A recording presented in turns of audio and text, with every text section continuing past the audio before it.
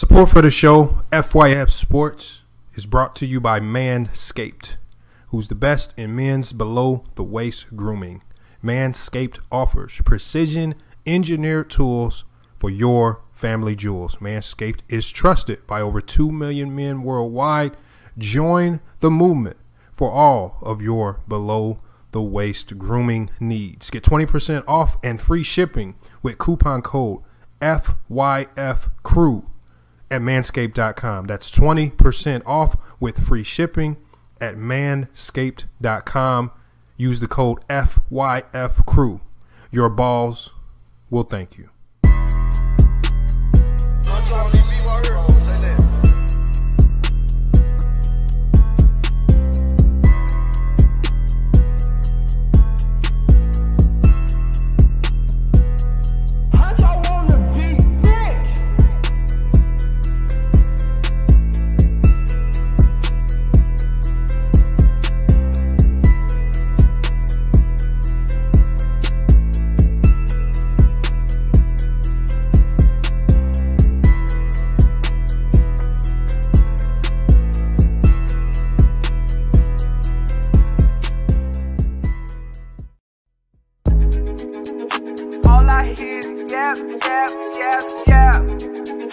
Ain't talking about nothing, right?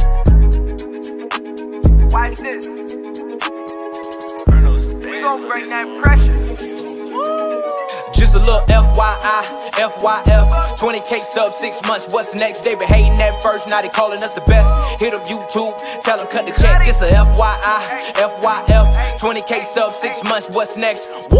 Fuck your feelings, we all know who the real is. I be getting to it, ain't wasting no time. Walking straight in, we ain't waiting in line. Fuck your feelings, you don't care about mine. You a YouTube gangster, don't be yelling out slime. Or you talking LB, talking Ticket TV. Ain't nobody watching them, all the viewers be sleep. 5 years in, all your subs is your friends. Ticket TV, watch your cars again. Just a little FYI, FYF, 20K sub 6 months, what's next? They been hating at first, now they calling us the best. Hit up YouTube, tell them cut the check. Just a FYI, FYF, 20K sub 6 months, what's next? Woo! Fuck your feelings, we all know who the real, all know. Shop don't close, working 24, trying to make the channel grow. Look at them, pointing fingers, hating on the low. You can't compete with our podcast show. Couldn't make it in the league, so we got on TV. Crying by LeBron like a little baby. You must be crazy, trying to ever play me. Or you super tough until it's time to say cheese. Just a little FYI, FYF, 20K sub 6 months, what's next? They been hating at first, now they calling us the best. Hit up YouTube, tell them cut the check. Just a FYI, FYF, 20K sub 6 months, what's next? Woo! Fuck your feelings, we all know who the real is.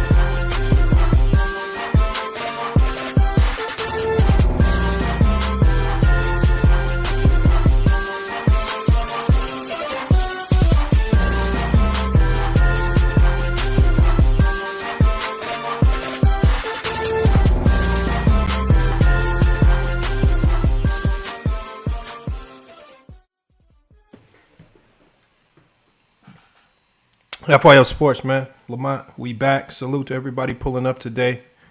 Big time game. A lot of implications, and we're going to be bringing all y'all on the panel very quickly to get y'all thoughts on the game. I want to know what you guys think about the outcome. Obviously, this was, I don't want to take anything away from the Boston Celtics. I mean, when you talk about how this team played from the All-Star break to now, I mean, it was almost inevitable based on how they played. I mean, by the time the first round of the playoffs started, We literally watched them walk through the Brooklyn Nets, a team with Kevin Durant. I mean, again, one of the greatest offensive forces that we've seen in NBA history. They trounced through those guys. Then they have to face the defending champions in the Milwaukee Bucks. And then when you talk about a road to get to the finals, as tough as it was, first Kevin Durant in the first round. Second round, you got to go against Giannis Antetokounmpo, right? And then you got to go see the number one seed in your conference, the Miami Heat, who is no pushover. They were dealing with injuries, but you know what? There was still a Miami Heat team that was a force to reckon with. Jimmy Butler, just these last couple of games, was putting up monster games, keeping the Heat in the mix. But you know what? That defense for the Boston Celtics is ultimately what prevailed, right? And then at the end of the game tonight, that defense showed its true colors as Miami struggled to score the ball. They were only scoring out of junk plays. None of their sets were working. And you know what? Boston played without fouling, and Miami, again, a team that plays physical defense, they kind of got exposed because they were fouling a lot. They were looking to the refs to bail them out. And it's just it's just unfortunate for a Heat team that I feel like they lack star power at the top. I mean, if Jimmy Butler is your number one option, is that truly good enough to get to the NBA Finals? I mean, I appreciate the run. I appreciate the effort from the players over there. I wish we would have really saw Bam Adebayo step up. I was highly disappointed in his performance. Hopefully he can bounce back next year. But today, the story of the game is 3-pointers. Miami Heat 6 of 30, the Celtics 11 of 32. And that was the story of the game. Who could make shots? Who could find a way to make shots? Rebounding battle was pretty much even, although it favored the Celtics for the most part. Bench points, again, about even though that did favor the Celtics. Fast break points, Celtics were able to get in transition. And the Heat, they did a good job of slowing down the Miami Heat, right? When we talk about a game 6 where the Heat thrived in transition, and that's what helped lead to that win. They did a good job of taking away all those transition buckets. All right? And when you make the Miami Heat play half court, that offense kind of looks a little lost, and they kind of got exposed there. We got NR in the chat. He says the Heat missed Tyler Hero and Duncan Robinson. I agree. They did miss the scoring off the bench. I mean, when you're missing the 6th man of the year, I mean, that's 20 points per game off the bench, right? Duncan Robinson, I don't know if they were really missing them. Duncan Robinson was just relegated to being the bench player because he couldn't defend on the perimeter. So Max Struss did the best he could out there. I kind of thought they should have put Jimmy Butler on ball a little bit more, but I mean, with the way the Boston Celtics screen guys and create switches, I don't know how effective that necessarily would have been. So right now, you just gotta give kudos to the Boston Celtics for getting here. Right, they had high expectations coming into the playoffs. They lived up to all those expectations to get here, and so now that they're in the finals, now they have to go up against another juggernaut team. So they took out KD, Kevin Durant, one of the best scorers in league history. They took out the champs. They took out the number one seed. Now they got to go see Steph Curry, and probably one of the most, probably one of the easily, or I would say they're one of the biggest dynasty teams that we've seen over the last 10 years. Are they going to be able to have the scoring consistency to keep up with the Warriors? And now, now they have to, once again, play another series starting out on the road. I don't know if they can afford to go down 2-0. And the question of the night, when we talk about this, right, when we talk about the Celtics and how they can fare in the NBA Finals, I think the biggest question is going to be how can they go steal a game in Golden State? They had some success against Golden State during the regular season. How do they translate that success to this Golden State Warrior team that has all their bodies back? Steph Curry is playing, at extremely high level. Draymond Green is healthy. Klay Thompson is finding his stride. Jordan Poole is looking like he's almost a max contract guy sometimes. Wiggins, obviously, some people doubted him even being an all-star this year, but Wiggins is playing like the all-star starter that he is. Do the Celtics have enough? Are players like Grant Williams, Robert Williams, right? When you look at Peyton Pritchard, is that going to be enough to combat the depth of the Warriors? So that's what we're gonna bring in everybody. Let me get this link ready. I'm gonna drop this link in the chat. Get everybody in here again. Salute to everybody for pulling up. Make sure you guys, man, support the channel. I'm gonna be dropping the Cash App as well. Make sure you guys support with a Cash App donation to be much appreciated. But we gotta drop this link. John Wilson says they beat Golden State Warriors in one game. You know what? I don't care about the regular season right now because it's so different, especially with the Warriors. Prince Legend says, Lamont, the Warriors need to bring back Kwame Brown. No need to even bring up Kwame Brown. I told you, we talk real basketball over here, not fake. Bear24 says, I'm thinking the Celtics don't have enough. I'm thinking so too. But they still got Jason Tatum and they still got Jaylen Brown, two very dynamic scorers. The good thing about the Warriors, especially if they can get Otto Porter back, I think that's going to be key. Because Otto Porter would probably one of those guys that you can throw at Tatum and Brown with that length. We know Wiggins is probably going to be guarding one of those two guys as well. They might utilize Clay. So they got the length. And when you look at Damian Lee, when you look at Kuminga, they got the length from the bench to the starters. And then on top of that, they still got Draymond Green and Looney protecting the rim. So they have what a lot of other teams don't with regards to being able to apply ball pressure, also being able to have rim protection. And then also being able, to get those loose balls, right? The Golden State Warriors, just a little known stat, they lead the playoffs so far in 50-50 balls, those loose balls. So again, all of these things are going to play in. They have a big factor with regards to these matchups. I've said it all along. These playoffs have been all about matchups. I felt like the Heat did not match up very well with the Golden State Warriors. I think Boston matches up a little bit better because of their ability to attack from the perimeter. But man, he says they struggle with one guy on Miami. So what they gonna do with four guys on Golden State? And again, I don't know. I don't want to really say they struggle. I mean, when you in the battle, some of these guys were playing above their pay grade. Right? Oladipo's probably the only one that didn't play up to expectation. I really thought Oladipo could have used this particular series to show everybody he's back. Right? They really could have used that Indiana Pacer level Oladipo. And then Oladipo, there was one point in the game, I think it was in the end of the third quarter, where this man chucks up a three-pointer, right? With like 26 seconds on the clock. And I'm thinking, what the hell is he doing, man? And again, his decision-making, his defense was great. Not as much so today because guys were getting around him a little bit better, but man, if Oladipo could have found a way to be that offensive help that he needed, generally is Tyler Hero. Bam Adebayo stepped up today, but they still needed more because Boston was finding ways to manufacture bucket after bucket after bucket. And the Heat, when they needed buckets, they were getting stops, but when they needed buckets, they couldn't get it. How many times did we see the Miami Heat get a stop? Come on the other end, it's completely blow the possession. And that even showed itself on that last play. Jimmy Butler, obviously, we all know what he was trying to do, right?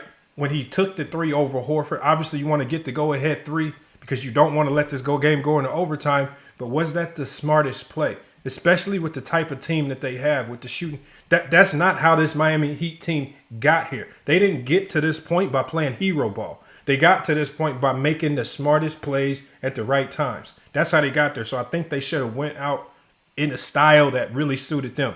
He says, I got my money on Prince Legend. I got to go with the Warriors. But you know what? We're going to get y'all thoughts. I'm about to drop this link. We're going to bring y'all in because I want to get y'all thoughts on who y'all think is going to win this series. But the question of the day is, if you pick Boston, especially if you come in here and you pick Boston, I think the only way Boston can win this series if they steal one of these first two games in Golden State, what should their strategy be? I think they really need to make a concerted effort of going after game one. I think it'd be extremely tough for them to win game two because then the Warriors is going to know everything that they do. They're going to know all their sets. They're going to know any little new wrinkles defensive that they added in. So how can Boston come in and steal a game one in Golden State? We're going to let you guys figure that one out because I still don't know. I don't think they have the depth to beat Golden State at Golden State. I don't know, but we've seen them thrive and have some success on the road. They obviously beat Miami at Miami, but you know what? I call Miami one of the worst home crowds in the league. So I'm not for sure how much of a 6-man that crowd was today. Let's get this link in here. Again, appreciate everybody pulling up. 159 in the chat. But I want to really get everybody's thoughts, and also want to get your thoughts on tonight's game. And then we got to talk about the Miami Heat and their future. The Miami Heat can't stay stagnant with what they have. The Miami Heat are going to have to find a way to add to what they have. I mean, the addition of Kyle Lowry was good, but it just wasn't enough. And with Kyle Lowry getting older, I don't know if he's a part of that future. Duncan Robinson, they're paying him a lot of money. Do they find a way to move him out and bring some other bodies in? Hit the link, y'all. Hit the link to join the chat. Let me get this in here.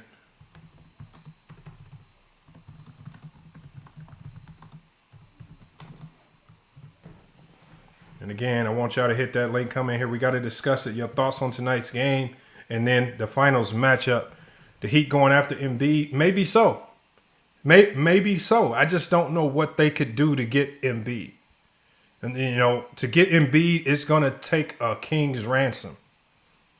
I mean, it's not like, outside of Jimmy Butler, how did they get Embiid? I mean, everybody can say a 3-team trade, but you got to tell me a 3-team trade where you can convince the Sixers to give up their star player that's been homegrown, that's been loyal to them, and send them to Miami. I don't know. I honestly don't believe that the Sixers are looking to go back into rebuild mode. Salute to Celtics lore. Appreciate you pulling up. Hold on, we gonna get you in here. Celtics lore, man. True to King, you got to hit that link as well. I know True to King is over there jumping for joy. I know he went and got the Ace Burger at Krabby Dick's. I know he went and got it. I know he's eating good over there. We got to get y'all in here. Hey, Celtics lore, what are your thoughts on the game, man? Well, oh, man. I mean, a roller coaster ride is the best way to describe it. I mean, the game starts. He's at a loss for words, y'all. He don't even know what to say, man. It's crazy. I mean, the Celtics start the game off good, and then we all know the second and third quarter, it's like, here they come. And then it's like, okay. And then they get back up in the fourth. I'm like, okay, they're up 13, 4 minutes. Now, we've seen them blow a 10-point lead with the Bucks with 3 or 4 minutes left. So I'm like, okay, this game's not over. And then the Heat, then they just start. The Celtics forget how to play basketball for 3 minutes. And I'm like, you got to be kidding me. And then Jimmy Butler tries to become Superman, but he ain't that dude. I don't know. I believe Jimmy Butler played the best he could possibly do. I don't believe you can ask more from Jimmy Butler with the skill set that he has, with the limited offensive bag that he has. For the man had an unbelievable game. When you look around to other guys around him, Bam wasn't being super aggressive offensively. Kyle Lowry wasn't seeking his shots. You have no Tyler Hero. Oladipo's out here making bonehead plays offensively. Honestly, don't know what you expect him to do out there other than just be aggressive and see what happens. Jimmy, you can't win a championship with Jimmy Butler as your best player, bro. He got to be your second or third option. Okay, I agree with that. But what I'm saying is he played the best he could do. But I believe if he dribbles in on that, they're going to give him that foul 9 out of 10 times. And I just believe he went to would he hit a free throws? No, that's a different story. You got to dribble. I get it. You score 47. You trying to be Superman with your cape, whatever. You like what his face said. He trying to be the hero, and it's like he just made he played an amazing game. But he made the one wrong play. I don't know if that was the wrong play. The way the Celtics were playing half-court defense, that pull-up three wasn't the worst shot at all. It was a very makeable shot. I'm assuming if you give him that shot, he makes 6 out of 10 of those. Jimmy Butler? Yes. No, I don't think so. Maybe 3 out of 10. He's floating for. You got Al Horford backpedaling. You got him exactly where he's not. He's not set up to take a charge. He's backpedaling. So all he had to do was keep going. Horford's going to keep backpedaling. You may get an and one. You may get. You have to go. You have to go to the. You got to go to the rim. You cannot pull up. You're not Curry. He's not Curry. He's not Clay. You ain't. I mean, you're 6 for 30 in the game from 3. You can't do that. Man. As soon as he shot it. I knew there's no way he was going to make it. I stood up there. I said, there's no way this goes in. And then he misses, and it was over. If anybody on the Heat is going to take a 3 like that, it had to be the Strus tonight, because he made that one at the top. I mean, that was an amazing shot. But I don't trust Jimmy Butler on a shot like that. I can't. I mean, he's not a shooter like that. I trust Jimmy Butler. I would prefer Jimmy cut to the basket than shoot a 3.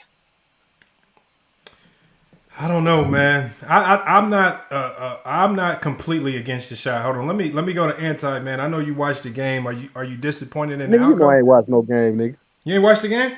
Nah, I ain't watch it, but I had it playing in my ear. Okay. While we was cooking, but it was how I was listening to the game. It was a good game. It's just Boston, bro. This is why I don't trust them against Golden State, bro. Y'all was up by when they up by almost 20. Yeah. Yeah, early on. And you let them come back, bro, and make this a game, dog. You can't do that with Golden State, fam. Like you playing with your food, bro. You can't be doing that, dog. That's why I don't trust them. They are very inconsistent. When Tatum, Brown, and Smart, when they shots not falling, dog, they are very beatable. There's nothing else they can do on the offensive side of the ball when they shots not falling. That's why I pick Golden State against them. I got Golden State in 6. I'm kind of pushing. I might get to the 5.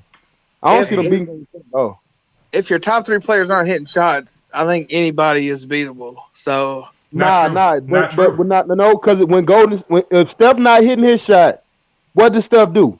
He do other things on the offensive side of the ball to get his teammates involved in that. Driving to the hole, penetrating, getting the you know what I'm saying, opening up shooting lanes for your shooters. So when Jason Tatum shot is not falling, he does nothing on the offensive ball to help his teammates at all. He does nothing. So and it's gonna be spurts in this series where his shot is not falling. Then what he gonna do? You play with a team like Golden State and your shot not falling, bro. They gonna blow your ass out by 30. Yeah, but what happens when Golden State's not making shots? We've seen that already. I'm about to say Steph Curry shot horrible last game, and who brought it home? We saw that in the entire series versus Memphis. Man, Memphis was number 2 seed in the West, bro. Yo. Oh, hell no. What up, True, man? Hell no. I mean, I just hear a lot of one-sided, okay, you can talk about the flaws, right? But you talk about the positive, Can that ain't no said, though, because you lied about saying that. First of all, Jason was playmaking this game, made the right passes. I give him credit for that. He was. I mean, he been doing that all playoffs, all year. No, he has not. He's been doing it all playoffs. I don't know about all year. You know what you're talking about. I'm not going to argue. I'm not going to argue with you. I mean, I watched the game. I mean, if you were listening, Jason Tatum been playmaking all playoffs.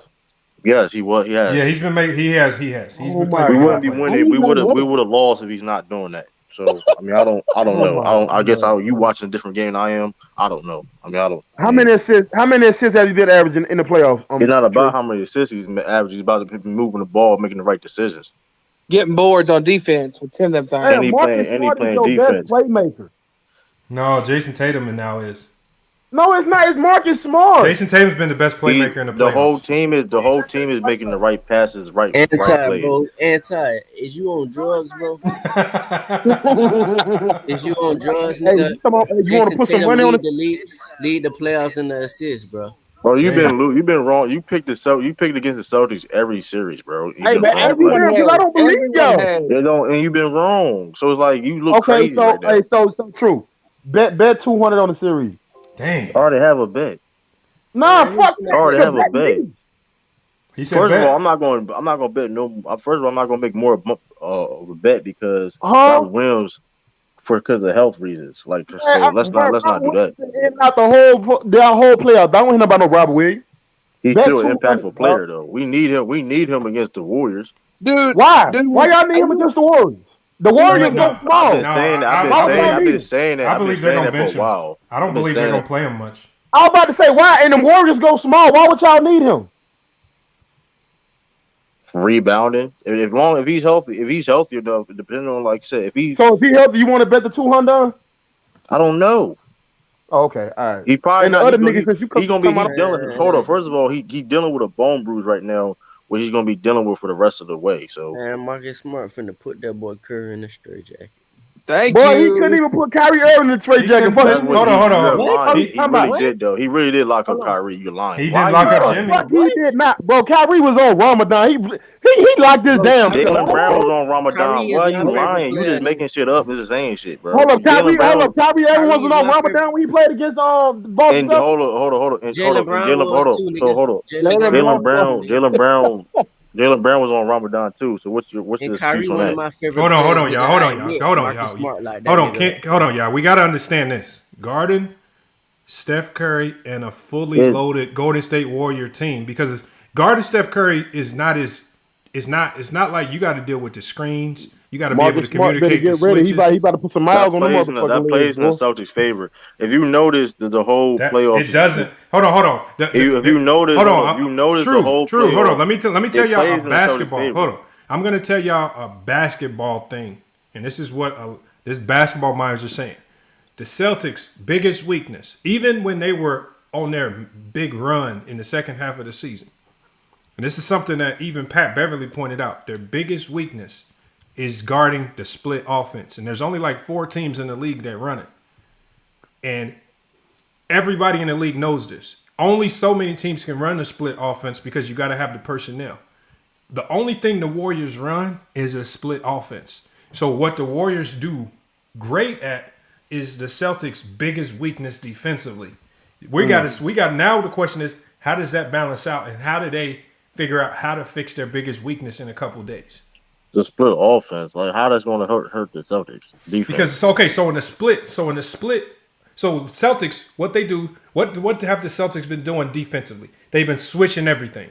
That's what they did against KD. They've been switching everything because most teams can't run a split offense. But if you try to switch everything against the Warriors, what do we see the Warriors do when you switch? They're dropping them dump down passes off to Draymond in the middle of the floor. Then he's going to pick you apart from there. They're dumping it off to Looney, who's finishing at the rim. Curry can get to the middle of the floor. And when you allow Curry and Draymond and those good players to get to the middle of the floor, you done. So now they have to completely trash their defensive strategy of switching and go to something that they're not familiar with. You know what's funny, though, Lamont? They haven't been doing that switch-heavy offense. Defense, all playoffs because of Robert Williams. They've been doing drop coverages. Yes, they have. They've been doing drop coverages. What do you mean? That's y'all defense. Y'all switch everything. Hold on. We've been doing drop coverage majority of the playoffs. No, y'all haven't. Y'all switched everything against Brooklyn. And y'all switched everything against Milwaukee. They switched everything against Brooklyn, but this series they haven't really did. You go look at Milwaukee. Go back. They've been doing first of all switching, but we doing majority drop coverages the whole playoffs. We played against the Bucks. It was a drop coverage. You could play because Al Horford. Al Horford's horrible in drop coverage. I don't know. That's what he's been doing. That's what he's been doing. That's what he's been doing. I'm telling you, go look at it. That's what he's been doing. All right. Well, hold on. That's what he's been doing. Hold on. The only thing I'm telling Bam, because you seen Bam hitting. I'm just telling you what they bad at, and we'll see. We'll see how it plays out. And Al Horford was guarding Giannis. I already know how it's going to play out. My ass whooping. What you mean? That's how it's going to play out. Yeah, you've been wrong all playoff, Anti. You've been taking L's all playoff. Hey, true. Hey, keep it a bean, dog. Like if the Bucks would have had Chris Middleton, nigga, you wouldn't even been like it don't matter. You know what's right? It don't matter because it don't matter. Let's keep it a bean, dog. These last two, like, bro, y'all have played everybody that's been hurt, nigga. Y'all the Warriors of the 2015 when they played everybody hurt, nigga. Hold on, the get to the Celtics been finals, hurt nigga. too, though, bro. Let's not act like Celtics been hurt either. Let's not act like Celtics been hurt. Player in the league, nigga, get it done. They've been playing everybody hurt, nigga. Hold on. Let me go to Cam Dudley because he and didn't the give Warriors his thoughts. hasn't either. Cam Dudley, what are your thoughts on today's game, man? Who you got winning the finals, just based off what you've seen so far? Hey, Jared, bro, change your profile pic, dog. Yo, man. This is like it's really a tough prediction. No, it's not. Because we know what the Golden State Warriors bring. But Boston Celtics, they gonna have to come on their A game, bro. I got them in 7 games. You think Boston can win a game 7 in Golden State? Yeah. Hey, hold up, Lamar. Who got home field advantage? I think Boston Golden can win. State. I think Boston can beat them, bro. They match up well with Golden State. I think. No, they don't. Hold on, y'all do realize the Celtics can play majority of different type of defensive schemes, right? No, they don't. No, they can't, bro. Yes, they can.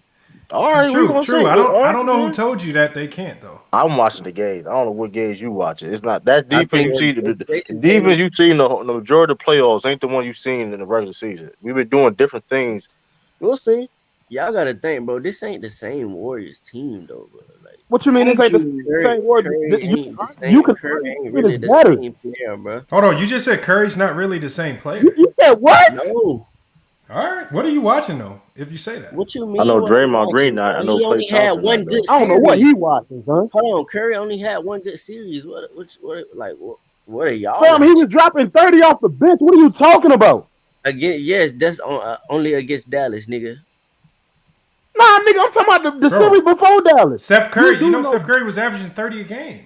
Man, y'all know Jordan Poole was carrying them niggas. Come on now. Bro, okay, Jordan Poole. Hold on. So y'all ain't gonna talk about how Jordan Poole been trash for the past 7 games?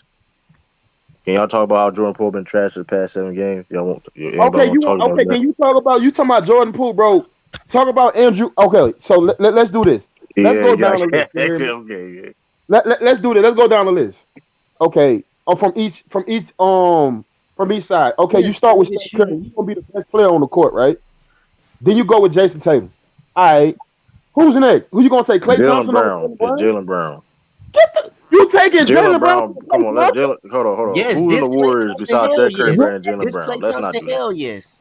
Okay, hold on, y'all. Hold on. Let me see this. So, Steph Curry is averaging in 34 minutes a game. Steph Curry be killing though. He's averaging 25.6 assists and 5 rebounds on close to 2 steals a game. That's by far the highest on the team. He's playing defense. I give him that. No. He's scoring the ball too. He's averaging 25 a game. Bro, come on now. Hold on. Jordan Poole's only averaging 18. Klay Thompson actually is averaging more than Jordan Poole. Klay Thompson's averaging 20 a game. He got to be looking at that series. And Wiggins, no, this is the entire playoffs. Wiggins have like 15. Huh? Oh, hold on. Let me make sure I'm doing it right. That's who's gonna be the X factor right there, Lamar. If Andrew Wiggins is balling in this series, dog, it's raps, bro. Ain't nobody trusting Andrew Wiggins. Okay, here it is right here. No, Klay is averaging 20. Steph Curry's actually averaging more. Trust Andrew Wiggins more than I trust Marcus Smart. Hold on, y'all. Steph Curry's actually averaging more than his regular season. He's averaging 26 a game. But what I'm saying is, if you say, I want to know, why would you say Steph Curry? No, hold on, Cam Dudley. Because this tells me that you got some type of hate in your logic. Because you said Steph Curry's getting carried. What measurement indicates that he's getting carried when he's actually, his statistics show he's leading this roster? He didn't mean to say that, Lamar. I said he got carried in that pretty much in that Denver series. But anyway, bro, Steph Curry, if you've been watching him, he ain't been the same, bro. Bro, he's averaging 26 a game.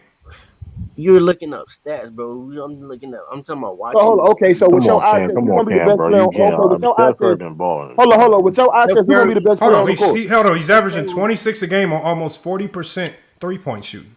Hold on, Lamar. Let me ask you a question. He was balling in the Dallas series. I give him that. No, this is the entire playoffs. He's been balling the whole playoffs. Wait. What's Curry's history in the finals? Oh my God! What's Jason Tatum in them history in the finals? Nigga, they ain't got none. Man, nigga, Jason Tatum is the best What player. you mean? He is the best player in He the ain't league. got And none. he's the best player in the league right now, nigga. Jason Tatum is the best. What? I'm not going that far. So Cam Dudley, you have more said faith. yes. Cam Dudley, you got more faith in two guys that have never been to the finals, Man, this dude as just opposed said Jason Tatum to is the best somebody who's been there 6 times. Hey, bro, kill yourself. I never said I got more faith. I said I got them winning.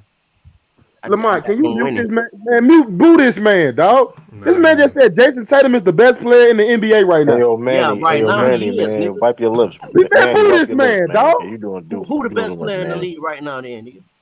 Nigga, Giannis Antetokounmpo, fuck you mean? Hold on, George Pierce. What do you mean? I don't get George Pierce. George Pierce is good to see you back. I ain't never went nowhere. Why he at home? Where you went, Lamont? Did I miss no. They say they ran off these panels. It just started getting too easy, man. It ain't no sense of going over there on no new panels, man. It's just getting too easy. I need new challenges. Hey, you don't. Well, you came in my panel though last week. Came. Everybody cook on your shit though, true. You know what's crazy? Hold on. Dre God says, how many clutch shots has Steph hit in the finals? Dre God. The problem with this right here, Dre God, is that Steph hasn't needed very many clutch shots because they've been beating the shit out of people. Like generally, when they win, they've been beat the brakes out of them. What do you got to do with anything, dog? Well, I know this though. Let's say they do that again. This is different. This is a different scenario. And they ain't never. No. What's a different scenario, dog? True. Yeah, Clay Thompson ain't the same. Clay Thompson ain't the same. Hold on. Marcus Smart ain't knocking no fucking body. Hold on. We just watched a guy that's not even known as a great scorer in Jimmy Butler almost give him back-to-back 40-point games. And then you're going to honestly tell me that a much better offensive player than Steph is going to get locked up by Marcus? Well, that being said, let's put things in context. Jaylen Brown is a hold on. Let's put things in context because also Marcus Smart he was hitting tough shots, bro. I mean, he was hitting contested shots. It is what it is. 40 is 40. I don't care how you try to define the 40. Jimmy Butler elevates in the playoffs, hold on. You just said Jimmy elevates, but Steph don't. Steph got 3 championships. I'll see that man struggle with Della Dover. Let's not do that, bro. Let's not do that. No, having one bad game is not struggling. Man, all he had one bad game against Della Dover and torched. When they got ran off the floor, what was Steph Curry? For the next game, nigga, he go 6 for 25. Who's Steph Curry locking up? What was Steph Curry? Steph Curry's been playing defense all year. Play defense, get them Boston Celtics. See what happens. Play some defense. Play Denver.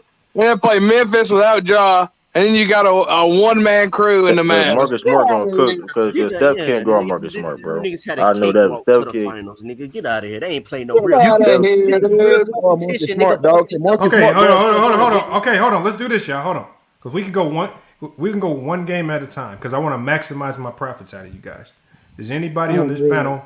Want to take any individual bets on game 1? I'm not. I put $100 on that to the Warriors. No. Okay, so which game do I gotta wait to? What game do I gotta wait to before I can get a bet out? We can bet a split. I'll give it to the Warriors. I can bet a split at they get it. No. Y'all talking this big talk. Split, nigga. I want the first game. Bet me $100. Wait, listen. I gotta see. Okay. This is you don't gotta see nothing because if they nice enough, they gonna get it done. This is why they hold on. So we can't be on the split. We can't be on the split at home. Hold on. How about this? For the people that think Steph Curry's gonna get locked up, let's do an over/under on his points. There we go. Let's do it. I got Steph over 23 points. I bet he. Let's get it. I put $100 on that. What's up? Say that again. Hold on. I got Steph over 23 points. We're not. I put $100 on that. Yo, you ain't gonna beat me. Y'all say he is. You ain't gonna beat me, bro. You ain't gonna beat me with that. Hold on. This dude just said. He just said 25 and still shoot. Hold on, True. He just said you bet he don't get 30. Well, Steph's only been averaging 26. So that's an easy bet for you that he don't need to get 30. Because if he hits his average, they generally win. Did he just average 30 in the regular season last year? No. Bro, I don't know. I got. Bro, hold on. He has all his horses now. Hold on, Cam Dudley. Hold on, Cam Dudley. When you have all your guys healthy, with Wiggins averaging 17, with Jordan Poole averaging 18, with Klay Thompson averaging 20, Steph Curry's averaging 26. He don't need to put up 30 when you can have a much more balanced attack. What's the point? So what I'm saying is, if that means if you guys said Marcus Smart is going to lock him up, that means that means Marcus Smart is going to make him go below his average. Yep. Will Marcus Smart hold him below his average in game 1? Nope. Hello, Lamont. No, Cam Dudley. Just hear the bet. No, Lamont. No. Y'all just said he's going to lock Steph up. Answer this, Lamont. How many points did KD? No, we're talking about this year. Let's not deflect to no KD stuff. What got to do with this? Hold on. What I'm asking you is this. Hold on. Y'all just said Marcus Smart is going to lock Steph up. That means he's probably going to hold him below his average. Do you want to make a bet that Steph is is over under on 23 points? Steph probably go for 30, dog. See, when you got to really make that bet, you get hesitant. Under 25, I do under 25. When you really got to make that bet, it get dicey. I'll make that bet with you. How much? And do I get the double bubble if they get the win? Man, look, listen, man. Hey, the one thing. Hey, listen, man. Well, when you get the one to bet on Steph Curry, people be thinking twice. Well, I don't know if I want to bet on him. Man, listen, man. All that. Listen, it's a lot of factors gonna go in this series, man. Nah, ain't no factors, man. Everybody knows Steph Curry gonna go. I don't listen. He can do what he want to do. Listen, we can do what he want to do, but it ain't gonna be. Listen, like who was guarding Steph Curry these past playoffs besides like the Memphis Grizzlies? Like, come on, man. Like, listen, like, let's calm down, man. Like, let's calm down. Dinwiddie. Let's calm down. Like, this. I mean, and no. But y'all know Dallas. Do y'all know this year defensively Dallas was top 10? Don't do that. Hold up, Lamont. Don't listen. They are good defense, Lamont. But don't listen. It's not. Hold on. It's not about individual defenders. You can have. That's what I'm saying. You can have the best individual defender in the league. And then y'all, I don't know why y'all is trash act on defense, it ain't gonna work. Hey, Lamont, I mean, hold up. True. Why do y'all act like Golden State is like chopped liver on the defensive side of the ball, dog? I'm not even talking about that. I wouldn't even talk about that. They're number one in the playoffs. Saying, you keep talking about the Celtics defense, dog. I just see. First of all, the Celtics defense is a problem. So let me ask you a question. Who's the better defender out of Draymond Green and Marcus Smart? As of right now, it's Marcus Smart. Get the fuck out of here. Oh, my mama here better right now. No, he is not, bro. He's not a better defender than Draymond. Y'all gotta stop. Y'all be capping, bro. No, he is not. Yes, he is, bro. Single ain't done nothing. Bro, Marcus Smart cannot guard 1 through 4. Well, I know he really can though, but I know this though. Man. He's the better player than right now in this playoffs. That's all that matters. That's all really matters, to tell you the truth. We gonna see. Say Lamont, I'm lying, Lamont. So Marcus Smart ain't been having a better playoffs run than Draymond right now. If I'm lying. Hell no. Like, come on. Hey, no, come on. We go. Hold on. We just literally watched Draymond Green almost have a 20 rebound game. Don't do that, Lamont. Come on, stop it, man. Lamont, you is trolling. How am I trolling? He's lying, bro. How am I trolling? Draymond's having a better playoff run than Marcus Smart. He's because y'all what you're doing is you negating the fact that the things that Draymond does to help his team win, almost none of it shows. Hold on. All I'm saying is almost none of it shows up in a statistical category. Same thing with Marcus Smart. Does. So what? But what I'm saying. So what are we comparing? So that means we got to compare. I'm comparing impact. I'm comparing impact. So if you compare impact, we can. There's no defensive player that has a bigger impact than Draymond in the league. That's cap. Lamont, hold on, Lamont. Unfortunately, because we watch this Celtic team win games without Smart. This Warrior team can't not win without Draymond. That's the only good point you had. That's the only good point you had. Bro, today's Warrior team. Did y'all see how the Warriors were playing at the end of the season when Draymond was hurt? They looked like hot garbage. Hold on. So they got a losing record when Marcus Smart not playing. Bro, we're talking about this playoff when Marcus Smart was out. They won games, and they were still just as good defensively. And the Warriors went. Man. They went on a whole run without Draymond when he was trying. Yo, are you talking about one run? I'm talking about whole game. Man, look. If he was still in the game, they probably. Come on, man. Teams go on runs all the time. It's just I'm talking about for a full game. You think the Warriors? Because if Draymond, let's say Draymond got hurt and was out this whole series, it'll probably almost be a lock that Boston wins. What? Yeah. That is kind of true, though. Tell you the truth. Yeah. Well, Boston going to win anyway. So what you mean? Man, hold on. Bet the True bet the bet. Bet something, nigga. Already. Cam Dudley, True got a $200 bet for you. Man, Cam Dudley don't know what he talking about, bro. He just sat there and said Jordan Poole been carrying the Golden State Warriors, bro. I don't agree. I didn't agree with that. I said he carried them in the first round. I ain't say the second round. No, he didn't even carry him in the first round. He had some good games. What? I mean, but he didn't carry them, bro. Like, let's be honest. All we need is Marcus Smart to dive in the Curry's leg. We got dude from Australia, Adriano. Hopefully I said this. Adriano says Warriors in 5. Hey. Then he says, "Let's go, Brandon." Man. Come on, man. That's a little political term. Why you gonna bring politics over here with the "Let's go, Brandon"? Man, yeah, that's why his suit not tailored. Fuck out of here, man. That's why his shit ain't tailored. Don't talk about Adriano, man. That's why his shit ain't tailored. And he got a mohawk. He got a mohawk. You got Adriano looking clean in that picture. You know what? I respect Adriano for putting his real profile pic on there. A lot of people scared to put their face on there. They looking crazy. OG Kev, what's good? How y'all going? Hey, y'all gotta go check this dude's channel out, man. They be having some crazy rap battles, man. Hey, I was listening one day, and then some dude was getting up there trying to rap. He was horrible. Then Kev got on the mic and destroyed him, man. It was crazy, man. Yeah, that sound like what we were doing over here with Go Mike, then nigga. Fuck you. Nah, but they be doing it big over there though. It's different over there.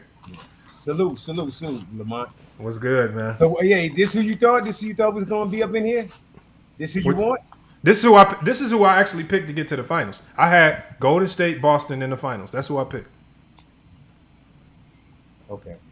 So not the Trailblazers? Well, come on, man. I'm a realist, though. See, the thing is, if my team is trash, I'm not going to give excuses as to why they trash. My team is trash. We got a lot to do. I think we'll be trash next year. Hey, Lamar, you gotta take that. You gotta take that. Hey, Lamar, though, too. You gotta take that Portland East shit back. That shit looks crazy. You gotta take that shit back. That Portland East for what Boston. You call Boston Portland East. You got that shit crazy. I don't remember that. You call Portland. At the start of the year, nigga, that's what they look like. Shit. You call it Portland East, man. That shit dead now, though. That shit dead. That's just gone. Hey man, bro, Boston almost sold this game. Hey, I want to say, man, salute to True, man. He called it from the jump. You know, a lot of people doubted him. I mean, I had the Celtics winning, even though I was trolling your ass yesterday. But as far as this series against Golden State, shit over I got with. the Warriors in 5. I ain't gonna lie. Shit over with. I can't wait till Jason. Everybody, Mojo Vlog says he got the Warriors in 6. Y'all, let me know in the chat who y'all got winning.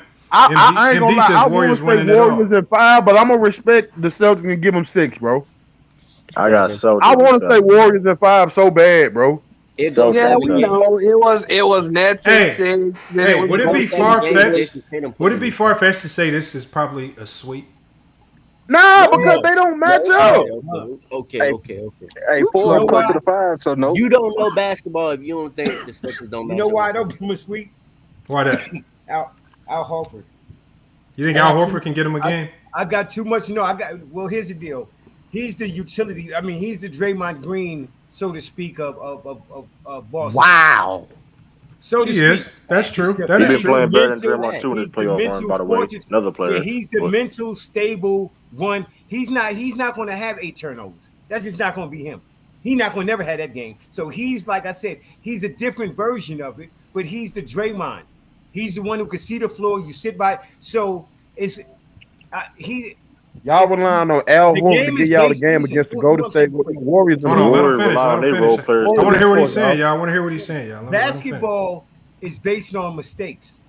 The mistakes come from the young, talented beast that they got in Jalen and Jason Tatum. Either one of them capable of 40. Quick handles, like to go in traffic. You're going to lose the ball. Not the biggest dudes in the world. This playoffs right here reminds you of the early 90s. They never let people get fouled like they're letting people get fouled right now. So to a degree, everybody's had shackles on them. And don't get me wrong, I salute Jason Tatum and them because they was able to break loose and even Butler. but people been getting touched. You come across the middle, niggas is hitting you with shoulders, all kinds of stuff. So it ain't been a traditional playoffs this year. You got big numbers. You know, normally somebody scored 35 points, 10 rebounds. His man hit 25 and 13. You win a game. Now you lose with that. You can put up 40 and lose. Just like with Dallas. Dallas had a 40-point dude, a 30-point dude, and a 20-point dude, and still lost to Golden State. I mean, that sounds like Braun. It depends on team construction. No, LeBron ain't had 40, 30. When LeBron had 40, 30, and 20, he still had a problem with Golden State, just like everybody else. That is true. That is a good point. Now, that is a good point, what he said right there. Yeah, he had 40, 30, and 20. I mean, LeBron and Kyrie in their Optimus Prime was struggling with the Golden State Warriors. If Draymond if they don't throw Draymond out the game, if they don't I mean, it is what it is, okay? He only got thrown out for one. It shifted everything. Y'all know it. Come on, keep it 100. It shifted everything. Otherwise, the reason why I'm saying that, otherwise, the Golden State machine would have took down a mighty LeBron with a Kyrie and a Kevin Love and a loaded lineup. They still would have almost got swept. That's crazy. Why they had to go get KD then? Hold on, y'all. Look, we're gonna talk real basketball. I'm gonna let Tayshaun go after this, y'all. Yeah, this is why you get KD, because when you're in the NBA, it's your goal as an organization to put out the most elite team possible. It's not your job to keep it fair and make sure everybody has a fair fighting chance. It's your job to put, if you could put the Monstars out there and just crush everybody, you will do it if you're in the NBA. So if any team, I don't care who it is, has the opportunity to add KD and it can fit into their salary structure, any team is going to do it. I don't care who it is, especially if you don't have to give it to anybody. So let's stop acting like it's not about winning. This league is about winning, because y'all will bash people for losing. So these dudes are going to do absolutely everything possible, organizations and players alike, to get the W. That's what you're supposed to do. Because when they lose, we have people walking around talking about, oh, he quit, or he did this and that. Y'all come up with these old strange narratives. So they won. They did what they're supposed to do. Let them win. Your job is not to make it fair. This ain't a little YMCA or let's make the teams equal wherever y'all hoop at. It's put the best team possible, and it's your job to stop me. It ain't about making it fair. That's facts. Well, let's stop acting like they wasn't supposed to get KD. KD come knocking at your door. Yeah. Nah, KD, we good. We nice enough. What kind of stupid GM do you think they are? Quiet as kept if LeBron went that route. Yeah, if LeBron in his prime went to the Golden State Warriors and knocked on their door, they could be like, well, hold on, we don't got to give up nobody, and we could. Oh, come on, sign on the dotted line. You in here? And plus, on top of that, Lamont, do you really think they was going to sign Harrison Barnes to a 4-year, $100 million contract? No, they'd be fools. Exactly, man. Look, Dwayne Wade could have sat back. I mean, he showed playing next to LeBron. I mean, he went through a little bit of injury right there, which was unfortunate. But it was kind of unheard of for somebody that was standing on the table talking about, this is my house, this share his house with a nigga like LeBron. Normally that nigga that get a chip, that go through what he got to go through and get the chip, whether if it was Allen Iverson, you're not coming over there. I don't need that type of dude. I need a Draymond Green. I need a Rodman. I need a shot blocker. If I'm the scorer, if I'm that, don't get me wrong. People are just now learning, like I said, with Jason and Jalen. But those are people that got drafted in the same team and developed. We talking about a Carmelo in his prime and a LeBron in his prime. Most people of my era want to see y'all go at it, not team up. However, though, from a business point of view, Lamont is right. You putting out what you got to do. The playoffs and the rings and shit is money for the organization. Commercials, all of that stuff. So whoever got the organization to win, they don't get. It's a business. Yeah, but Kev, what I'm saying is, if you have that narrative or that angle like yours, I respect that. Okay. But you can't have it both ways. If you want people to go at it, then at the same time, then I don't want to hear y'all saying, oh, you ain't got no chips or you can't win. Because if you want everybody to just compete and everything's going to be fair, then they're going to be lacking the championships, right? They're going to be lacking the winning that you want to see. So so that means you can't call Chris Paul a choker because Chris Paul ain't really got on those super teams and nothing like that. And he's always been on teams that have been good enough, but not teams that you look at and be like, damn, we know they're going to win the chip. So let's not knock guys like Chris Paul and call them choke. If you have that narrative, you want to see competition, you can't walk around talking about Chris Paul choke. That's the sentiments that make people like Chris Paul go join up with these super teams and then go crush the competition, and then people want to cry about super teams. They're like you can't have it both ways. That's what I believe. Yeah, no. I was just saying that I experienced both. We had a time when we didn't want people to swap. And now in today's world, I didn't adjust it. I want to see Carmelo take the veteran minimum and go and Golden State and get him a ring. Yo, Carmelo, they don't want no guy like Carmelo. Why would they go? He don't got to play. Wow, they didn't want Avery Bradley. I remember. Light skinned niggas got to stick. Remember the Warriors. The Warriors were smart enough to foresee that Avery Bradley was no longer a defensive stopper. And I actually called them crazy for letting him go at the beginning of the season. And then when I start seeing them play with the Lakers, I'm like, damn, these motherfuckers really got a scouting report on people. Like they foresaw that shit before it happened. So they got rid of him, and Gary Payton Jr., the younger body, was the defensive stopper. So, hey, but Lamont, is True still in here? I don't see him. Nah, True jumped out, but he might be in the chat though. No, I want to drop the ask link again. I just want to ask him about what do he think how do he think the Celtics are going to play Golden State? Because I heard you say that they usually switch everything, and he said that they play drop coverage against Miami. He just made that up. True was lying. If they play drop coverage against the Golden State, if they do that drop coverage against Golden State, man, they gonna light that bitch up. I'm telling you, bro. Because put Al Horford on fucking Curry gonna. That's what I'm saying. So you honestly telling me they gonna run drop coverage with Draymond Green doing a DHO with Steph Curry? Do you really believe they gonna do drop coverage with Draymond Green doing a DHO with Steph Curry? No, that is impossible. It will never work in NBA history. Steph Curry is going to be shooting practice threes all game. They'll probably have to trap that. It's how it's written. How it's written is supposed to be like the young Thunder. You know what I'm saying? With KD and Russ, and even though the Celtics is talented, they're young. You know what I'm saying? So even though Boston is talented, they're young. You know what I'm saying? Came back. Have experience now. They ain't young no more, bro. It's different when you get on the court. Hey, Courtney Thomas got a good question. Hold on, True. Let me get Courtney Thomas' question. He said, "You think the Celtics will single cover Steph with Smart? Do y'all believe that?"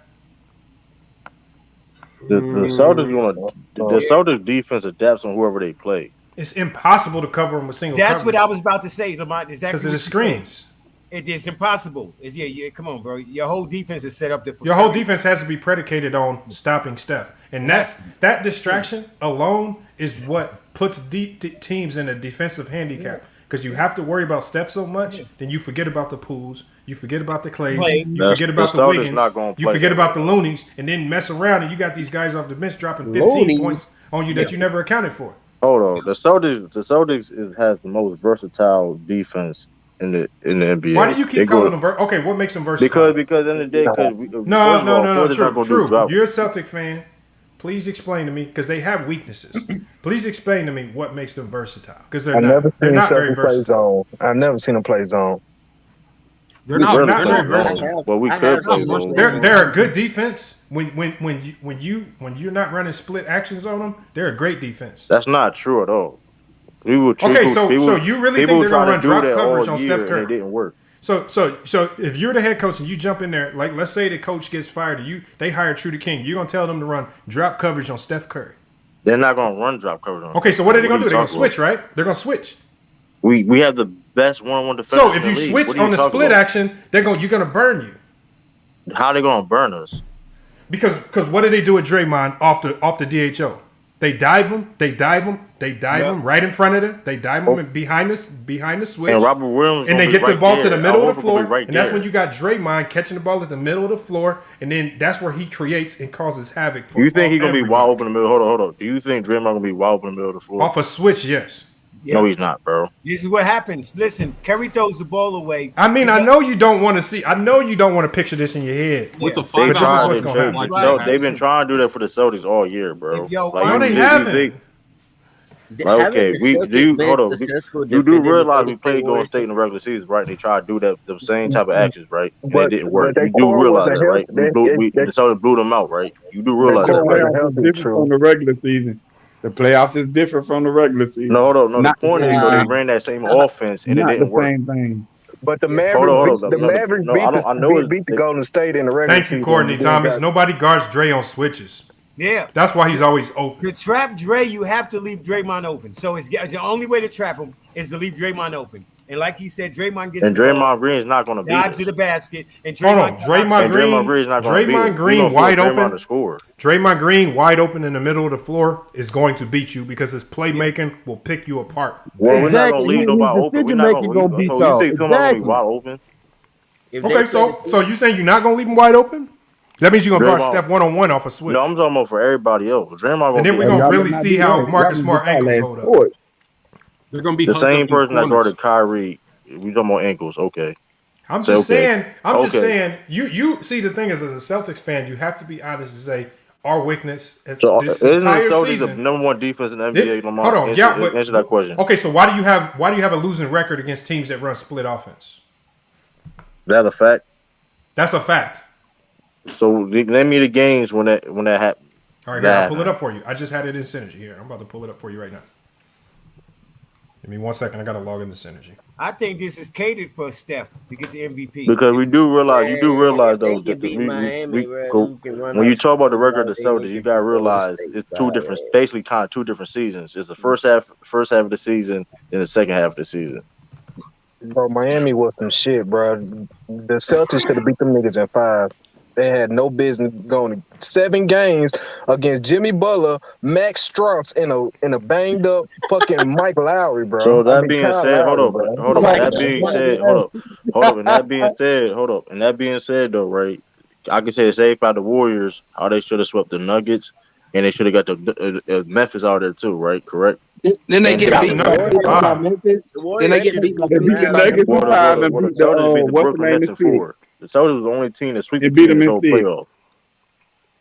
The Mavs, the Warriors should have beat the Mavs in 5, bro. You do know that Golden State is the only team that's undefeated at home. The Warriors beat the Nuggets in 5. Golden State they lost at home. Gave them niggas the game. All right. So true. So true. Didn't Memphis beat them at home? True. So we just gonna go. We're going to go with the second half of the season. I'm not even going to go with the first half of the season. This because the second half of the season is where Boston was playing their best basketball, right? This is when they was playing their best basketball offensively, defensively, especially defensively. All right, so we're going to go to all the teams that run split actions consistently. First team is Philadelphia 76ers, right? They played them on January 14th. They took an L. They lost by more than 10. That was first half of the season. Okay. That was in January. That's first half of the season. That's the second half of the season. That's the first 41 game. That's the first 40. All right. Hold on. We got more. Don't worry about it. All right. When we go to January, we talk about another team that runs a lot of split actions, and they did it with an inferior roster. The Portland Trailblazers beat the Boston Celtics by 4. What was the date on that? January 21st. Okay. All right. So we can keep going. We're going to keep going here. Another team with an inferior roster. Not even a very talented roster. In February, this is when the Celtics were hitting on their all strides. They get blown out. They get blown out by the Indiana Pacers, another team that completely runs all split actions. Hey, Lamont, Sturdy said drop the link. All right. I'm going to drop the link for you. Oh, another nigga with stats coming in. and then the last team that we have in the second half of the season, we talk about another team that runs a lot of split actions. Just split action. Because, again, teams that run split action, these are generally teams without a dominant big man. That's why it was so surprising that the Sixers ran it. but they probably ran it because they knew the Celtics struggled with it, was the Toronto Raptors. And they beat them too. But again, when you look at, they have a losing record versus teams that run this action. Yeah, I only heard like 2 teams. I only heard like 2 teams. No, you didn't. I heard 4 different teams. You said 14. Hold up, the 14th. Hold up, the 14th one. You said general 14. The Celtics was like okay, but if I pull up all 7 teams in the league that consistently run split action a lot against all 7 of those teams, if you put that record, can you name it? You won't name the teams though. I just told you 4 of them. And where are all the other teams at? When Portland beat other teams at? So basically, you gotta put things in context, bro. Like, because look, hold on. It's not just me who said it. This was also confirmed by an NBA player. Patrick Beverley actually came on TV and said this already. He actually confirmed it. He had already confirmed this. This is something that he knows. He said it's known around the league that the Celtics cannot guard split actions. It's a fact. Now, he's an active NBA player that's played them this season. So you're going to tell me he's wrong? And the numbers support what he said. Pacers are a better team than the Celtics. You naming teams that ain't make it to the No, the Pacers are not a very good team. And just by running split action, they blew them the fuck out. Wait, but Lamont, let me ask you something real quick. What do you is this second half of the season considered post All-Star break? I named games after the All-Star break. Wait, no, All-Star break was on February 17th. I named games after the All-Star break. You did? Yes. He named 2 January games and 1 February game. No, that's not true. I named like 3. I named like 2 February games. That was the Pacers. No, when was that Pacers game? Hold on, let me pull it back up. I'm saying we got the Raptors game, which is in March. Okay. We got another team that runs split action, which is the Dallas Mavericks. That's the 2 teams. That's 2 teams that run split actions with Luka. We got the Pacers. The Pacers, that was in late February. That was February 27th. That's already 3 teams after the All-Star break. Yeah. Why you holding up 4 fingers, nigga? They hold on. And so they lost because I got more teams to say. Then the other teams that I named earlier, where they lost to the Blazers, which is the team they were supposed to beat. Uh-huh. So when you look, and they lost to the Sixers, so we can keep going up. So when you keep looking, what does it matter, bro? He's saying, bro, they are struggling with the team that run that offense. No. He ain't put no context in. Hold on. One of them losses. All right, hold on. I'm just gonna let it play out on the court. If y'all don't believe me, we'll see him struggle on the court. Lamont, one of them losses you said specifically. We have to put that Raptors loss. Okay, right? So my thing is this. I want to bet. No. What I told True was if they are going to have success guarding a split action, how do they do it with the bigs that they have? And then how do they find a way to occupy Draymond in the middle of the floor? Because they are a team. They're a team that's thrived on switches. How do they get away from that? Oh, hell no. But here's the thing, Lamont, too, though. When you mentioned that Raptors loss, you do realize 4 of the starters was out that game. Oh my God, this nigga here. You do realize that, right? I'm just saying, Robert Williams did miss that last stretch of games. You do realize that. But see, my emphasis was not on one game. I said for the duration of the entire 82-game season, the 6 teams that run split action sets for the majority of their offense, they have a losing record against those teams. There's consistency there with teams that run split action. Give them problems. Now, have they beat teams like the Warriors? Yeah, they beat the Warriors. They will beat teams that run split action set. But now you have to guard a team in a 7-game series that's going to consistently attack your weakness, and they're going to be re-scouting and scouting from game to game, finding ways to pick you apart. They're picking on their biggest weakness. And how do they fix that weakness in a couple days? I got a question for you. When they played the Warriors, was Draymond Green playing? Yeah, he played one of those games. He played one of them. Okay. Yeah. But in regards to, I think Lamont, I think the best way to approach this is more so like the amount of strengths each how the best things that each team does and how it's going to affect their weaknesses. Like I feel like this series is going to come down to these three factors: the scoring, in particular the shooting for both supporting cast, also the late game execution from the Celtics offensively, and the points off turnovers from both teams. That's what I think. Those are the 3 primary factors that are going to affect the final series. And because both teams do well is going to cancel each other out. The Celtics got the number 1 defense in the league and the Celtics have the best offensive set system in the league by far. Those two things going to cancel each other out. So I think, man, that's the thing. Like I got the Celtics winning a 7, but they have to overcome their biggest weakness. It's going 7. No, it's going 7, Anton. Because here's the thing: both teams. I'm explain why. One, both these teams have proven to be well coached. That's a fact. The Celtics have, just how the Warriors have never lost a home game in this playoffs, the Celtics have not lost 2 games in a row. That's great coaching and adjustments. Number 2, both teams played great defense. Well, the Warriors haven't lost 2 games in a row. I just said that. Yeah, I mean, but if you get to the NBA Finals, the point is, I'm explaining why this series is going to be competitive because both teams play great defense. Both teams make great adjustments game to game, and both teams, believe it or not, have advantages on both offensives of the end. I do agree with you, Lamont. This is going to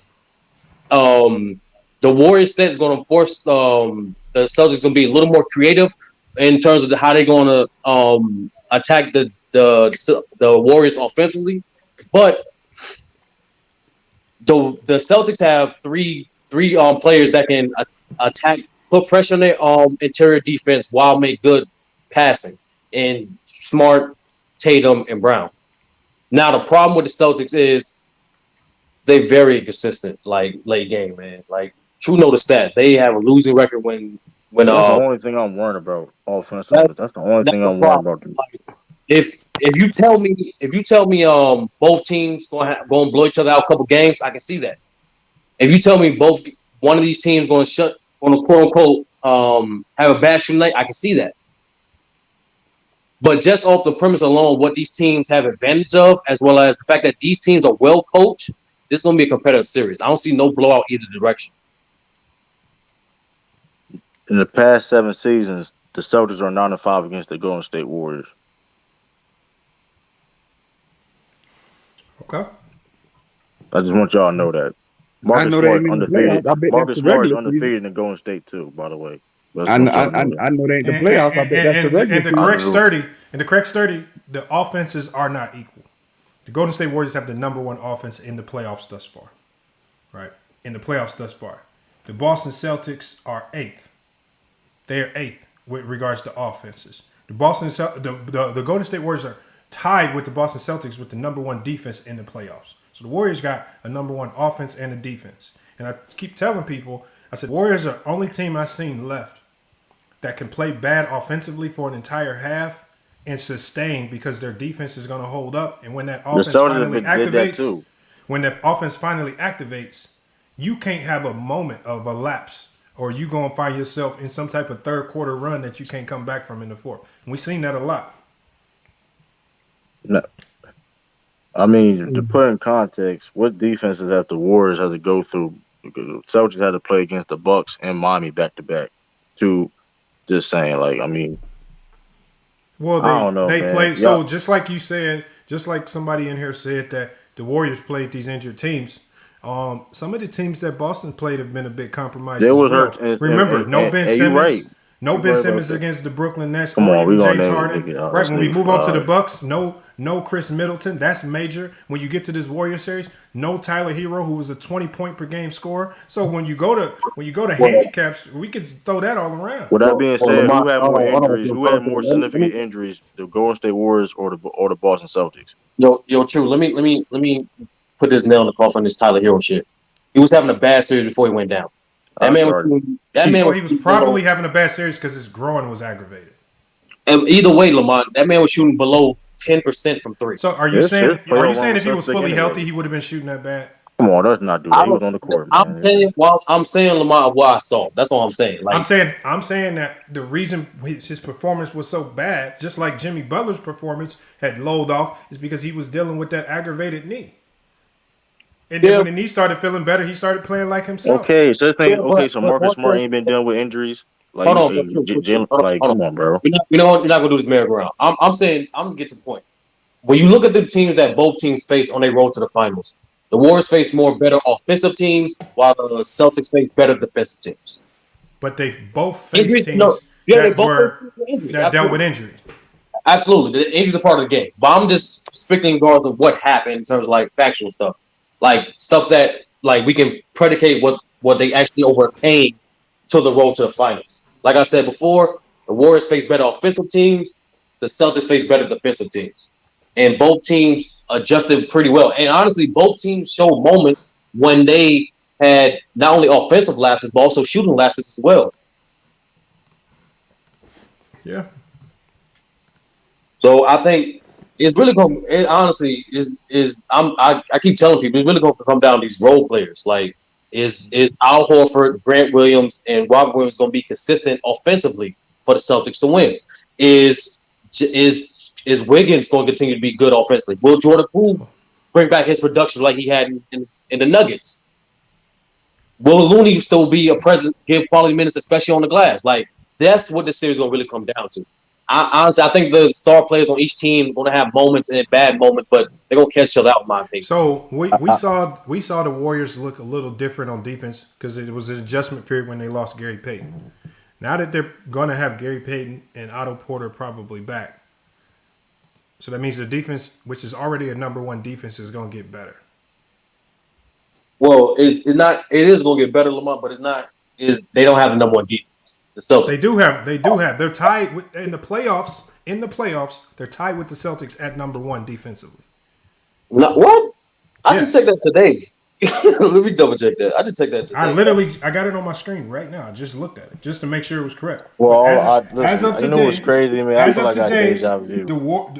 The defensive rating, Boston is 1 and Golden State is 1. They're tied at 1 with regards to defense. I got deja vu, man. Because last year, right, we had these conversations on the NBA Finals, and Lamont was trying to school me on who was going to win that one. Lamont, what site you on, Lamont? I'm on Synergy. Oh, I'm on NBA.com. Okay. That shit really gives too much stats and shit, man. Synergy is going to incorporate, probably say with the defensive rating. If you just go off defensive rating, that shit gonna go up. No, I agree with you, but Lamont, but you know for a fact, NBA.com uses Synergy as well. So that's what I'm saying. No, they don't use Synergy. The NBA.com is just using strictly defensive rating. Wait, they do use Synergy. They're using defensive rating. Synergy doesn't just use defensive rating.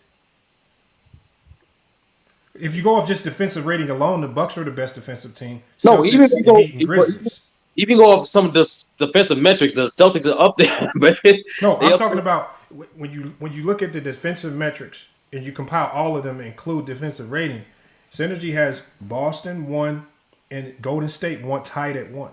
Yeah, I see what you're saying. I see what you're saying now. Because the rating system, they actually named it a Draymond rating system. So according to the Draymond rating system, both teams are tied at 1, number 1.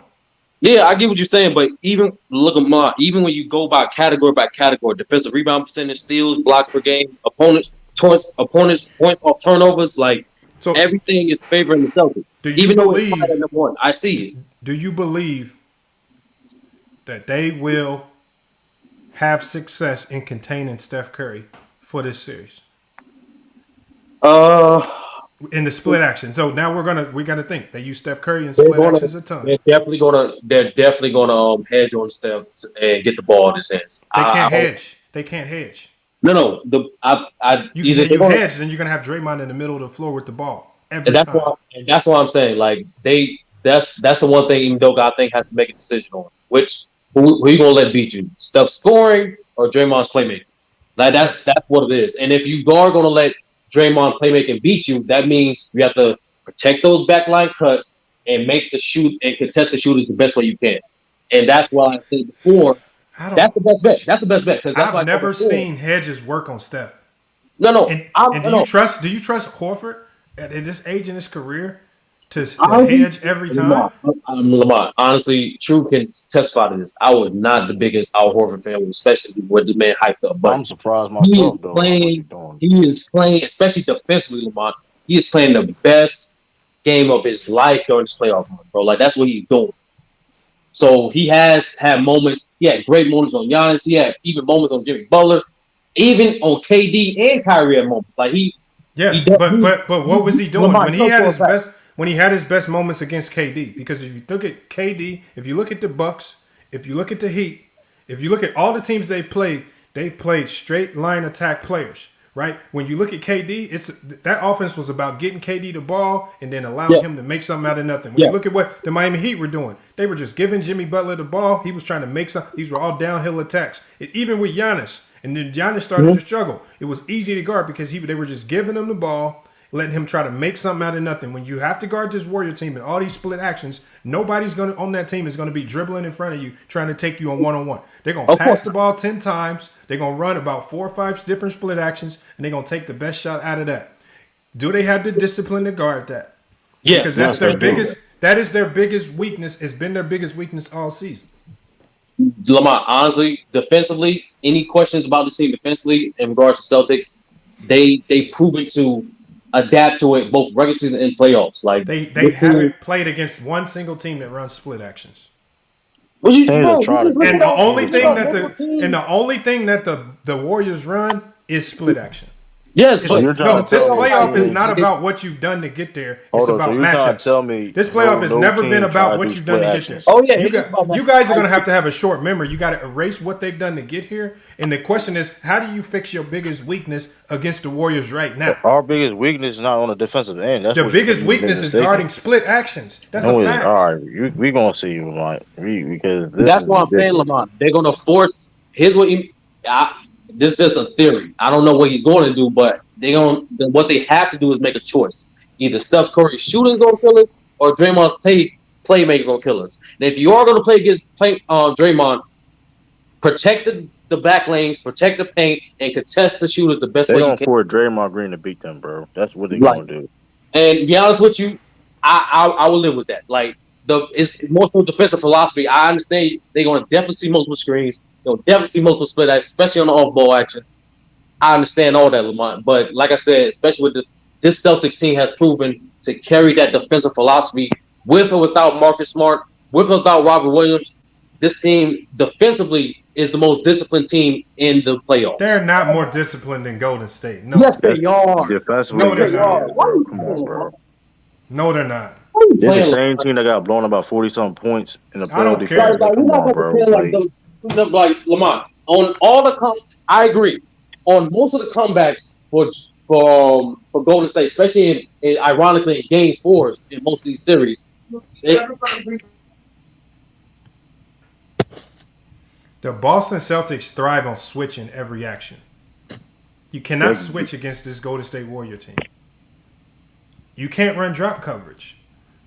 At best, so what did Memphis do to have some semblance of success? They went small with Jaren Jackson, and because Jaren Jackson's a faster big, you saw a ton of hedges and recovering. But you got to have a fast big now. Do you guys trust Robert Williams, who's not nearly as fast, or as do that? Horford cannot hedge and recover the way Jaren Jackson can. No, he can't. Yes, he can. No, he can't. Not at this stage in his career. Hedging and recover is going to burn him out unless you want him to play 12 minutes a game. He's too tired. I know Robert Williams. How about we just give the Warriors the trophy? There's nothing the Celtics can do. Curry's going to score 50 a game. No, and it's over. All I'm asking is, what do they do to combat the splits? Because we make it seem like these I'm saying if you hedge and recover, make it seem like they're going to come out here, they're going to beat the Celtics by 40. The Celtics have no offense. The Warriors are just going to hold them to 60. That's not what we said. What I'm saying is, remember what Sturdy came in here and said. It's about what one team does best versus what the other team struggles with. The funny thing about this matchup is that the Celtics struggle with guarding split actions, and the Warriors are the number one team in the NBA running split actions. Something is gonna have to give. Are the Celtics all of a sudden going to become a great defensive team in guarding split actions, or is the norm gonna go ahead and level it out, and that means the Warriors offensively are gonna run all over the Celtics? Hey man, everybody's listening. I just don't know. Y'all haven't given me a solution. True said drop coverage. If they run drop coverage, Steph Curry's going to score 60 a game. Don't listen to him. Don't listen to him. Hey, listen. Drew said drop coverage. I said, hold on. No, I didn't. I didn't say that. I said they ran drop coverage during this play. I said the most versatile defense in the league. That's a fact. Everything. Listen, if Memphis Grizzlies can still prepare and do a great job defending the Warriors and other. Like, let's not act like the Celtics can't do the same shit. They didn't do a great better. job. They lost 4-2.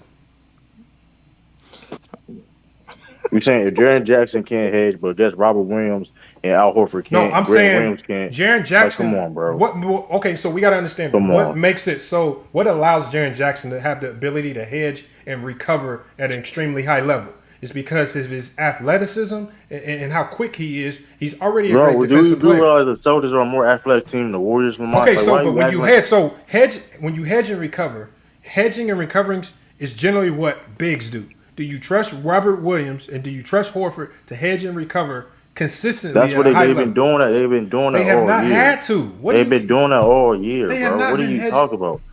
Obviously, they've been doing that all year. What are y'all making talking stuff about? up as we go, man? What are we talking about? You're trying to convince people that they're you're trying to convince them that they're the 92 Bulls defensively. We had three people in the top 10 defensive player of the year. Like, what are we talking about? Like, okay, individuals are not going to beat the Warriors. No, my fault. Let me rephrase that. We had 6 people on the team get votes for the all defensive team. 6. That's by far more than anybody in the league. But anyway, I'm just listen, man. Like, what else? Listen, man. So let's bet the over under on Steph Curry. I'm not doing that though. At 23 points, I'm not doing that. Okay, so what's the over under? You trying to get the money back? You ain't trying to play that. You ain't gonna get me. You still owe me pay. You still owe me pay. No, I still owe you. I'm gonna send it to you right now. No. I'm gonna send it to you right now, so you don't say nothing. You ain't gonna get me because then Lamar, you gonna be like, man, I don't got to pay you nothing. Then you owe me back. You going? Nah, because I have paid you something. I just been forgetting to make my payments. Well, I'm thinking, like I said, I'm prepared because the reason why I'm not doing that, I got Celtics in 7 though, but the reason why I'm doing it, I think Steph Curry is going to. Listen, I ain't like I said, shutting down Steph Curry. He says, S. Foster says, Robert Williams blocked Vincent's corner 3 from the low post. What more? Hedging and recovering is not about blocking a corner 3. Hedging and recovering is a. But you get what he's saying, though. No, that's not close. When you only time you hedge and recover. The hardest thing to guard in the NBA is the pick and roll. The Celtics are running the Warriors are running a ton of DHOs and pick and rolls for Steph, for Clay, for Poole. They're running them off ball, they're running them on ball. And so when they're running all these actions, right? So they're running these switches. So that means a center. What you have to do to slow Steph down, you're probably going to send Marcus Smart to chase over top of the pick and roll while the big hedges and to slow Steph up, but then he has to quickly recover before Steph makes a play to the big that rolls to the basket. What I'm saying is that is not about blocking a 3. It's not about blocking threes. Just running up to the corner, blocking a 3 is not. You're going to have to make a choice. You're going to have to make a choice. Like I said, they're going to make Draymond pass it out to those shooters, and if they make them, they make them. Fuck it. But if you notice, Lamont, real talk. Bro, that's going to get you obliterated. No. Lamont, if you notice, when they came back against Dallas, it was defense and they was getting paint presence. They was cutting them up on offensive glass and on back cuts. It was the paint. They were. I give you that. I'm telling you, this is what makes the Warriors different. They're not relying on a 3-point shot. They actually kill you in the paint. That will really opens up their threes. That's why I said they're going to have to make a choice, Lamont. And honestly, the best bet is to make them beat you from 3. No, but not Steph. No. AO 2 times. AO 2 times. This is how the Celtics beat the Warriors. The way the Celtics beat the Warriors is similar to the Jason Kidd strategy that he used against the Phoenix Suns in Game 7. Force Steph to his weaker hand. Which forcing Steph to his weaker hand would be actually forcing him right. He's a right-handed shooter, but you force him right because he has difficulty shooting off the right-hand pull-up. When he drives left, he's going to light you the fuck up. If you force him to his weak hand, he's going to torch you. Force him to dribble with his weak hand, send doubles at him, and remember the Warriors lead the NBA in turnovers. You have to kill them on fast break points and points off of turnovers. If they can win that battle and not let the Warriors stay in games, even if they have 14 turnovers in the first half, then you're going to burn them up. But you got to capitalize on the Warriors' weakness. Their weakness is turning the ball over. They turn the ball over a lot, especially in the first half. Build up big leads and then do the best you can to contain any type of run or withstand any type of run they make in the second half when they start being a bit more disciplined. But they have to be able to capitalize off the sloppiness that you see from the Warriors early in the game. And what they also have to do, Lamont, they have to offensively attack and put pressure on the Warriors in the paint. They have Jaylen Brown, Jason Tatum, and even Marcus Smart. They have to attack. The reason why, Lamont, due to the fact that, yes, the Warriors are great defensively and great at recovery. I get what you're saying. But they don't have a rim protector. So that means you're going to see 2 to 3 bodies in the paint. So Grant Williams, Al Horford, they're going to be open in the corners. If not, open the swing action. That way you get more cuts for Robert Williams and or Jaylen Brown coming up. Like, they have to put pressure on the Warriors in the paint. Because they do have two guys that's competent of creating pressure in that paint and delivering the pass. But does this speak that's what killed that strategy is what killed Dallas. See, Dallas did a great job of in Dallas is in the one game that they won. They did a great job of penetrating, kicking out, and luckily those guys were making shots.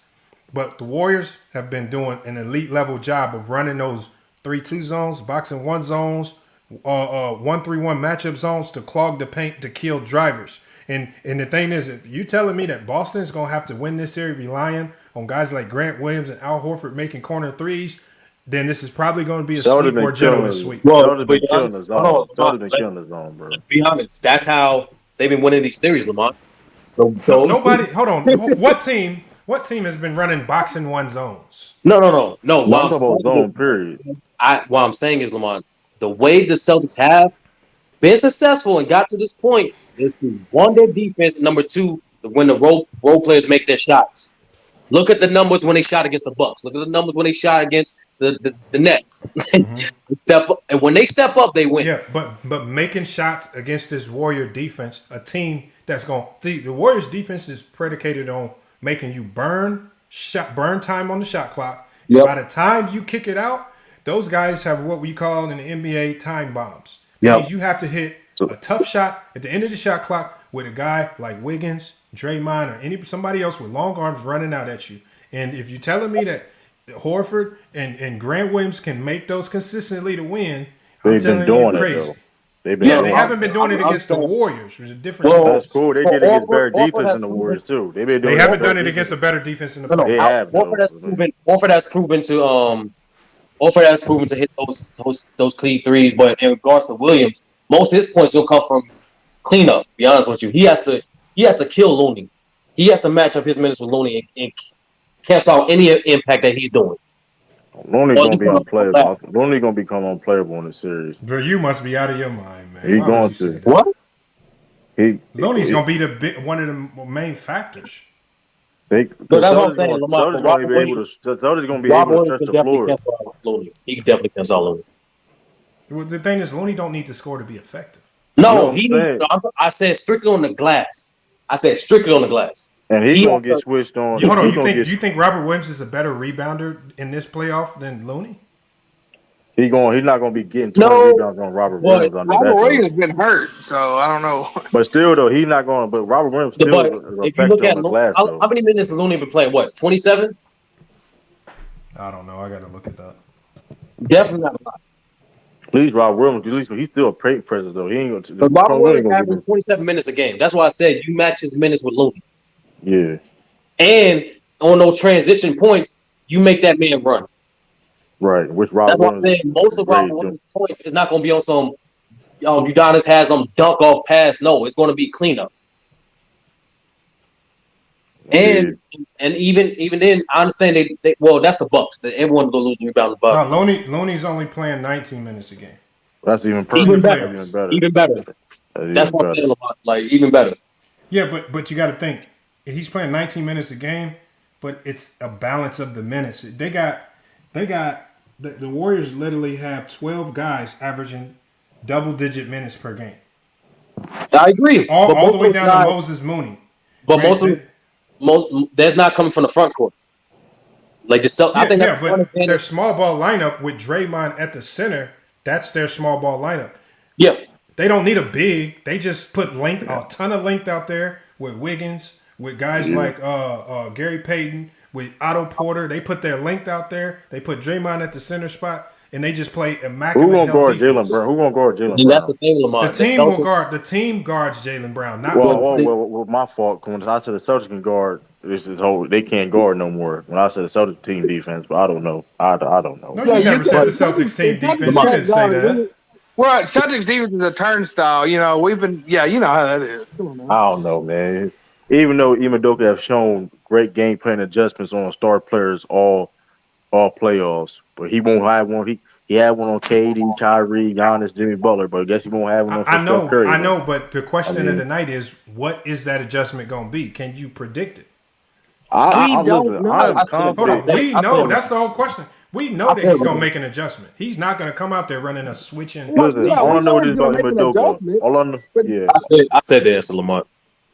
All I know about Udoka, man. I said traps. They're going to have to all out trap. They're going to have to find ways to trap Steph, trap Poole, trap get play out of his hand. And force them to make and hope that they make bad plays. Because if you allow Draymond to make the play, he's going to make the right play at a high level. So you got to make the guys that aren't the playmakers, like the Clays, like the Pools, make them turnover prone and then thrive off the turnovers, which is something that they've been doing all year, which is turning the ball over. Exactly. This is going to be a great series. But you got to remember Memphis in the play-in game a year ago? They beat the Warriors because they did what? They played Draymond straight up. Every time Draymond was they had a man on Draymond the whole time, so he couldn't play make. That's what they're going. That's what the Celtics going to do. That's what listen. That's what I've been asking you. You can't just tag on to my thought and say that's. Listen. I'm trying to tell you, the Celtics. Listen, the last 7 seasons, the Celtics are 9-5 against the Golden State Warriors, man. This bro, that regular season stuff don't matter. That's still listen. Hey, that's during the time when KD was in there. So I mean, listen, man. That's still hard to do. Hold on, that's still hard to do regular season not to be 9-5. I got Golden State in 6. Hey, Jared, hit the link, man. Pull up. Okay. I want to hear your thoughts on this, Jared. I gotta hear Jared's thoughts on this. Jared, hit that link. My point is, like the Celtics is going to listen. This is going to be a great matchup. Both teams feel though they're better than each other. They're going to go after it. The Golden State Warriors, the old era versus the new era. I mean, hey man, it's going to be a great one. I got Celtics in 7. It's definitely a scary matchup for Golden State. Well, Lakers in 9. Because this is low key. Wait, what? The Warriors know that the Celtics. It's a scary matchup until they see that Boston can't defend them. Oh, I got the Warriors. This was troll. This was hey, Lamont. Hey, I don't know this though. Lamont this is deja vu though, y'all. Because remember, Lamont had the same confidence with the Suns team, and he was saying all these analytics. No, and you got cooked. True. Remember, I picked the Celtics to get here. I told you I picked Boston Golden State final. No, but what was this? We're talking about, hold up, but we're talking about the winners and losers, though. We're talking about winners and losers. Hold on, in the first round, at the end of the first round, I had Golden State, Milwaukee, right? There we go. But then when they lost Chris Middleton, I said Golden State, and I even said this. I said Golden State, Boston. When I saw that they didn't have Chris Middleton and he was going to be out for an extended period of time. Yeah, I'm with you. I mean, I couldn't rock with the same Milwaukee Buck pick without Chris Middleton. Nah. Hey, listen, man. I just remember last year you were so confident about them Suns. You was breaking it down to me, and I told you straight up. Listen, man. And I told you straight up what was going to happen. I told you straight up what was going to happen, and it happened. I mean, listen, Lamar. Listen. You got a great IQ of the game. Matter of fact, hey, listen. You got application assistant coach because I know what I'm talking about, Lamar. I mean, listen. You should know this, man. Hey, man. True, you was kind of vague. I'm not gonna lie. Look, hold on. They're getting on you, True. He says, Raider for life, or Raider for life. He says, keep talking about the Celtics 9-5, but not with this current lineup. That's a fact. You know what? The Warriors didn't have a full lineup either. But both teams didn't. Man, y'all need anybody using regular season for this shit. I'm just trolling with that, though. I'm really trolling with that, though. Well, Marcus Smart is undefeated in Golden State also, though. But I'm being petty. What that matter? Nigga, man. I'm being petty. I'm just What that is something good. I mean, you being undefeated from my home court. So you've been in the league. That means you're saying the Celtics gonna go up 2-0. That's what you're saying. No, I ain't saying that. I'm just saying. But I'm saying though, it should give that player. He plays great in Golden State. So he played great in Golden State. So that's a good thing. That's a good thing. You know what I mean? It's true. Y'all just gotta execute offensively to have any chance in this goddamn series. It's gonna be an interesting series too, because like I said, Warriors known to turn the ball over a lot early in the games.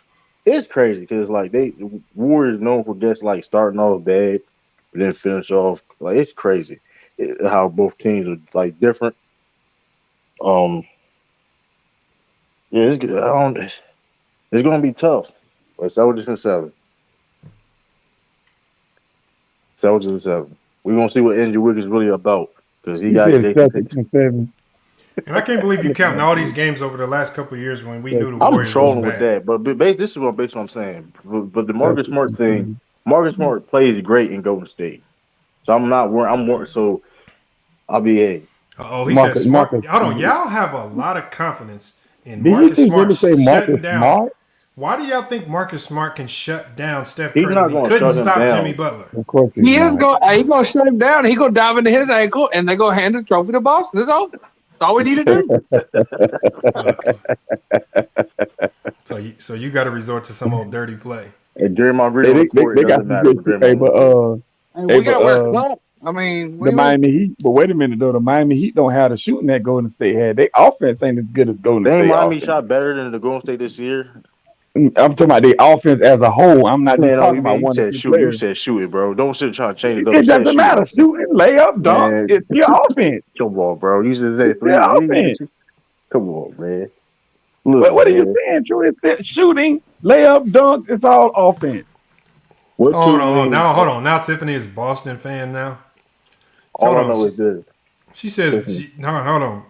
Drew, how did you get Tiffany to be Boston Nation? But y'all got something going on that we don't know about now. Come on, we're not doing that. We're not doing that. She was never no Boston Nation. Hold on, she's more of a Memphis fan than anything.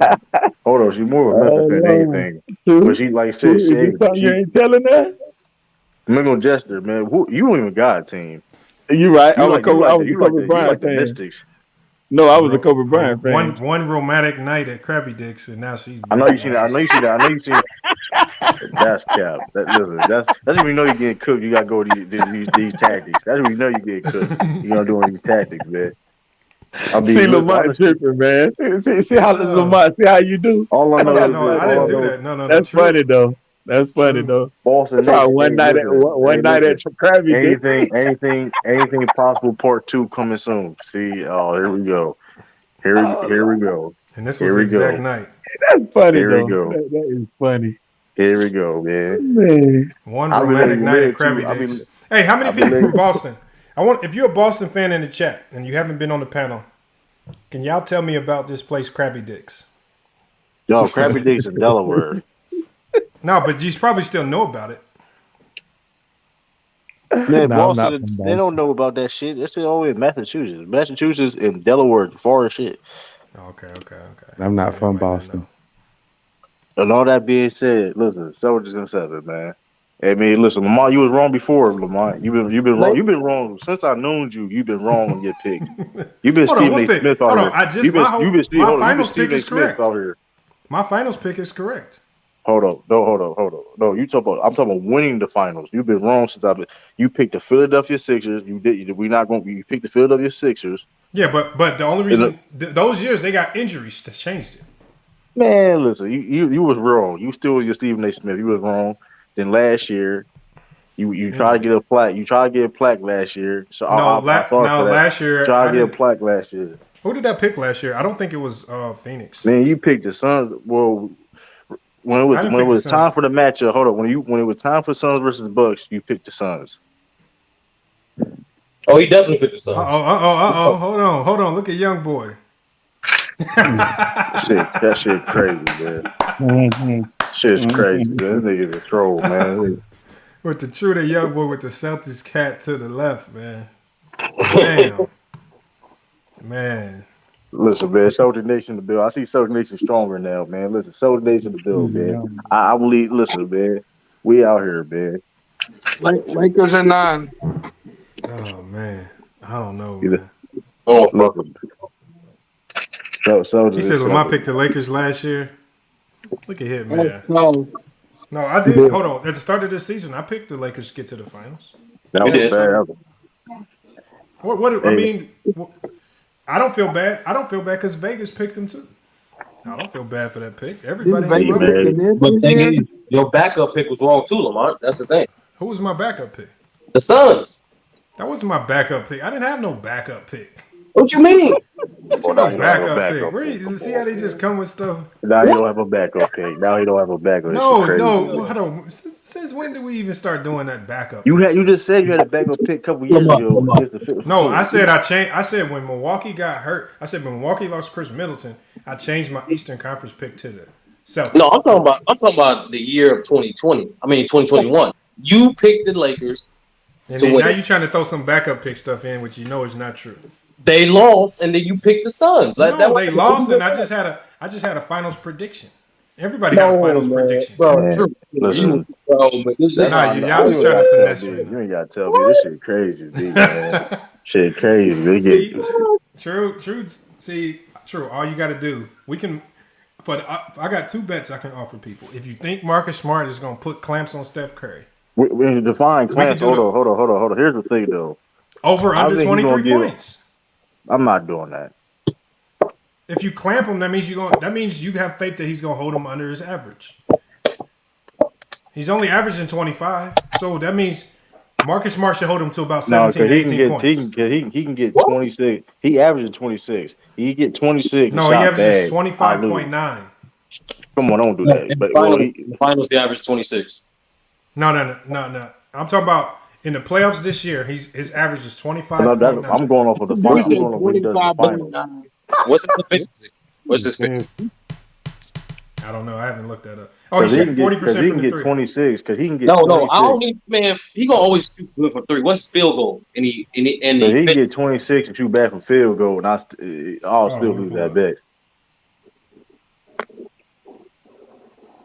As long as Steph Curry not efficient, I don't care. I ain't making that bet. As long as he can get 30. If he ain't efficient on the field, I'm cool. Okay, with so that. Steph Curry's shooting for this playoff.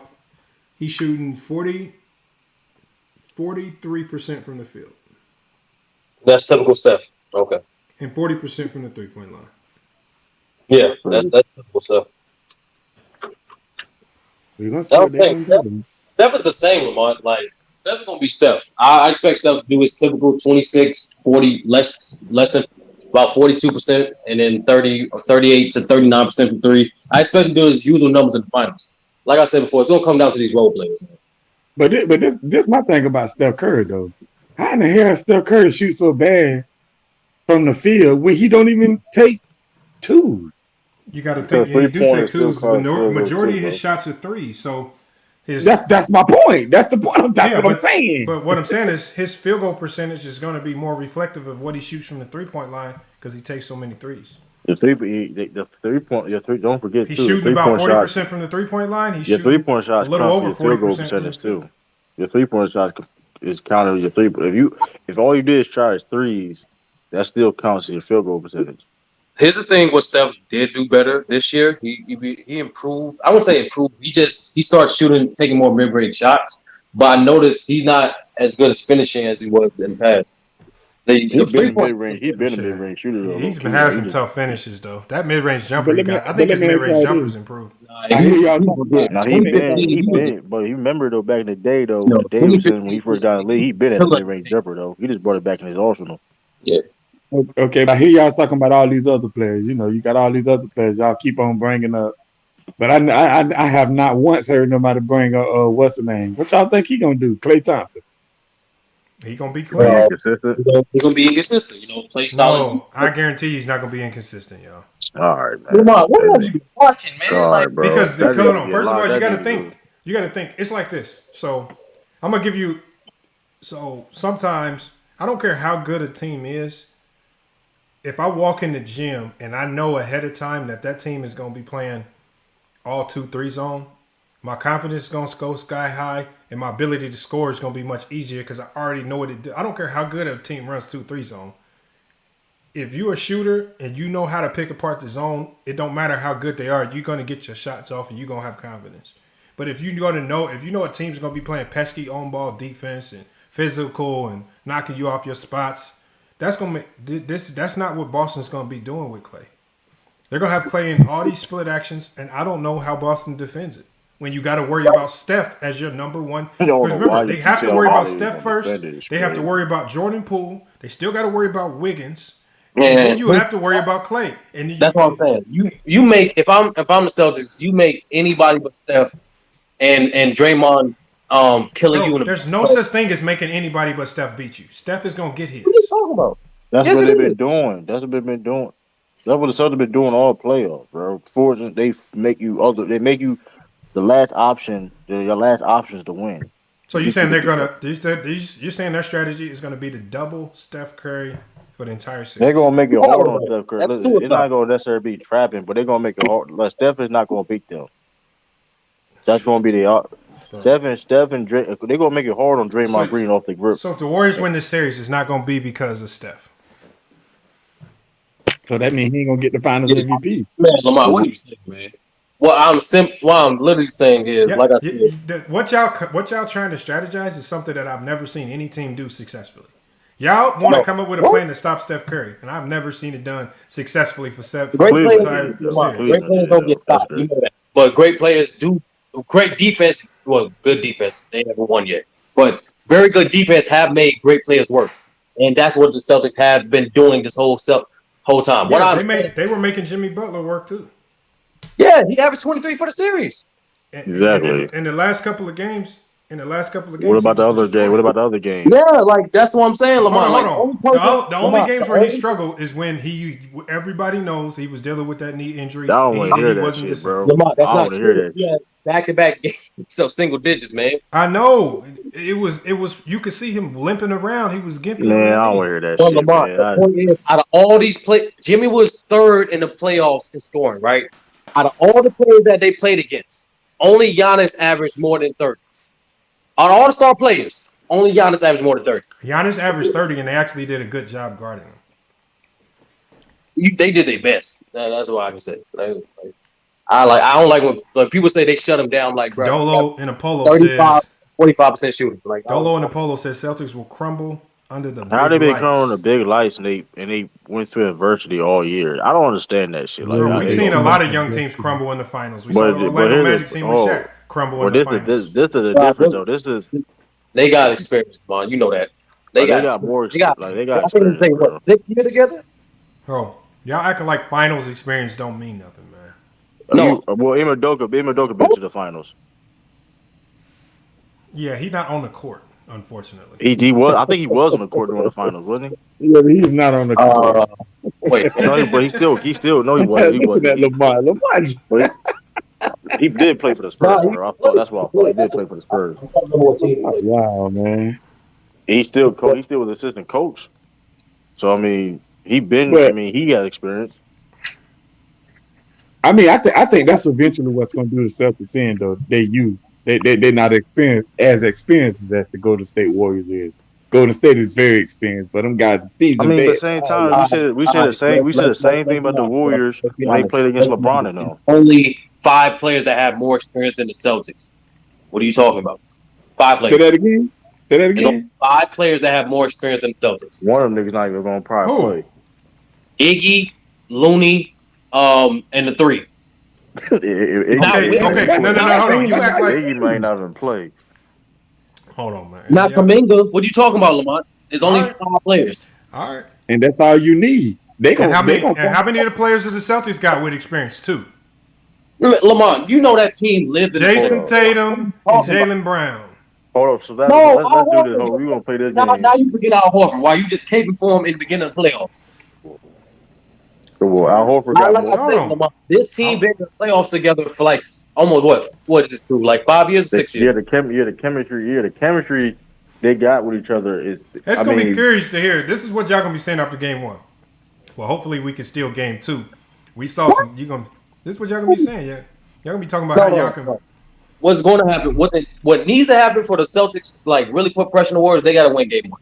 They have to win game 1 because this is when they can throw the most unexpected strategy out that they can't see. They're going to show all their cards in game 1.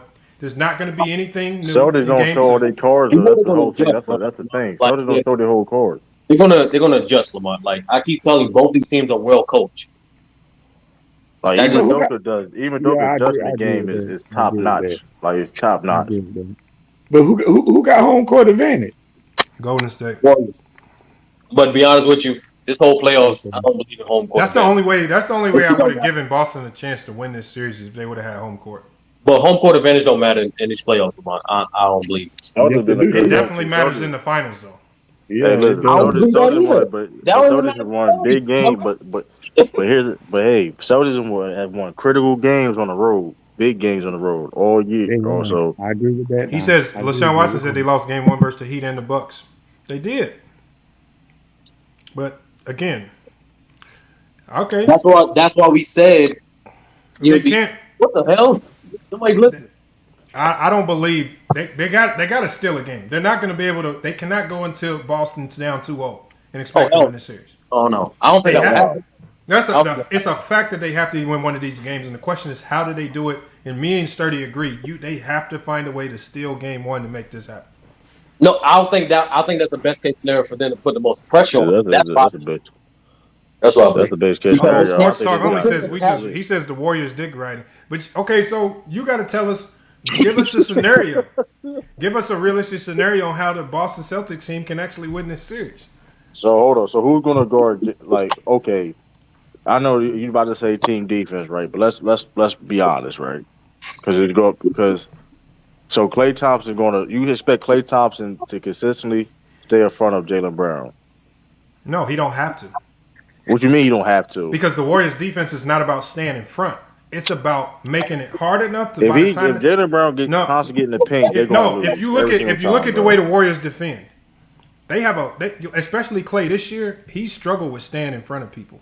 Absolutely, it's about putting up enough resistance. So by the time that man touches his foot in the paint, Looney or Draymond standing right there to make him do something other than Jaylen Brown would have. And the Warriors have been elite at that. But Jaylen Brown, the thing about Jaylen Brown is he's so fast that. Just off a couple of dribbles, he get to the rim just like that. So even like, hold on. So the Warriors' rotations are fast. Bro, I've seen you, but the thing is this: though, I've seen Jaylen Brown attack the paint against better teams that can protect the paint than the Warriors. He can't attack the paint better than Luka or Ja Morant. But hold on. But here's the thing, though: Jaylen Brown. I've seen Jaylen Brown. Hold on. I've seen Jaylen Brown attack the paint against better paint defenses than the Warriors. That's a fact. No, he hasn't. Who? What's a better interior defense than the Warriors? Come on, the Miami Heat in the Bucks. They're not better interior defense than the Warriors. No, yes, they are. No, they're not, bro. No, they're not. They're not, bro. I don't know where y'all getting these fake numbers from. Bro. This nigga said, "Okay, bro. This shit is insane, bro." Where do y'all get this from? They're not better in interior defense. What game are you watching? Lamont riding that Warrior. Hold on. What? Okay, so interior defense. You just said Giannis dropped 30 on him a game, and he was doing majority of his work in the post. No, that's Giannis. That's the point. That's just Giannis' greatness. Jimmy Butler does the majority of his damage from the mid-range to the post. They couldn't guard him either. What are y'all talking 23, about? I'm talking about Jaylen Brown. We know the last 2 games, Jimmy Butler was unguardable by the Celtic team. Yes, they could not stop him. Okay, it was all tough shot, but hold on, y'all have no finishers as better. Y'all have nobody as a better finishers in the paint than Jimmy Butler or Giannis. That's a fact. So like, hold on, what? Y'all, come on, bro. We're not gonna stop it. Like, we're not going. Wiggins is just as good at the rim as Jimmy Butler. Yes, he is. Ain't no way you just said that. There ain't no way you just said Wiggins is just as good at the rim, if not better. Wiggins might be a better finisher than Jimmy Butler. That nigga Wiggins a better finisher than paint than If he would, that's true. Wiggins is a better finisher than Jimmy Butler. That shit is wild. That's because he's a better dunker. Don't be a better finisher. Let's not do that. Like, come on, man. Like that shit. All right, look, y'all. We just gonna wait for the games Yo, to play out. That shit is insane, bro. Look, y'all. Look, y'all can go with the. Y'all can go with the. Look, I know it's the flashy thing to go with the young guys that know how to do a few crossovers. That shit ain't gonna fly in the finals. What the fuck you mean? Hold on. I'm just saying. I know y'all going with the trendy. But I'm saying the real basketball side of things don't weigh into Celtics' favor. Yeah, that's what the Warriors. You just look at Jimmy Butler. Jimmy Butler's offensive game has a ton of holes in it. From how he scores in the paint, and the fact is his offense is so flawed, and he was still able to drop 40s. Lamar, he was consistent. Jimmy Butler is a. I don't care about consistent. Jimmy Butler is not looked at as an offensive force. This playoffs he was. Bro, I seen him. Hold on. I seen Jimmy Butler. He looked like a force. He looked like a force against the Celtics because they couldn't stop him when he went to the rim. Jimmy was averaging 27. That was third in the playoffs. This nigga Lamont crazy. I seen Lamont praise Jimmy Butler as a scorer. Right, now he want to sit and down see, him. I'm sitting here saying all this stuff, but nobody want to take any of the best that I put out there. I already got better. B. Pierce says, I've been clamoring for Steph. No, I actually just did a video, B. Pierce. That shit's crazy. I said LeBron is the best point guard of all time. Oh, man. Now ain't going to say. I'm with you there, Lamar. I'm with you. So LeBron is the best small forward and point guard of all time. Yeah, he is. LeBron the best player of all time. We ain't going to talk about that. Yo, Lamar, when have you heard a player be a own dynasty? I don't know. I think LeBron's the only one ever. Yeah, that's the crazy shit about it. But he's like a walking dynasty. I'm gonna tell you this too about his Golden State team too, though. All the Celtics. Hey, that shit crazy, man. I'm gonna tell you this too. Andrew Wiggins better at the.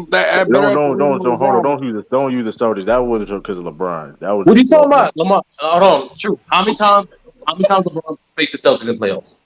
That don't mean it was just because of LeBron, though. Well, all right. So you're not gonna answer the question. He faced them 6 times. How many times he beat him? Thank you, Jared. Jared is actually the only one coming with some common sense. We wasn't a dynasty on them 6 times. That's why you got to hit the link, Jared. Teach these guys something, man. If that was a series, that's y'all eliminating 6. You know that, right? Man, but you naming LeBron, bro. I know Steph. I know you put. I'll tell you this though. I know Steph Curry was in that same position. They would still have lost too. I know that. So you always got to throw somebody else. I know that. Oh, what? Yo, that's a bad take. Listen, Steph Curry. Listen, Steph Curry. Listen, How long will your hiatus from YouTube be if the Celtics get demolished this series? I like how LeBron's avoiding what is like predictions for what Wiggins and Poole is going to do. Like I like how you just keep. I'm not avoiding that. I know what Wiggins and Poole going to do. What they got 40 apiece. Go ahead and say it. The Wiggins and Poole are going to do what they've been doing. They're going to be dropping 17 to 25 points a game.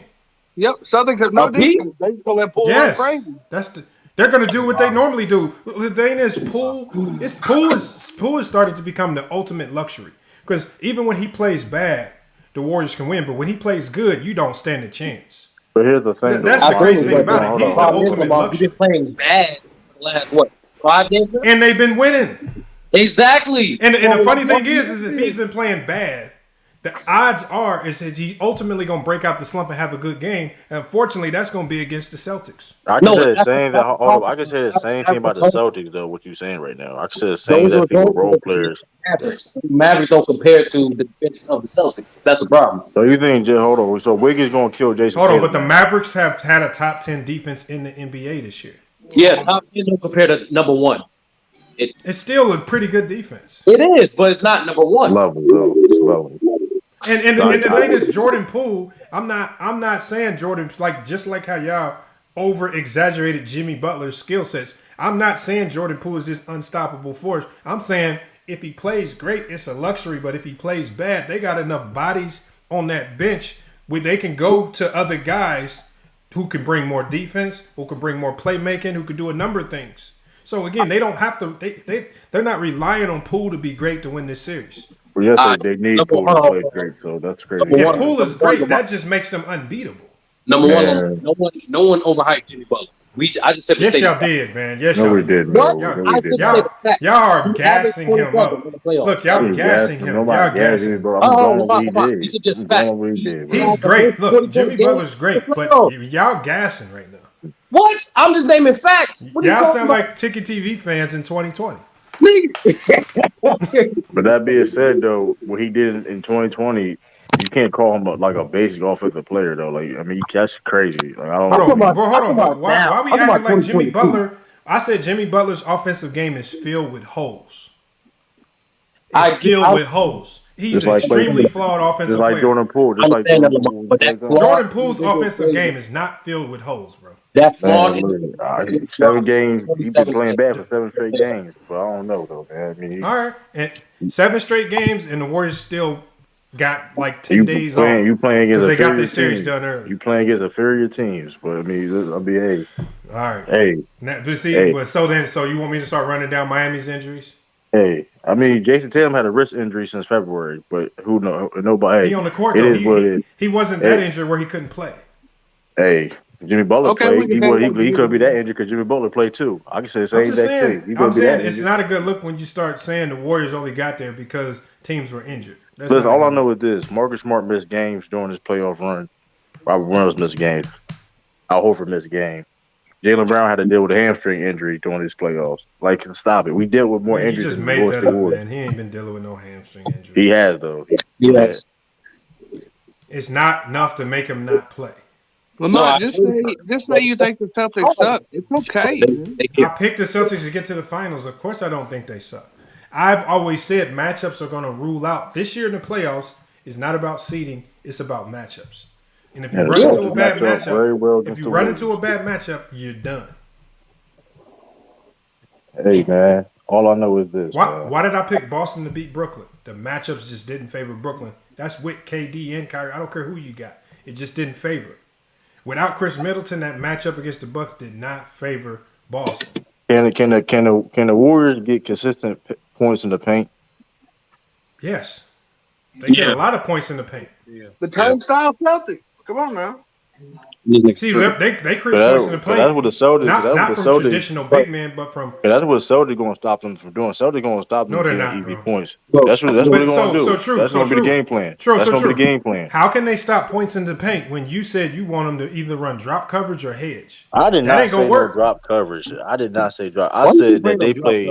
I said they played versatile Because defense. True said drop coverage. True said they're going to run drop coverage against the Warriors. This is what I said. I said the Celtics can adapt and play any team and play any type of defense. That's what I said. But why haven't they not been able to adapt to split offenses? Why other teams ain't trying to do it against them? Because they don't have the personnel. Miami can't run split without Tyler Hero on the floor. You can't run. When he was on the floor, he was on the floor. He was playing. When he was on the floor, he was dealing with a groin injury. And he was getting, come on, bro. Like, stop it. He was playing like, come on, like. No, if he was on the floor, I don't care about injuries. On top of the fact you can't just change your complete offensive. So he had a groin strategy injury. So he had a groin injury going into the playoffs, going into the Celtics series. Bro, he wasn't playing, man. Hold on. So he had a groin injury going to the Celtics series. And that's just not Miami's MO. They don't run split. Come on. Well, they don't. Well, hold up, boy. Your logic, though. Like, come on, man. You said what? Like, I said, what's up with the Miami disrespect? Like, I'm here, like Jimmy Butler. Jimmy Butler ain't shit. Like, didn't nobody say that, man. He better than Clay Thompson. Oh, hold on. You got somebody with you, True. Yin Yang says Celtics winning the finals. Man, Jimmy Butler was the best player on the floor in that Celtics series. Miami Heat is. I don't know why people should disrespect this team. This team has proven to compete. Period. Like, and especially Jimmy Butler. Like, I ain't saying he this, that, and third, but I'm saying what he did. The results. I don't care. Jimmy Butler, Luka. If you was third in the playoffs and have 4 40-point games, that's incredible. That's impressive. Why not? And you got your team to 1 game away to the finals. Like, that's impressive for anybody. Hey, man, you Paul heard George what? says Celtics in 6 or 7, man. Y'all, I don't know what y'all smoking, man. Hey, man, you're a smart man. You picking 1 out of every 7. I see a lot of Warriors in 5s, and you out here picking the Celtics. No, everybody the 1 or 2 people. They tweaking. Hold on, we got Christopher Sims. Christopher Sims just pulled up, man. What are your thoughts on this nonsense you've been hearing all night? Celtics in 6 or 7. Oh my God. Smart man. Celtics Oh, I ain't 6. saying that. That's what the dude Paul George's number one fan. One, you know. That's what I'm reading right now. Hold on, who do you got? Hold on, is that Christopher Sims? Who do you have winning though?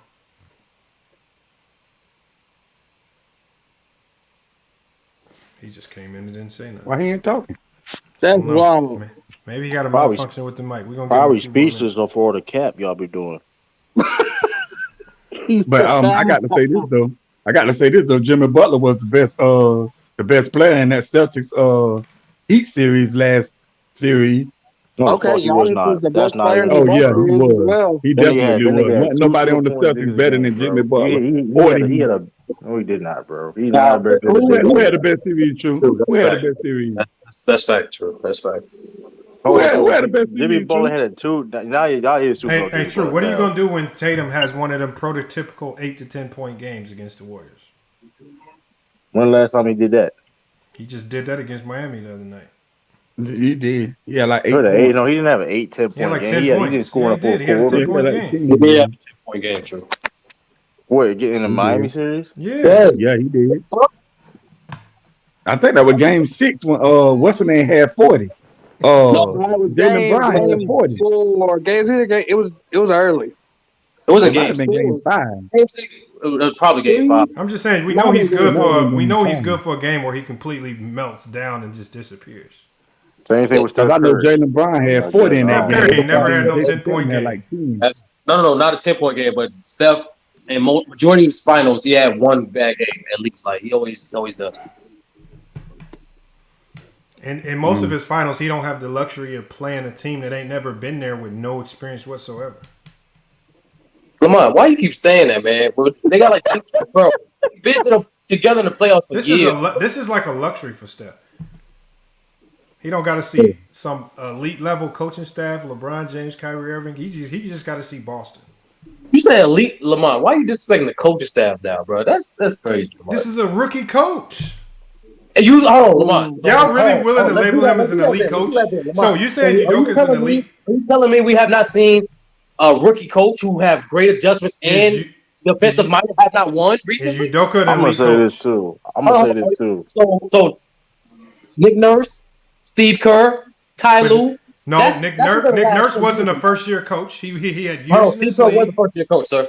No, I said Nick Nurse. Yes, he was. Nick Nurse was. Nick Nurse wasn't a first year coach when he got Toronto to the finals. He was a first year head coach. No, he wasn't. I can get all right. He was the first year head coach. I mean, don't do that assistant shit. Come on, bro. He had years as an assistant. Yeah, you did, but I'm talking about first year head coach. The same thing as Ty Lue. What are we talking about? He look at him smiling. He trolling, dude. I can't believe this. All I know He is been this, trolling though. for 2.5. Don't be surprised He if been trolling for 2.5. out-coaches Steve Kerr. No, hold on. It took just until this year for most people to say Steve Kerr was elite, because a lot of people were calling Steve Kerr a fraud the last couple of years when the Warriors fell off. I wasn't Bro, one of you can't hear that. You can't say that shit about Udoka. So wait a minute. So the Warriors is a dynasty? Yeah. Yes. 6 finals in the last 8 years. Okay. What? 3 championships. Should have been 4 if it had not been for massive injuries to the So roster. wait a minute. What's all the dynasty to y'all? A team that's been consistently great over a long period of time. Dominance. Are we entertaining it? Wait a minute. So the Spurs is a dynasty, right? Yes. What about the the Lakers Bulls? is a dynasty, right? The Bulls are a dynasty. Lakers are a dynasty. Yeah. Okay. Consistently great over a lot of years. That being Not said, the Showtime Lakers now. When you Not the get to Showtime Lakers. when you get to 6 of 8 why we finals talking about? Why in we an talking 8-year about stretch, trash ass Lakers team? This shit crazy. The early Yeah, we talking about 2000s. Been in the playoffs. The finals Lakers more in than playoffs half don't a even. decade. look, y'all got to think Steph Curry's only been in the league 13 years. He spent half of his career in the finals almost. That's what you talking about? He have. Hey man, all I know is this: he got to step his that same Steph Curry got to step his ass up. No, you better hope he don't. You better hope he Because I'm don't. gonna say this: if the Warriors have to listen, this Warriors team is known for being mentally weak in the past. No, you just. This is facts. This is facts. Oh This man. team known for being mentally weak. There's a reason why they got KD. There's a reason Hold on, you why. gonna call them mentally weak, but they're not the Celtics.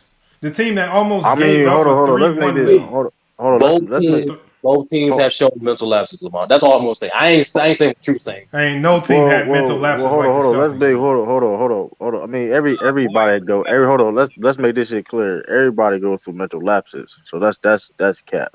So everybody has, but we're not gonna act like that Warriors team was mentally defeated when they blew that 3-1 lead and had to go get KD. Let's not act like that didn't happen. No, they weren't defeated. They was mentally defeated. They was listen. You got Draymond Green crying. You got Draymond Green crying on the phone. All that extra shit. Listen. But see, you just made all that up just to try to make a point. I mean, he still listen. They desperately needed KD. Like he got on his hands and knees, and said, "Hey, listen, I need you on this team. We can't beat LeBron." Hey, he got underneath. He got underneath that table and did some funny stuff. That's really what happened, bro. That's really what happened. If you had a pro-am team and y'all was getting smacked, you would come to me. I'm not saying. I'm not discrediting it. I'm not discrediting it, but like that's what happened. I'm just telling you what happened. I mean, I'm just telling you what happened. They was mentally defeated when they blew that 3-1 lead. That being said, but why do you try to use other years to make your point about this year? Why don't you use things about this year?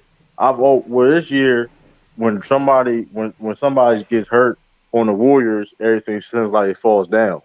How? It seems like the only time the Warriors can win, everything got to be aligned for them to win. Yeah, that's most teams in the NBA. I'm talking about if Jason Tatum gets hurt, they sure enough ain't winning. No, well, here's the thing. The difference is between this Celtics team this year and the Warriors team is the fact that Celtics showed way more resiliency this year than the Warriors have. That's a fact. That's a fact. It is what it is. It's a fact. You can't argue. This is the greatest turnaround in mid-season turnaround in NBA history. That's a fact. You can't argue that shit. No, it's not. No, the Houston Rockets had the greatest mid-season turnaround. Job done, true. For like the Rockets thing. Yeah, you got to get the job done too. What do you mean the Rockets? The Rockets got the job done. The Rockets won the chip as a 6 seed, my nigga.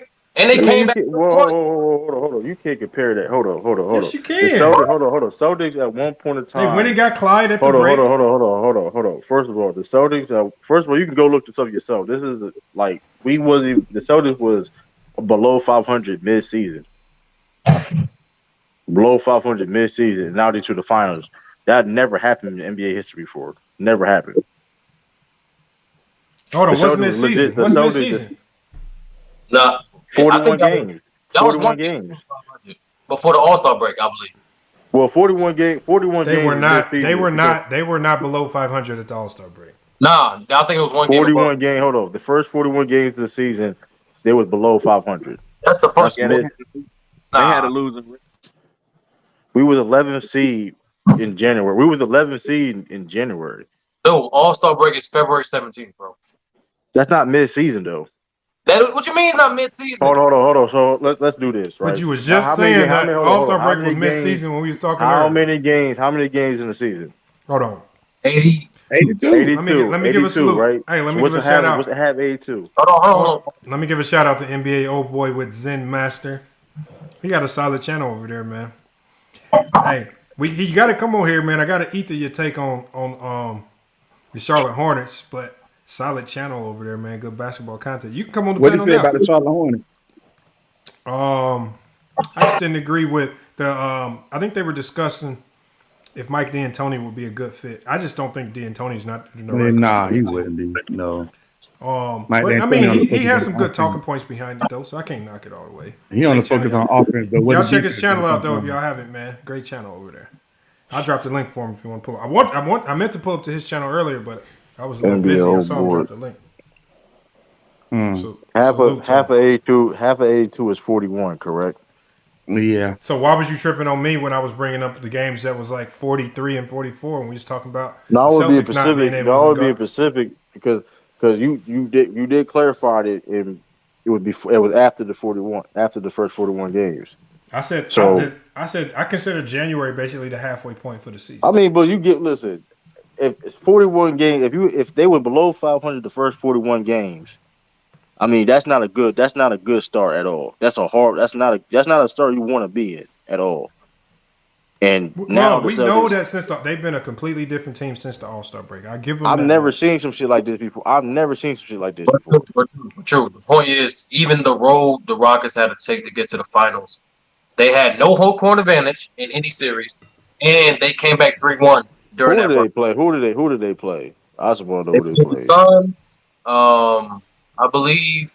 Who's the other team? I don't think they played the Sonic. They played Utah. And I don't know that. But it was like a consistent 6 seed, though. I understand what you're saying, but it was a consistent 6 seed. Wait a minute. Didn't that Rocket team sweep the Utah Jazz? That year? Or they beat them in 5? I don't think they swept them that year. Like they were the underdogs that season. I'm not questioning they beating them underdogs, but they was a consistent mid-tier 16, mid-tier team. Hold on, let me pull it up because I think True finessing with that. I ain't finesse nothing. This first. What year that was y'all talking about? Was that 95 or 94, 95? No, that's 95. 95. So that's the year they swept Shaq and them in the final. I mean, listen, first 41 games this season, the Celtics was below 500. It was like 11th seed. Man, let's be honest. The only team that's beating this Warriors team is the Portland Trailblazers. Ain't that right, Lamont? Hold on, we got Triforce. Triforce agrees with True. He says Celtics in 5. Triforce, you got to. I said Celtics in 7. Hey, some of y'all got to. I mean, he figures the Celtics are going to win. I don't know how. We're going to see. But hey, you got to hit the link. If y'all agree the Celtics are going to win, you got to come up here and explain this. Hey, since I've been on these panels, since I've been doing YouTube, I've been writing every pick. That's a lie. So. Nah, true. You've been wrong in your game. Hold on, I've been wrong. First of all, you've been wrong. And you picked. No, let me clarify. I didn't mean that. I've been right every championship. I've been right for every championship. Short history. I'm just being real. I've been right every championship, and I explain. I mean, it is what it is. I mean, I got a streak going on. Lamont is on the Stephen A. Smith shit. No, he picked the Lakers. He picked the Lakers beat the Heat. He beat the Lakers beat the Heat. I've been right every playoff. I've been right all playoffs though. I got everything right.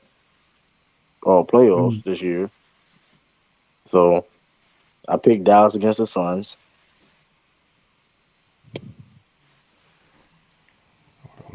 Yeah, hey man. The Warriors had the easiest road to the finals, so they went the hardest. Hey man, speak that gospel shit. Speak that gospel. That's straight facts. Speak that gospel. That's not facts. That's definitely facts. That's not facts. The Celtics ain't had no hardest road. They played better teams. No, the hell they didn't. They played the injured teams like the Warriors. Come on, bro. Y'all gotta stop. Y'all be lying with that shit. What are you y'all saying, really man? Exactly. They still played better teams. So y'all telling me Brooklyn wasn't injured? Y'all telling me the Milwaukee Bucks were injured? The Heat wasn't injured? No, that's what y'all telling me. Hold on. Hold up. The Warriors played against every team. Every team they played was injured too. Exactly. That's what I'm trying to tell you. That's what I'm saying. They both played injured teams. First of all, Brooklyn was not. Number 2. Brooklyn was injured. Bucks team without Chris. They missing Joe Harris and Ben Simmons. Say it again. The Nets were missing Joe Harris. Y'all niggas never miss no damn Joe Harris in that series. Like, come on. Hold on. Yes, they were missing Joe Harris. Don't do that. Don't say his name like niggas was like that. He was a crucial factor. They were not man. His whole season. Like, yeah, they were there. No, this is my problem with it. People don't mention. They gonna mention his name now. So we're not doing that. Y'all didn't mention his name during the series or before or afterward. Now y'all want to mention his name now all of a sudden. Joe Harris. Like, come on, man. That's corny. The Heat better than any team the Heat are better than the Grizzlies and the Heat are not better than the Grizzlies this year. They are. They probably better than the Grizzlies without John Morant. Hold on. You know what? Maybe with full strength with Tyler Hero and everybody being fully healthy, but without Tyler Hero, because that's what really made them extremely hard to guard. When Tyler Hero would come off that bench with that 20 point per game average. Good series anyway. That's because he was injured already. Exactly, bro, Lamont. Exactly. That what happened. It was because he was injured. If he was, so you're saying a fully healthy Tyler Hero, they would have contained him for the whole series. What I'm saying is, Lamont, with an injured Tyler Hero. A Heat injured Tyler Hero is better than a Ja Morant injured Grizzlies. That's what I'm saying. I'm saying no, it's not. A Bucks. Wow. No, it's not because it's not because Tyler Hero was their second leading scorer. He was averaging 20 off the bench. He was really like a starter. Yes, that's what I'm saying, Lamont. With the current that was equivalent to the Bucks losing Middleton almost. No, what I'm saying, Lamont, let me finish. What I'm saying is the Bucks without Middleton was better than every team that the Warriors. The Bucks played. without Middleton is going to struggle to beat people because you got to think Middleton is that one piece that helps space the floor for Giannis. Lamont, that was the most competitive series in this playoff so far. I know, but that's because that's because the Bucks have an elite defense. And they held on as long as they could. But without Middleton offensively, what happened with Bucks? It came down to them being able to score buckets, and that Bucks offense couldn't function without Middleton on the floor. Yes, because they're inconsistent three-pointer shooting. They shot less than 35%. So I'm saying Middleton did more than just score. He helped create buckets for Giannis. Yes, he made more space for Giannis. I'm not doing the hypothetical thing. I'm saying that version, what we saw in the second round, is better than any team. No, it's not. No, it's not, man. You got to stop with the cap, man. No. It's better than the Mavericks. It's better than the injured Ja Morant team and Steven Adams. They might be better than the Mavericks. They're not better than They're not better than Memphis this year. No, they're not. Yes, they are. No. With Ja Morant hurt, yes, they are. No, hold on. Ja Morant was healthy for the most of this series. Lamont, he missed 3 games. What are you talking about? Even with him healthy, they was losing games. They lost 1 game. So you saying Memphis would have beat Golden State if he stayed healthy? Yes. No. I ain't picked Memphis to win. I ain't picked Memphis. So regardless of his health, you picked Golden State to win anyway.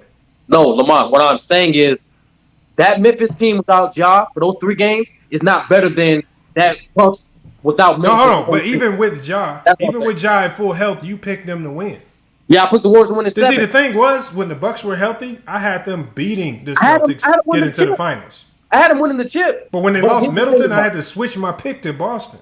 Exactly. But Lamont, what I'm strictly saying is what I'm saying. I'm saying that version of the Bucks that we saw in the second round without Middleton is better than any team that the Warriors face this playoff. No, they're not, bro. Yes, they are. They definitely better than the Mavs. They definitely better than Denver.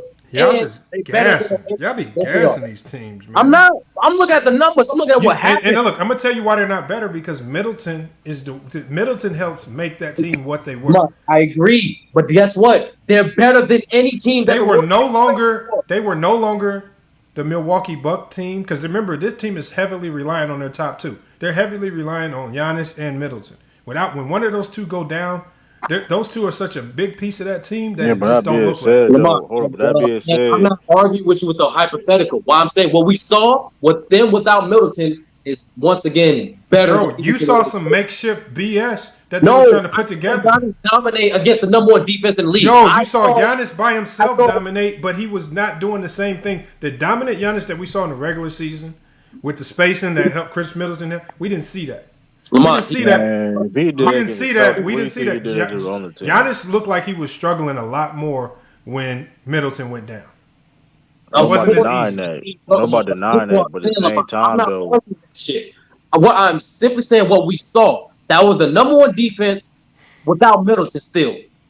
But I'm not talking about defense. I know defensively, they're coached well. They're always going to be good defensively. Exactly. I'm talking about that offense was completely different. That offense was shitter without Middleton on the floor. Exactly. That changes the complete dynamic of that team. I agree. How can they be better? They're not better than a Memphis team. They are better than a Memphis team without Ja for 3 games. Yes, they are. Statistically, they are. Bro, by the time Ja went down, it was already wraps for them. No, look, statistically they are, and results they are.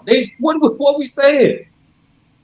My thing is this though, like the team that the Warriors. I don't know why we trying to compare the roads there. Who cares about the roads there? No, it was never about who you played. It was always about the matchup. And that's who you played. Okay, so what I'm saying is, I don't care how good or bad the Bucks were. It wasn't about them. It was about the matchup. Once Chris Middleton went down, it made the matchups lopsided, and we knew the Celtics were going to win. I agree, but with the Nets team, with them having no depth on the bench. With no Joe Harris, with no Ben Simmons, right? With Kyrie playing some timing. We knew the Nets. We knew the Nets was gonna lose. We all predicted that. And then with this Miami team, all of us didn't predict that. Bro, hold on. Most people with common sense predicted that. No, even the media was split. Like, what media? I don't even what. Don't do that, bro. Man, the media. Hold on. No, I'm being honest. No, I'm being honest. I did not hear a lot of people taking the Nets. Come on, they were favored to win. I'm not talking about the favorites. I'm just talking about. I'm talking about people who come on this channel when that series has happened. People who came on here. There's a lot of people picking the Celtics to win. No, Lamar, I'll tell you exactly who picked the Nets. Beach picked the Nets. Anti picked the Nets. McDeff picked the Nets. Fucking he didn't do it on this channel, so I didn't know. Joe Bond. I'm telling you who we know. I think the SB picked the Nets. SB, Joe Bond. Bro. Joe Bond's a Nets fan. Ain't no Mingle Jester. I ain't seen Mingle Jester. They just hold on. Y'all just saying them names now because them dudes ain't here to speak for themselves. No, they can vouch for themselves. Hold on, Mingle Jester. Man, I hope they listen. I'm gonna drop the link in case one of them listening. Come on, like this, y'all gotta stop, bro. Hold up, Lamont. I was on. Did you hold up? Hold on. What y'all? Hold on. But what I'm saying is, y'all trying to play the 2K strategy. If they're good enough to beat XXX, then they should beat this team. When the thing is, and then you say, well, the Warriors played. What y'all doing is y'all saying, well, the Warriors only played this, and this. So therefore, that means they're not as good. And the Celtics road was harder. The thing is, you guys are having revisionist history. You need to forget about everything that's happened up to this point and look at the matchups that they're facing right now. I agree with you. Because it's not about who they played to get here. It's about now we have two teams here. Now let's look at what they both do well, what they both do bad, and who could potentially be the winner. So that's why I'm asking you, Sturdy. Who do you have winning this series based off what you think the Warriors do well, Boston the same thing, and what they both do bad? Who do you have winning? Yeah, I got. Ah man, this don't sound right to say, but I got both. I'm not gonna lie, Lamar. Let's lock them in. Let's lock them into something, man. I'm gonna say it. Fuck it. Like I said, the Celtics at 7, but like I'm so bad. I hate the Celtics execution personally, bro. No, this is just basketball. It's not about who you really like. So you said so. Your basketball acumen is telling you Celtics in 7. Nah. I'm not gonna lie. It's there. No. Lock something in. I am. Because we've been discussing it for a long time. You should be able to lock it in right now. I'm picking the Celtics at 7, but okay. I'm letting you know. I don't want to hear a precursors or the outliers. No, I'm not. I'm riding my pick, but I'm letting you know my mindset of it. It's 60-40 pride and logic. 40% is picking the Warriors. I'm not gonna lie, but that 60% is pride. Like I talk. Okay, so what's your 100% logical pick? No, logical. Like if I ain't talk shit about the Warriors fans all year. I would have picked the Warriors, but I gotta stick with the Celtics. True. You see how he's trying to be sneaky? I'm not. True. See how he's trying to be sneaky to say his logical pick is going to be the Warriors, but his emotional pick is going to be the Celtics. So he ultimately has 2 picks in play. So we can't kill him if the Celtics get destroyed. I mean, here's the thing, though. Like, I don't care. But what I'm saying, Lamont, is that game 6, man. Game 6. He's trying to play both sides. These niggas, here's the thing, though, man. Like, hold on, King the King. Yeah, hit the link, King the King. There's a link right there. Pull up, and I'm gonna let you in. Hold on, because I got some idle people in here too, man. Yeah, he basically trying to play both sides too, though. Like, forget me being a Celtics fan. At the end of the day, bro, we can't forget you. You got a whole Celtics channel. How we gonna forget you? Hold on. But I'm trying to explain though. Forgive me, I'll be being a Celtics fan. All right. This team have proved everybody, even their own fan base, wrong with what they can able to do. That's a fact. So it's I think, like I said, I think they're gonna win Celtics in 7 because I think they can do it. They proved. Listen, they did things this year. I didn't think they're gonna be able to do. Okay, I know, but I'm just saying, true. What I want you to do is, I know your basketball knowledge is, kind of shaky. Oh man! But LOL. Based on what you understand, that's cap.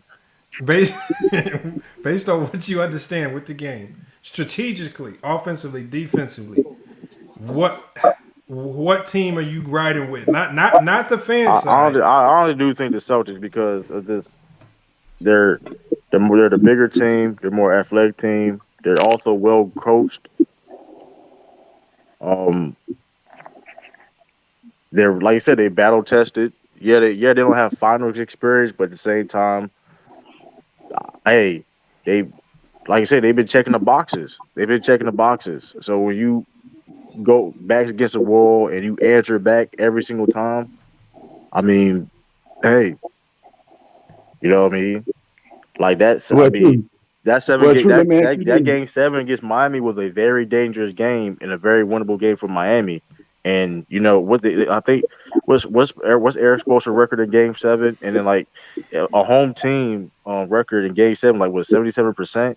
No, that was an impressive win. That was definitely an impressive win. I'm just saying the Celtics been getting impressive wins all like I mean. Man, what the hell? Am I on the farm or something? No, that's King the King. Got the rooster in the background. What the hell? The nigga got the rooster and shit, waking up people and shit. Man, come on, man, got live animals running around. King the King, you mute yourself. Unmute yourself, King. Yeah.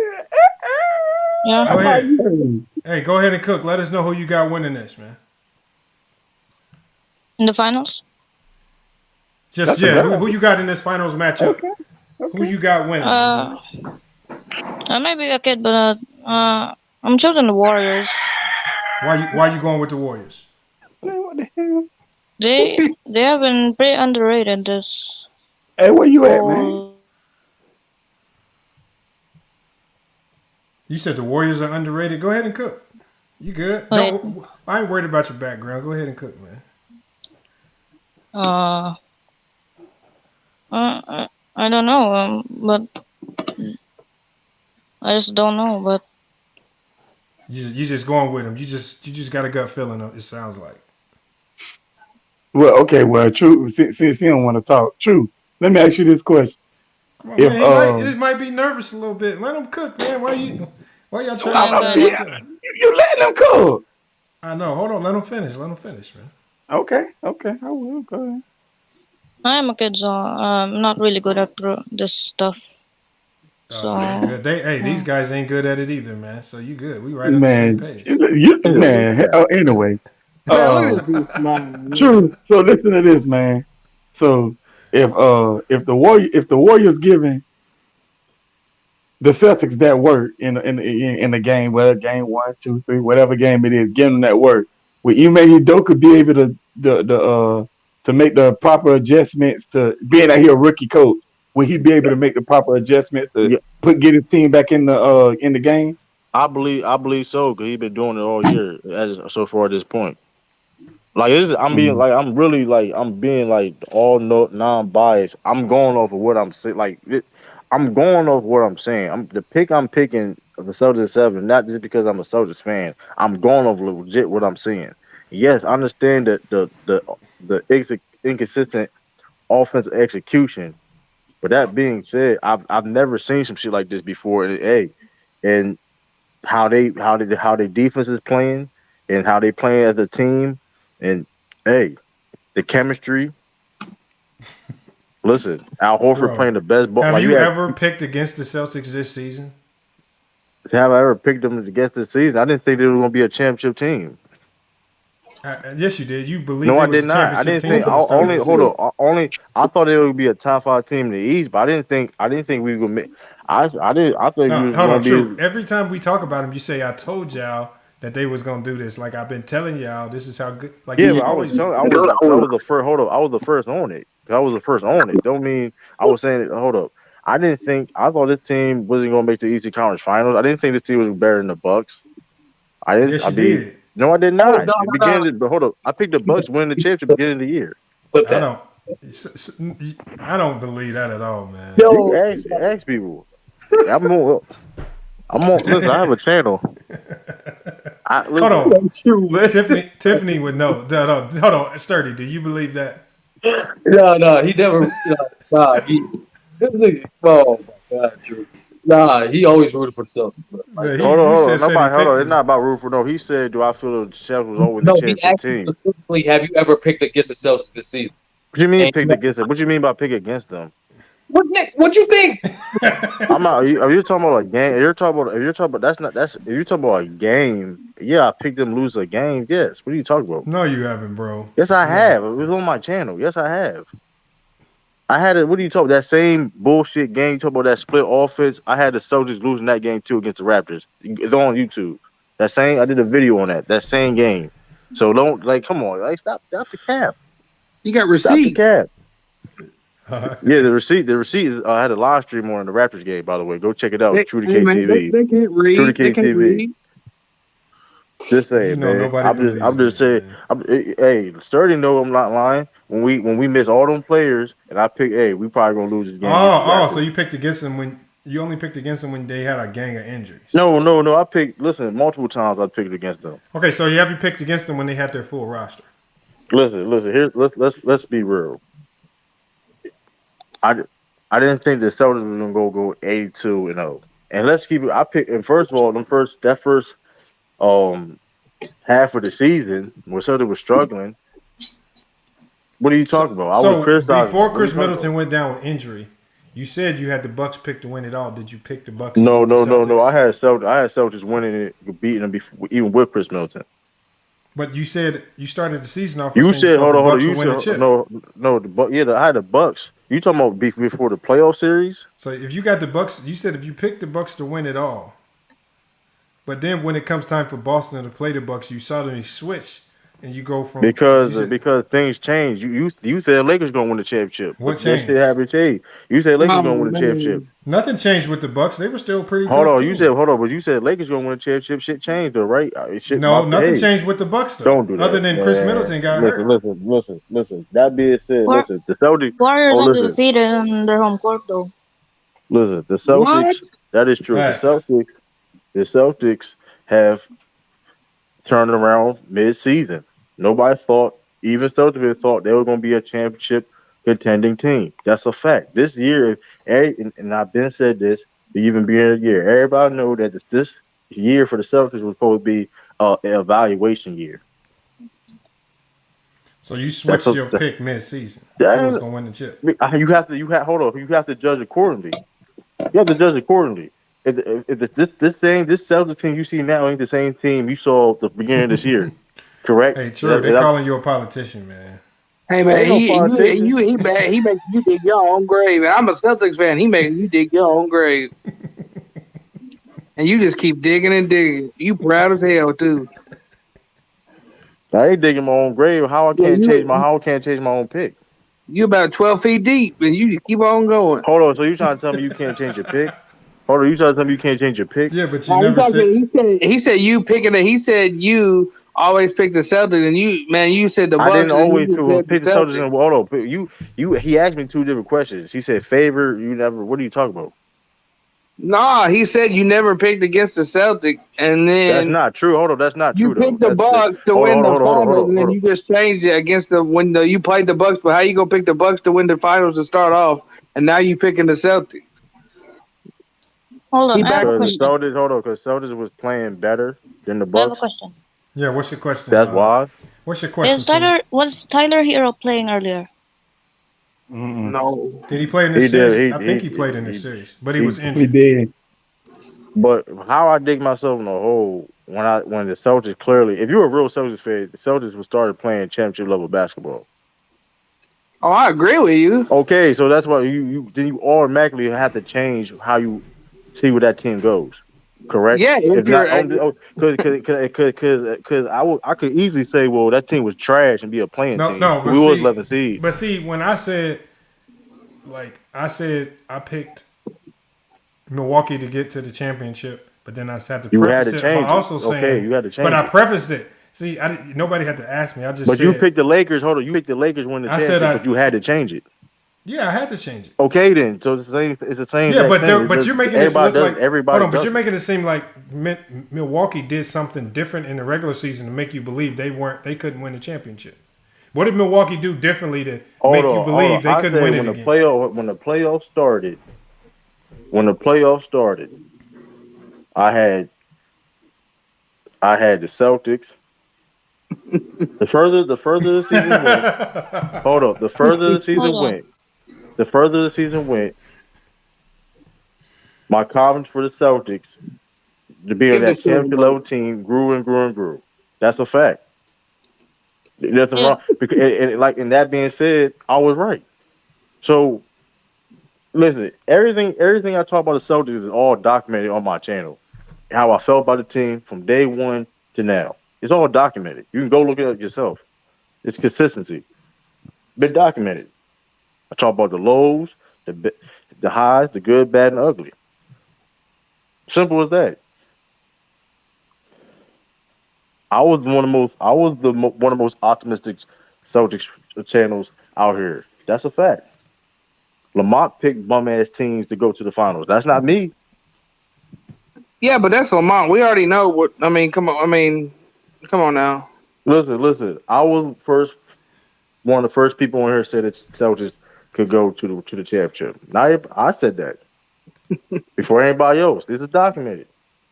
See, Lamont had to do this. But you were saying that before they even went on their run. Yeah, that's what he's saying. Who, the Celtics? Yes. No, I did not. What was their run? What was the beginning of the run? What was the beginning of the run? You were saying this back when I called the Celtics the Portland Trailblazers of the East. That's a lie. That's a lie again. Survey says that's a lie. Oh, the survey? Oh, man. Listen, if you're not subscribed to my channel, everything's documented. So that's everything Lamar saying is a lie. I'm just asking. Everything I'm saying. Listen. Subscribe to True to King TV. Everything Lamar saying is a lie. We're trying to plug it. Listen. Everything. If you want answers, everything I say is documented on True to King TV. That's a fact. Everything's documented. I mean, I'll subscribe because I'm a Celtics fan as well, but just saying, everything documented. I told you the ups and downs. Hey, listen, this is what the Celtics need to do. Hey, I like the Celtics was doing. Hey, they proved me wrong. They checking the boxes. Tiffany, I'm not clowning on True to King. Why are you gonna try to? You can't listen. You can't. This is what Lamar has to do when you get cooked. Lamar can't listen. Lamar can't really debate against me because every time we go like these type of debates, he gets cooked every time. You know, if you go, matter of fact, go to True to King TV when me and Lamar do have these debates, he gets cooked every time. Listen, these are facts, man. These are facts. You can't talk about playoffs with him. If you're a Trailblazers fan, you hear playoffs, you get confused. I'm just saying. I mean, he said the Portland Trailblazers East. That was always a bad take. He compared Jalen Brown to CJ and Dame. That was a bad take. Hey man, if the Warriors were playing Portland right now in the finals, he had Portland winning in 5 games. No, I wouldn't. And listen. Hold on. How when I made one of my biggest bets on YouTube betting against the Blazers in the playoffs over on Ticket TV. That is a fact. When I bet some clown talking about the Blazers are gonna beat the Lakers, and I said this is my team. You think I'm fucking that stupid? The fool bet me $500. I said, I'm a Portland fan. That should tell you $500. Yeah, then ran off when it was time to pay. Oh man, that's tough. He didn't pay? No, hell no. Oh man, yeah. If you throw 500 on the Trailblazers, I put 500 against my own team. Where is that nigga at? Where that nigga at? I ain't gonna say. No, I be seeing him on he be on LB's channel every now and then. He'll pop up over there. Yeah, that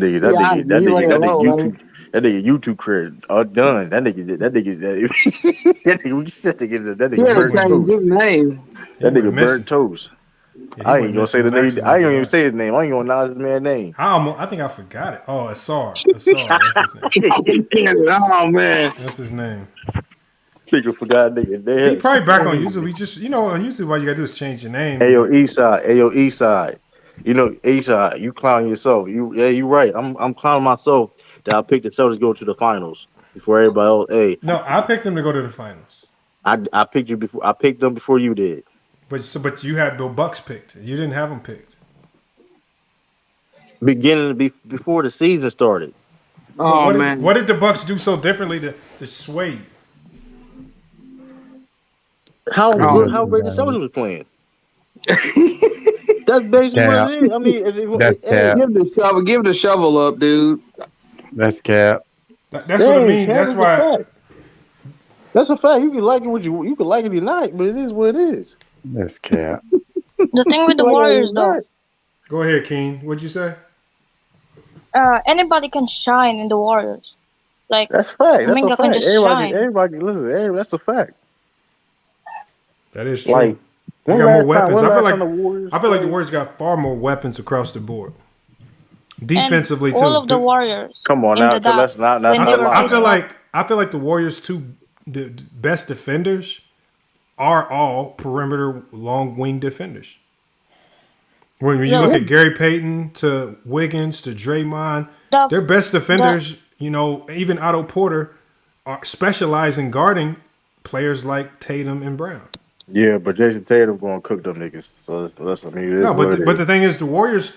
Look, Jokic cooked the Warriors, but it wasn't about stopping the guy that you know is going to get his. It's about making sure you stop and slow down everybody else. Yeah, that's what the Warriors specialize. They're not going to stop Jason Tatum and Jaylen Brown, bro. But the thing is, you got to think. I don't think the Warriors are going to go into this series thinking we're just going to stop these two guys where every play is generally ran for them. We're not going to stop them. But if they can stop Horford from getting 15, if they can stop Grant Williams but from here's getting the thing, 10, though, too. But they can stop the others. Because between them two, they can't score 100 points. But here's the thing, though. That's a fact. But here's the thing. You are automatically going to lose. If Jason Tatum and Jaylen Brown gets 30, the points going to the points going to come from somebody. I think if Jason Tatum and Jaylen Brown have to go out and get 30, that means the Celtics are in trouble. That means the Boston. No. I mean that's not going to be. I don't see that going to be an every game thing. But I'm just saying, if they let that happen, the Warriors going to be in trouble. You're automatically going to lose. You're automatically going to lose. Curry, Clay, Wiggins, and Poole, in the whole Dallas games, they all average 15 more points. They have to stop 4 people. It's the balance. They got more balance. Hey man, listen. They got to stop us too. Vice versa. Listen, it's gonna be a great matchup. It should be a classic. So hopefully not like when you talk about what the Celtics do best offensively versus what the Warriors do best defensively. I think what Boston does great is much easier to stop for the Warriors defense with the personnel that they have. And they have a track record of slowing those types of players down. I mean, listen, man. They beat Memphis because they essentially completely nullified Dylan Brooks. Yeah. It's Dylan Brooks. I mean, I can maybe say that GSW is gonna win game 1 and 2. That's all I'm gonna say. Hey man, Celtics back against the wall. That's when the Celtics at their most dangerous. What you think they backs against the wall right now?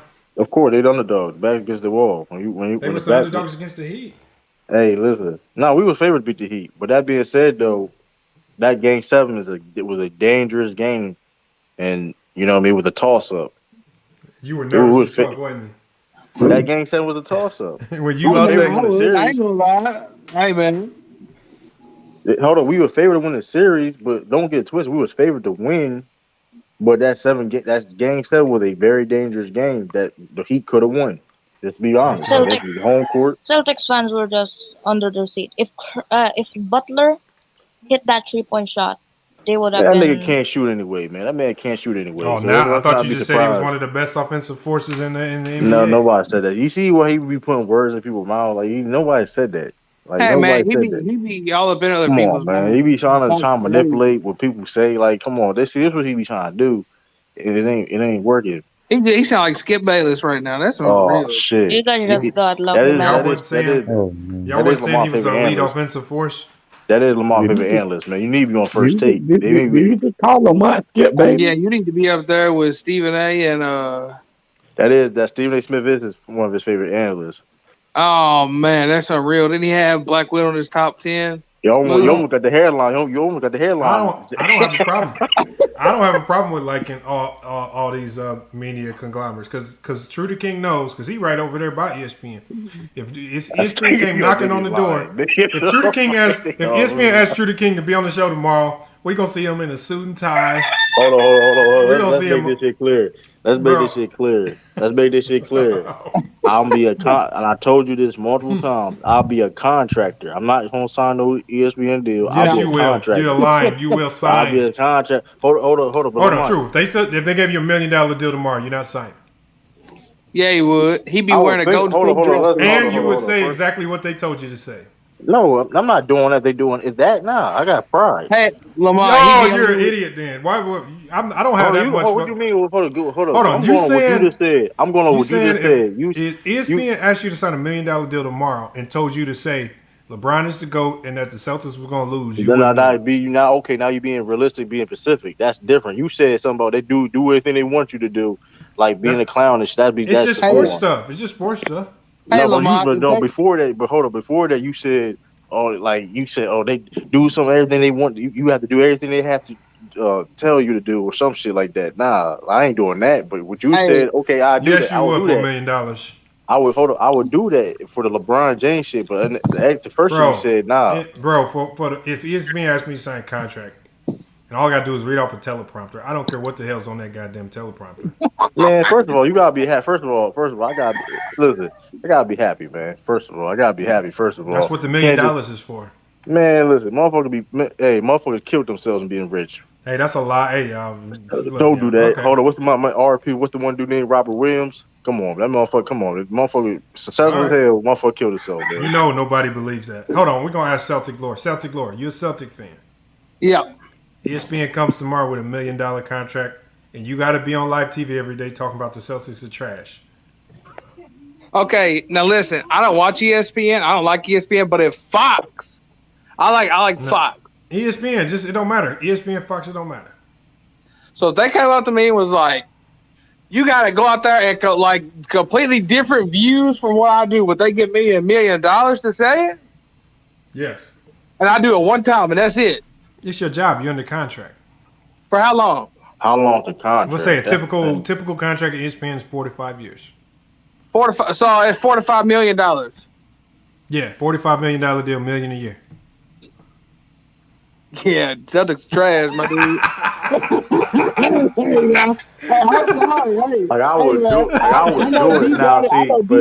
I would do that. But Lamont said at first, you got to do everything they had to do. Like, nah, but that's what I was talking about. I wasn't talking about nothing crazy. Hey, I ain't gonna lie. Hey, man, they give me $1 million. I'm going there every day, even though deep down in my heart, I know I believe something else. Hey, man, I'm getting this money. Facts. Word, that man Lamont be on ESPN. Don't let this dude lie. Lamont be on ESPN talking about Trailblazers. Don't let this dude lie. Trailblazers be wearing a Golden State dress. Thank you, Tackable Pine. Ain't nobody turning down ESPN. People be acting like even people like Ticket and the Carcino and them, they be acting all high and mighty. Ticket gets out here. Bro, I'm talking about as soon as ESPN come knocking on their door, boy, they gonna get that suit and tie. They'll sit next to Stephen A. with pride. But realistically though, they'll be proud to sit next to Stephen A. Realistically though, look, you know what's gonna happen what's gonna happen the first day on the show? They're gonna be sitting next to Stephen A. They're gonna be like, "Man, Stephen A. Man, I've been watching you for a long time." He gonna shake his head. He gonna be like, "I really appreciate what you've been doing, man. I love what you've been." That's exactly what they're gonna do. Nah, that ain't gonna apply to Stephen Smith no probably Ticket TV though. He probably don't lie. Like, you want a water? Are you thirsty? I'll get you a water. You want me to get you a water? I'm gonna be rude. I don't think he probably even get that opportunity because Stephen A. Smith though, because Stephen A. probably saw some of them videos. To tell you the truth, he might have. Hey, don't lie, True the King. Tuesday morning, you would be wearing a Golden State dress. I said I would do it, but I said I would do that for $1 million. He says Warriors. Hold on, somebody just said play Max G1. He says the Warriors are too small for the Celtics. What do people mean when they said? What makes people believe that this Warrior team is small? Curry small. No, because Curry and Marcus Smart are essentially the same size. Though. This is the reason why they say Lamont. You got Wiggins, you got Draymond, who are both 6'7". You got 6'5", Porter. 6'5", you got 6'5". Hold on, you got Porter and Kuminga. Hold on, but these are big guards. Wiggins is considered a big guard. He's not just that's why he put him on Luka, because his length is size. When you look at Porter, that's a big guard. I don't know why to say that. You got Looney. Looney's a 7 foot. Lengthwise and size-wise, they are a bigger team than the Warriors. Now, the only thing the Celtics have is they might have bigger centers. Robert Williams And yeah, Horford, but Jason Tatum bigger than Andrew Wiggins. Yeah, but Jason Tatum is a lot of his size is nullified because he's on the perimeter. So again, a good defender like Wiggins can kind of cancel half the size out. Marcus Smart bigger than Steph Curry. All right. Well, let's see how much that size impacts. It great does. ball movement. We all know it's going to impact and great offense. I'm not saying that. That's automatically is going to reason why the Warriors lose, but it's going to be a problem for the Warriors. And that's not act like it's not. What's that? Hold on, but the Memphis Grizzlies were bigger than the Warriors, and the Warriors out rebounded the shit out of them, and they were the number 1 rebounding team in the league. That's a good point. They have had no trouble rebounding the ball or doing anything against teams with size. John Morant, Tyrese Jones is not. I mean, Marcus, like I said, we talking about from top to bottom. John Morant and that Memphis team was number 1 in the league in rebounding. Listen, I know they was, but Steve Nash didn't play beginning of that series. To be fair.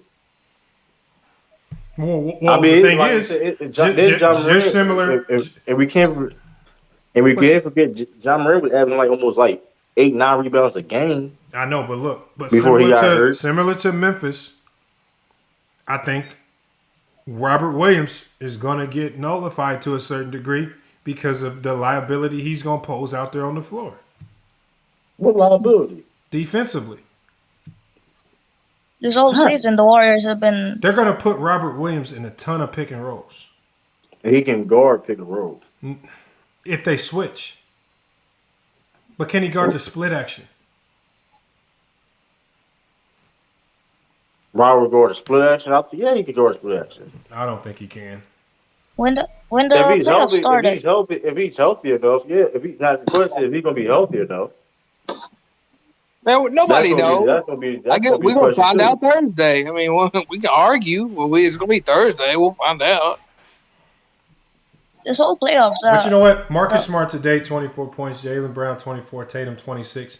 It's going to take consistent performances like that to beat the Warriors. Which I feel is possible. And the problem is we know Marcus Smart's offense comes in, blows with the wind. Yeah, you could probably only expect 120 point per game out of for an entire series out of him. You're not getting I think two. I'll give it 2. Maybe 2, but against this Warrior defense, he don't have to. I don't think he has to get you 20 something. I think if he give you like 15, if he give you 15, Jaylen Brown being consistent, I think the Warriors are going to absolutely shut him down. The Warriors have been excellent at taking away the number 2 option against everybody they play. Shit, Jaylen Brown ain't no regular number 2 option though. To be fair though, he ain't a regular number 2 option. I mean. You got Nuggets. I mean, come on, Nuggets don't even got a number 2 option. Let's keep it a stack. They don't even got a number 2 option. The Nuggets, they got all a third and 4 options, and then Dallas. Let's keep it real. I mean, you got Luka and Jalen Brunson and de facto. When you try to pit. You're trying to pit who the Warriors played to get here. And it's not about who they played to get here. It's just about the matchup once you. Listen, that is true what you said. I'm not denying that, but Jaylen Brown is a different second option, though. I'm just saying, that's the tougher. I mean, you got a 3-level scorer. It is like forget about his offense. He's also going to give you problems on the defensive end, rebounding wise. Jaylen Brown, That's no. You said Jaylen Brown rebounding? Huh? Yeah. Yeah, Jaylen Brown can rebound. He only rebounds when the ball falls right to his hands. That's tough. Come on, man. That's hate. That's a lot of hate right there, man. He crashed the board, man. Jaylen Brown crashed the board. Look, he just a smile. Look at him. Bro, man. Y'all be... All right. See, that's the gassing. That's the gassing when we're giving these players extra attributes that they don't got. No, come on now. Jaylen Brown... We will just see. Come on now. For I think, if I'm not mistaken, I think Iguodala not going to play that series, bro. I'll be surprised if he plays. No, he is actually playing. Iggy coming back too? He's not going to play. Iggy is coming back, and Iggy will definitely play. Yeah. That nigga going to get cooked. I appreciate it. Jared Payton might come back too. That man not you keep saying people gonna get cooked. He gonna get cooked. So True the King, if we better not be talking about a Warriors 30-point win this next game. No, hey, hold on. You can say the same thing about the Celtics.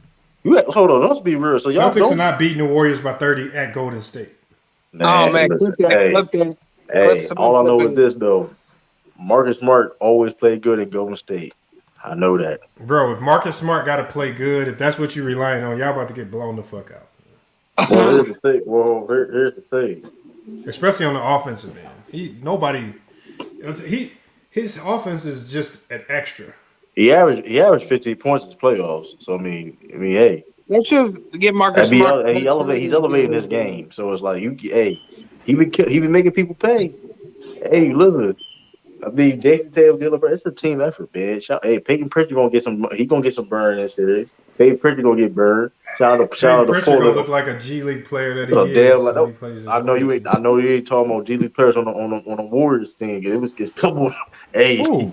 Toscano Anderson, Toscano Anderson's motherfucker. But Toscano Anderson don't. Tabasco, what's his name? Tabasco Anderson's and Moses Moody's. Yeah, but he don't. Hold on, Moses Moody was hooping against Dallas. Man, come on, bro. Like they blowing them niggas out. You say he get some burn, you know.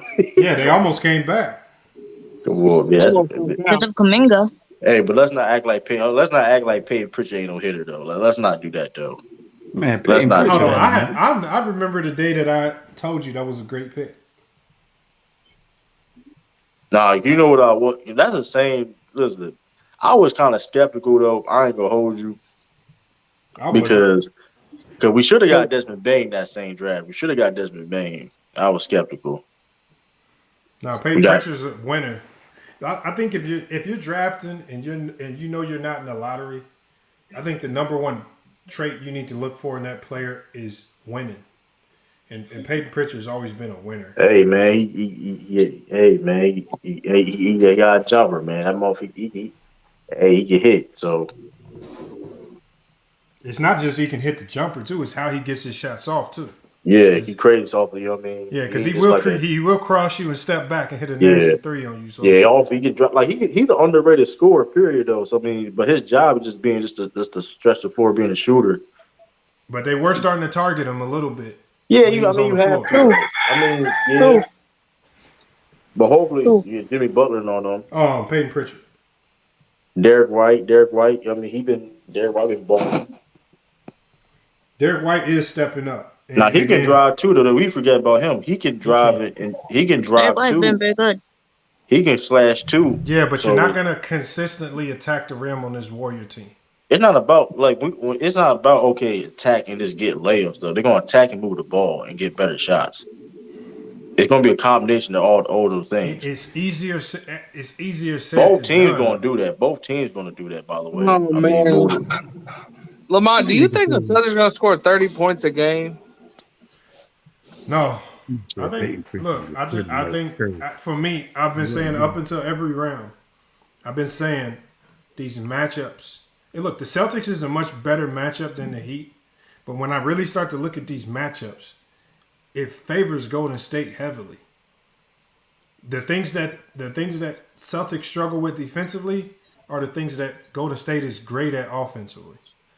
When you look at the best players on the Celtic team, that's where Golden State's best defenders lie. Hey, the Warriors are smart though. All I know is this though, Lamont, man. Imodoka on that, and that they doing that game film. They gonna do they watching Golden State. Hey, hold on, we got a chance to go, man. Chance to go. Who you got winning this series? The Warriors are fun. Look, I'm already sad. All right, my Miami Heat lost, man. You know what I'm saying? It's all good though. It's all good. It just wasn't meant to be this year. We're gonna go get Joel Embiid. And no, he ain't. Hey! Don't crush my hopes and my dreams. Goddammit! I didn't come here to crush yours. All right. I don't want to let you lie to yourself. Okay, who you got? Who you got though in this series? Warriors. Come on, that was the Warriors. I called it from the beginning. I thought it was gonna be Heat and Warriors, and I thought the Warriors were gonna win it. So. And just based off what you've seen so far, because we've seen a lot of the Boston Celtics lately. Why do you have this Warrior team beating this Celtics? They gel too well. They know each other like the back of their hands. They don't even have to be. You don't even have to be in the right place, and I know you're not in the right place, and you'll be in the right place when I need you to be. Like it's literally like it's like poetry in motion when they ball together, and everybody's on the team. It's poetry in motion. It's like NBA 2K. The team chemistry is like 100%. Hey, Now Boston can try with their defense to try to get around that, but they don't have enough. Maybe they don't have enough firepower just to play defense. They're gonna tire themselves out. I agree. I think that's been And the the difference Warriors with a were lot the of these number one matchups. defensive team before Draymond got injured. He's back. And I got a question for you. When Butler missed that three, how many tears come down your face? Oh. No, he's talking to Chance to Go. Yeah. What'd you say? What'd you say? He said when Butler missed that three, how'd you feel? Man, why did he take the three? He should have just went to the hole. Thank you. I said that. I said that. But man, oh my God, it reminds me of Patrick Ewing when he just should have dunked the ball instead of trying to lay it up. Yeah, like, just go to the hole, fam. But see, He had a lot more time, bro. But see, that's the all worst. he had to do was go to the hole. It was open for him. All he had to do was go to the hole, man. But y'all saying only reason why y'all saying he shouldn't have took that shot is because he missed it. Now, if you would have made that shot, no, that's not Butler's shot. No, that's not Butler's shot. That's not Butler's shot. It doesn't matter. But if you would have made that shot, he would have looked like the biggest hero in NBA history. I mean, yeah, it would have looked like Kawhi. Yeah, it would have looked like the same thing with Kawhi Leonard. Okay, that's my point. But if it was a fifth, we'd all be drunk, and it didn't go in. So of course it didn't go in because we're talking about it now.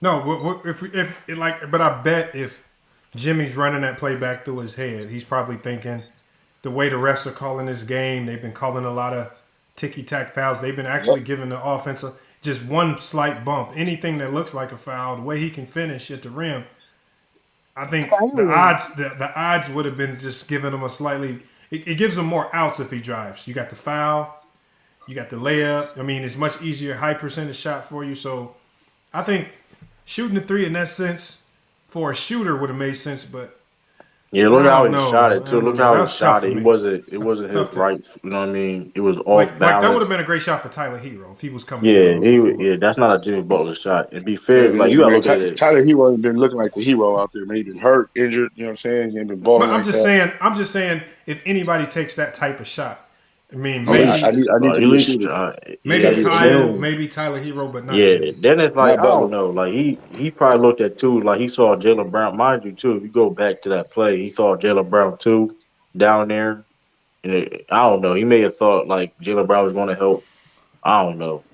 I ain't gonna lie. If I'm Jimmy Butler, I'm firing away too. You ain't got no hell. Hell, why not? I still would have drove though. I would have drove at least trying to get a foul though. I mean, you be getting fouls all game. So I mean, shit.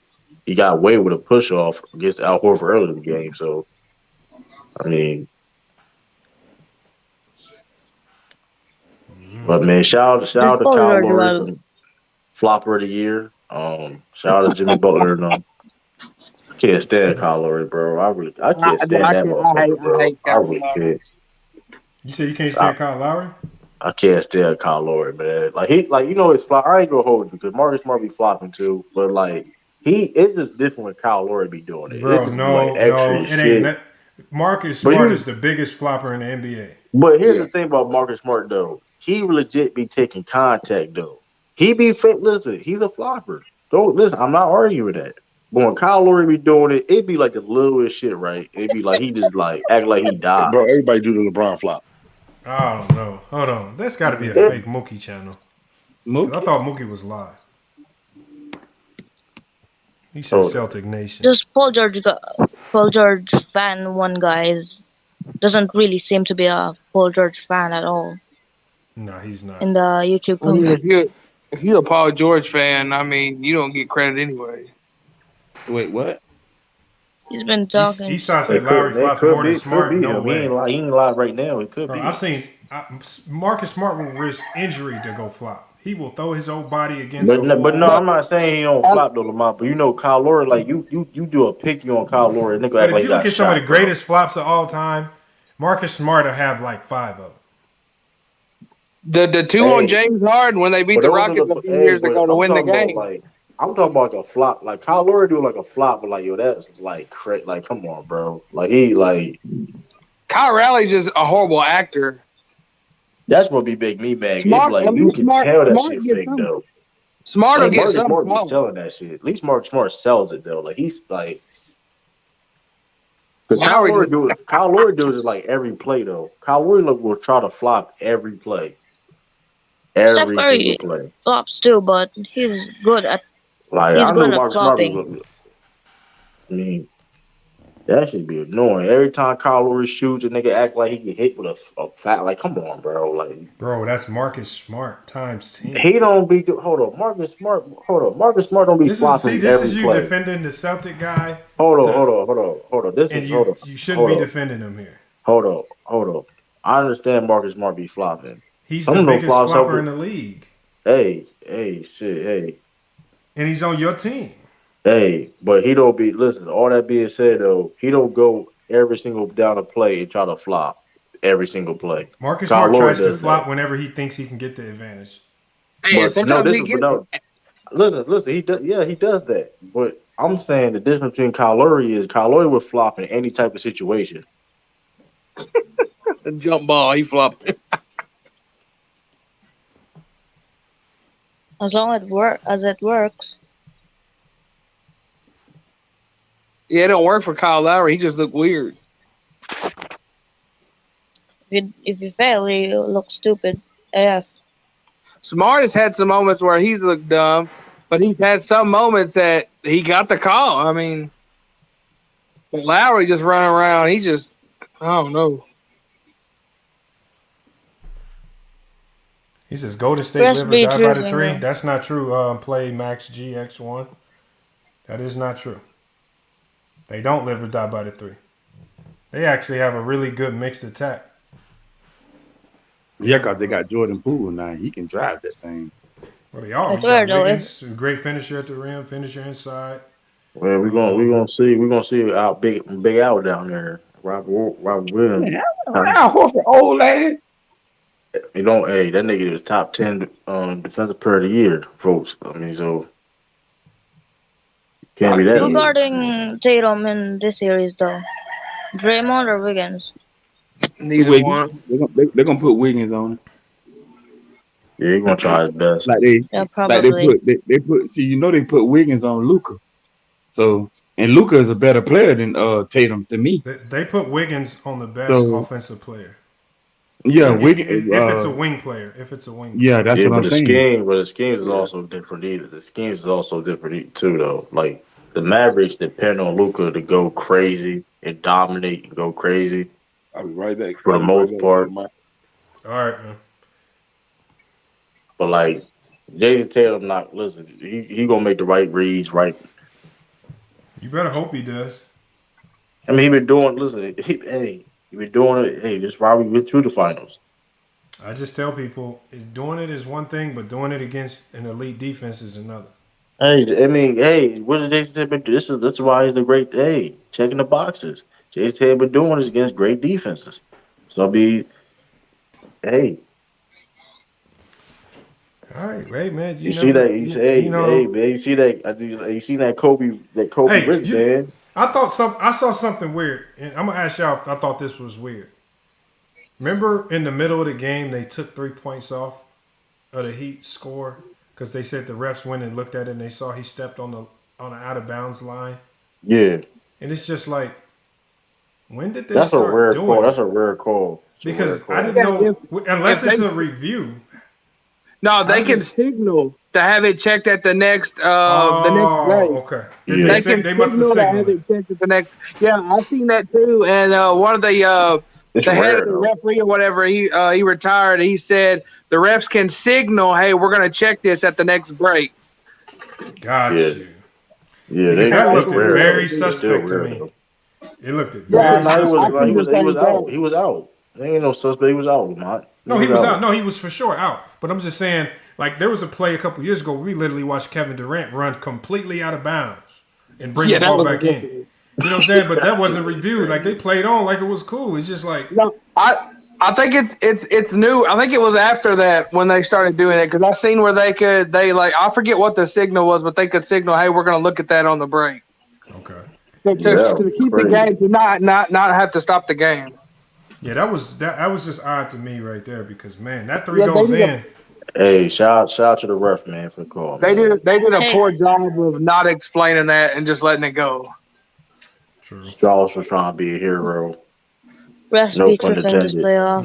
No pun intended. Max Stress is much better than I thought he was. That man shout out to him, man. I remember he was like, shout out to him. Got to his position. Great defender, great rebounder, and he can I don't know about no great bomb. defender though. He tries though. He knows to be in position. I mean, for his size and the way he can move. I mean, what? I mean, I don't know what more you can ask him to do when the coach says your job is to go out there and guard Tatum for the whole game. Look. I'll say this though. He ain't he knows what he's doing. He puts the effort in. That's all you really get asked for, and because niggas like Duncan Robinson and like Tyler Hero, them motherfuckers be like they cones. But with Pat Bev called CP3, no, them dudes are cones.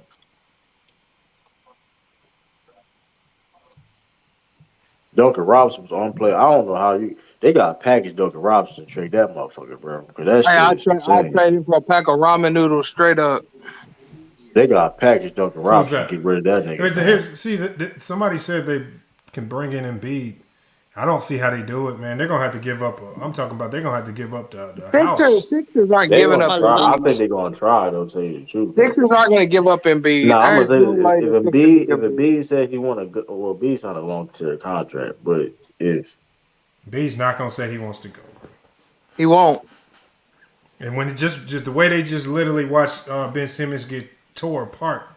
That is true. That's true. But at the same time, though, that direction, that organization is getting real weird right now because of the whole. No, hey, you can. If I'm wrong about this, y'all can get me on it. I'm locking this in. James Harden is gonna have an MVP level season next year. I don't know because. No. I don't see that. Nope. I don't be honest with you. James Harden doesn't fit as a Sixer if you really tell you the truth. I'm just calling it now. Tell James Harden to take his take the game more seriously and start getting in shape. He can't get away with just being on the court. I'm just gonna be on the court. He's not young no more. So this got to be a fake bang. Yeah. This got to be a fake bang. I don't think Bang picked the Warriors. I thought he hated Steph Curry. Yeah, I see James Harden being clashing. I do agree with that because I don't see it. The culture of the Sixers. I don't see James Harden fitting that at all. That type the blue collar. See, look, y'all. Look at what Eastside said. See, this is the reason why these players be making super teams. He said scam out of body. Right? Because as soon as they lose, right? Bam Adebayo is still young in his career.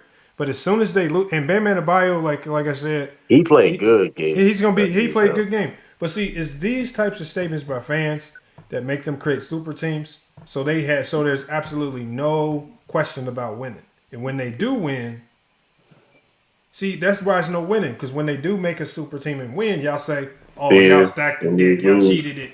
And it's just like, okay, so when I lose, I'm a bum, I'm trash. But when I go get help and I win, I'm stacking the deck. This is why I don't like when y'all just get on players if they lose. No, the fact that he gave Bam a nickname and not Duncan Robinson was crazy though. That's he called a nigga skate. He called Duncan Robinson's whole proper name. He called a nigga Bam skate. Man, yeah, wow. Duncan Robinson was not even on the court helping. He should have said Dookie Robinson and scam out of my. But if you think about it though, in a game where they shot 30 from the 3-point line, Duncan Robinson could have helped tonight. He could, but Lamont, I'm almost positive he could have got at least 10, 12 minutes in there somewhere. Especially the way Oladipo was playing.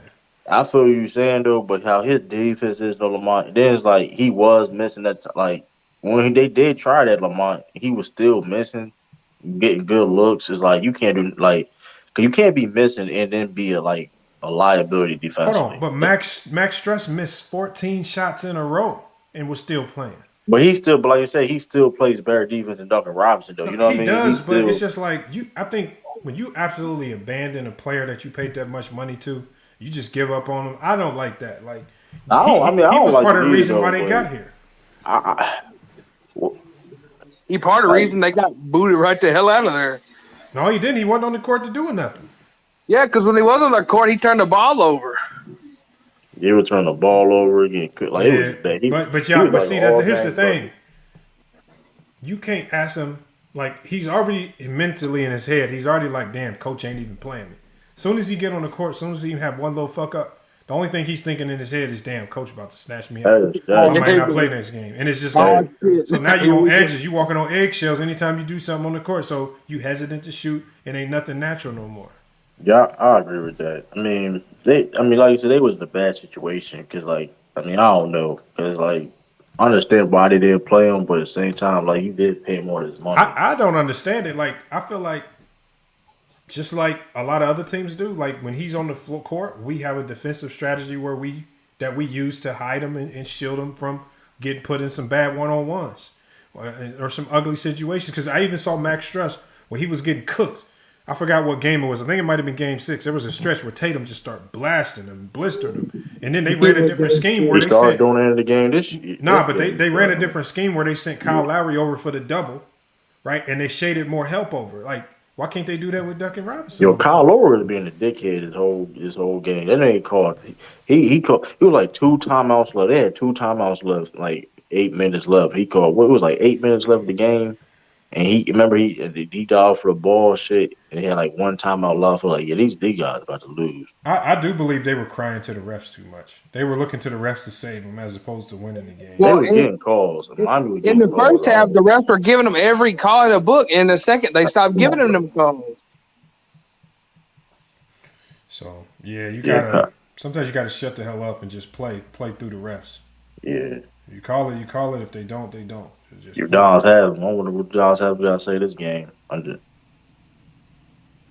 Shit, I don't know, man. Like I said, he this might be his last year in the league. How many years they gonna let him keep snatching checks and he ain't doing nothing? I mean, hey, man, fill that roster spot, man. He is like a coach on the. He is like an additional coach though. So I mean, he's from Miami. Like that's a unique this type of situation that he's in. They could do that. I mean, for a minimum deal, if I could bring him back for another year, I probably would.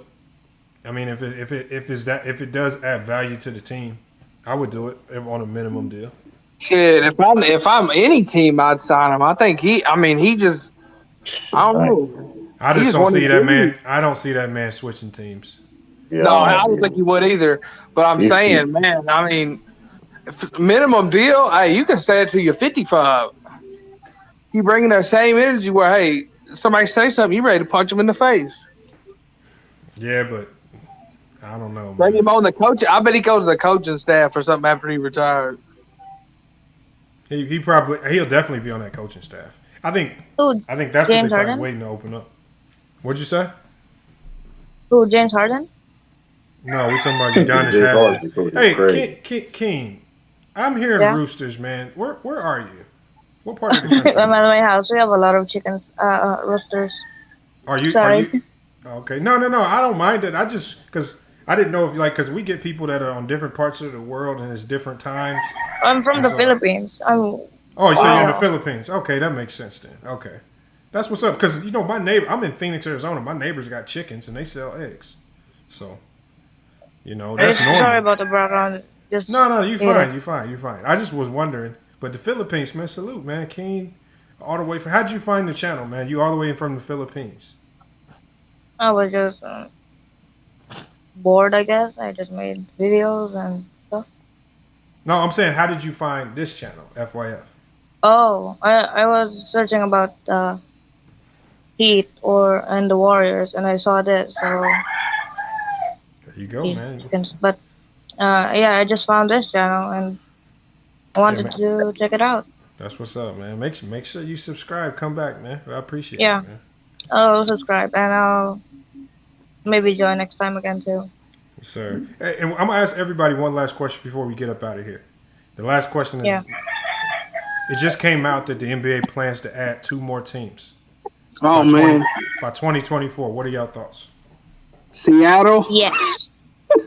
Seattle. Oh, I'm not surprised. No, they said that they already set the cities. Hold on, let me tell you. Yeah, it's Seattle Vegas. was one of them. Seattle and who?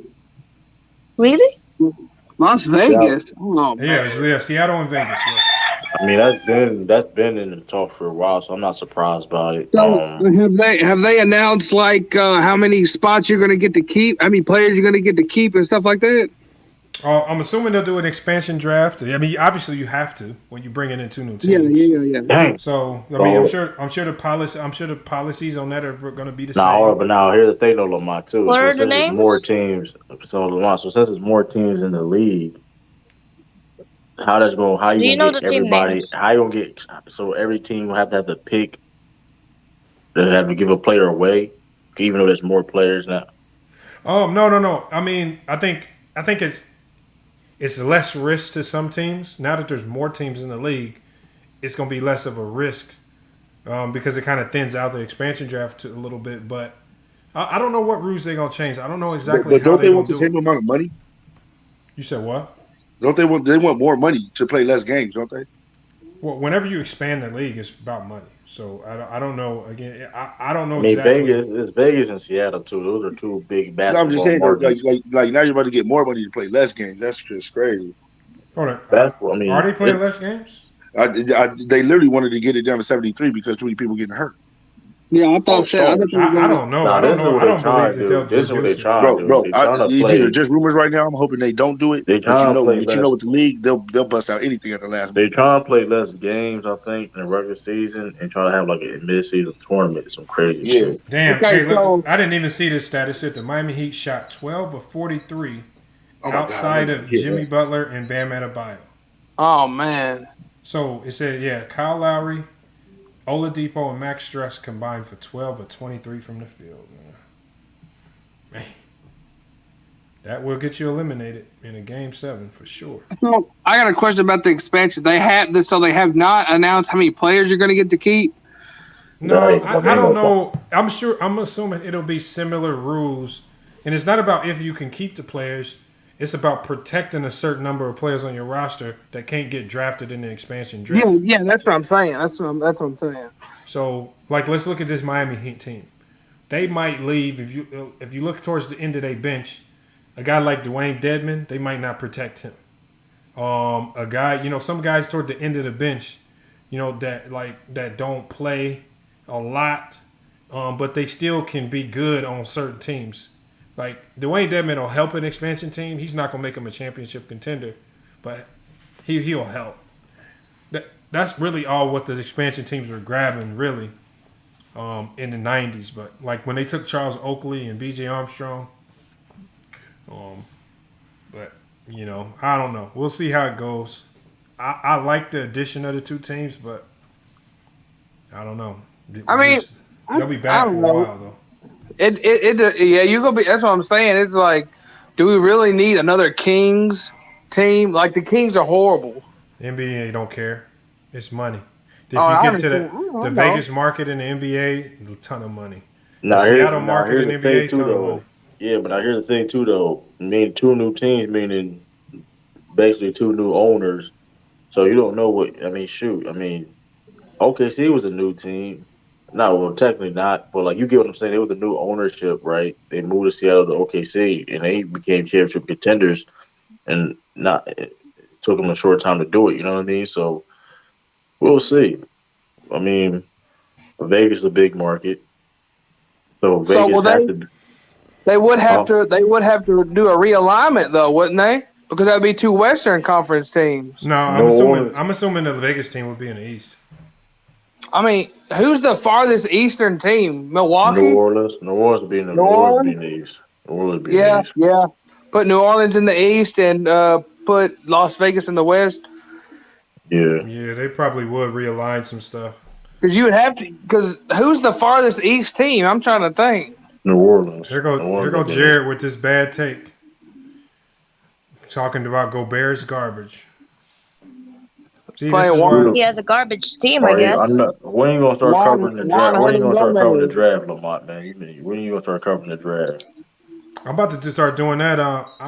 I was thinking about doing it this week, but I think I might wait to the end after the finals is over. Is Jabari Smith the best player in this draft? No, he's not. No. Jabari Smith might be like the 10th best player. Wait. Okay, Lamar. But who do you think needs to go to Miami? Who do you think needs to go to Miami with Jimmy Butler to pair up so they win a championship? Well, they do got a lot of salary cap, but the problem Can they get is Zach LaVine? Is Zach LaVine possible? I don't think Zach LaVine will help. I literally think it's Joel Embiid. What about getting? I just don't see how that. I don't see how that happens. What about getting? They would have to trade. They would have to trade for Joel Embiid. I know. But you wouldn't give up Adebayo. You wouldn't give up a Duncan for. Do you really think the Sixers are going to take Oladipo and Duncan Robinson for Embiid? It can happen. No, bro. No, I know. What about DeAndre? Like they literally gonna ask for the farm. Like you would be giving up Tyler Hero, Oladipo. You'll be giving up probably. I mean, you'll be giving up Bam Adebayo. Yeah. Like literally, you'll probably be giving up 3-4 draft picks. They gonna wipe you down on that move. You're gonna get wiped out. What if they got rid of Lowry and went got Chris Paul and added someone else? I'm gonna be real with you though. They in a tough spot. I don't see them. I mean, they need to get something. I mean, they in a tough spot. I think they just really got focus on the young players getting better because it's gonna be tough for them getting a big key piece. I mean, I don't see nothing right now what they could do. Bam has to get better to help Jimmy Butler. Tyler Hero got to get better. I mean, they can be. I think if they get better, they can still be a threat in the East. You know what I mean? If they get better, they'll Jimmy Butler. Go get Westbrook. Oh, Natalie says Phil Handy might be going to the Nets as an assistant. That'll be a good pickup for the Nets. Man, Phil Handy Phil. Man, that don't matter, man. Bro, everywhere Phil goes, championships follow. That's Handy Phil. Hold on. You saying that's not true? Cleveland, Toronto, LA. That's true. That everywhere he goes, championships come right with it. That's true. Steve, but guess what? Water and oil don't mix. Like people don't just pay him all that money for nothing. Like he's nice with what he does. I feel what you're saying on the mic, but water and oil don't mix. You can say that. Hold on, we got Steve all Nash, access Dex. Steve Nash is so bad. Steve Nash is so bad. Hey Dex, what's up, man? Yes, the OG of the hour, Dex McCoy. Yes, sir. Shout out to FYF. Shout out to his panel, and shout out to everybody that's rocking with him tonight. We all appreciate everybody that's staying up late for the after night for FYF. We know it's off the chain, and the information and the content that comes from here, this station, this channel, is always empirical. So yes, sir, my brother. Good looking out. Thank you for putting me on, and I'm just sliding through. I just want to shout out you, bro. You know what I'm saying? You're doing good. The work you're putting in, you're staying consistent, and that's all we can ask for, so we can have a balance to a lot of the foolishness that go on in the YouTube landscape. Are you aware, FYF, of the Russell Westbrook and the Kyrie Irving possible trade and swap? It's not true. Crazy. That's crazy. There's no truth to it, though. I wish it was true. I really do. That'd be crazy. I wish it was true, but I know it's not true. So, man. Well, let me tell you this now, because I got boots in the ground in LA. I got my ears to the streets. Sean Marks and Rob Pelinka have met. What are they talking about? Yeah. Wait a minute. I'm just telling you right now. Like they might be meeting about THT or somebody in LA. They holding it in LA. I know. That'd be a dumbass trade. I wish there was some truth to it. Breaking news, brothers. The trades that happen, the trades that happen in NBA are the ones that we don't see coming. The last trade that we were able to forecast are the ones where the players come out and demand the trade. But outside of that, if the players ain't speaking publicly about it, it generally is not true. You can't tell me a trade where you were able to forecast it without a player coming out saying, I want to get traded. Now, we all know that Russell Westbrook have deleted all of his Lakers images on his social media platform. We also know that Kyrie Irving is doing a media merry-go-round, basically extending an overture, an olive branch to LeBron James. And to some degree, some people are saying he is indicative of being an apologia for his actions as a Cleveland Cavalier. So when we look at that and we try to bring it together, it could be possible that they're setting the stage up for this huge breaking news. Lakers and the Brooklyn Nets swamp their pestilence on each other. I would be laughing. Hey, man, I really wish, man. It's like you said, you made it sound good, though. I put some flavor in it, man. I wish it was true, man. But that's a one-sided trade, bro. I don't think LeBron ever want to do that. Because there's the problem. The Lakers don't have enough to get Kyrie. They don't have enough. I mean, unless they're willing, like, if you're thinking about that, they don't have enough. They just don't have enough to get. You know me aside. I love Kyrie, man. But that dude is. You don't know. You don't know what you're gonna get, Pam. So it's a risk anytime. Man, that's a good point, Chance. Chance said something good, but this is what we're missing, FYF. We're missing this right here. You said the Lakers don't have enough. I'm going to tell you the Lakers do have enough. First of all, what they have is LeBron James in his history with Kyrie Irving and Russell Westbrook with his history with Kevin Durant. They both was at their best, except when Kevin Durant went to the Warriors. But outside of that, both of them could be a match made in heaven because it's about hold on one second. It's about restoration and reconciliation. They're older now. They're mature. And this maturation could be a match made in heaven for both sides. But did you say restoration? But Dex, the problem with that trade is it only works for one team. It works for the Lakers. It don't work for the Nets. So you gonna have Westbrook and Ben Simmons on the court? Yeah, you can't have. First of all, you can't run Westbrook and Ben Simmons together. That shit would be crazy. They need to get younger. They don't need to get older. And on top of that, like I said, then you got to make sure the money matches. So that means to make the money match, that means the Lakers have to be willing to take on not just Kyrie, but Kyrie's in the process of potentially signing a new contract. That means you're probably going to take Kyrie on a completely new max deal, and you're bringing in more max money for multiple years, which is, I don't know if the Lakers want to commit to that type of long-term money. Again, this deal only helps the Lakers. It makes the Brooklyn Nets far, far worse. And you're just going to piss KD off because he wants Kyrie there.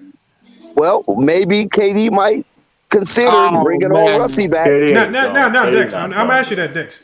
Now, what would make KD consider playing with Russell Westbrook again when he's already been through that story? Because one thing about Russell, he's going to give it his all every game. 82 games of the season, he's going to give it his all. And with Kyrie, there is a question mark because, like Chance said earlier, you just don't know what you're going to get. Bro, you know Kyrie's playing next year. That's the thing.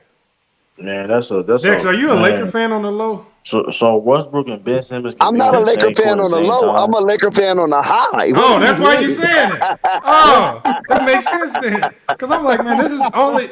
Yeah, this can't be like because it just don't make sense from the Brooklyn side.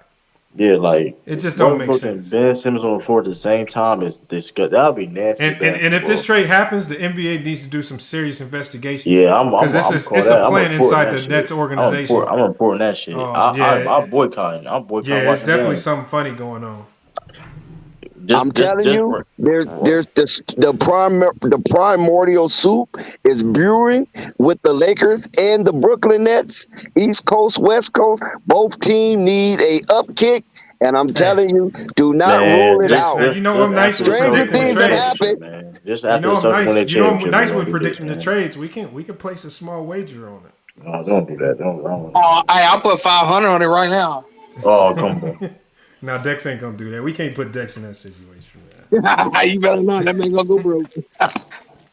I'm talking the whole chat gonna be trying to put in bets. I just realized something. It did. Hey, listen, I did stir up a little something tonight, but I'm telling you, listen. I know you're laughing, and I know your chat is laughing, but listen to this right here. It's starting to gain momentum, and you never know what might happen. It's the NBA. You just never know.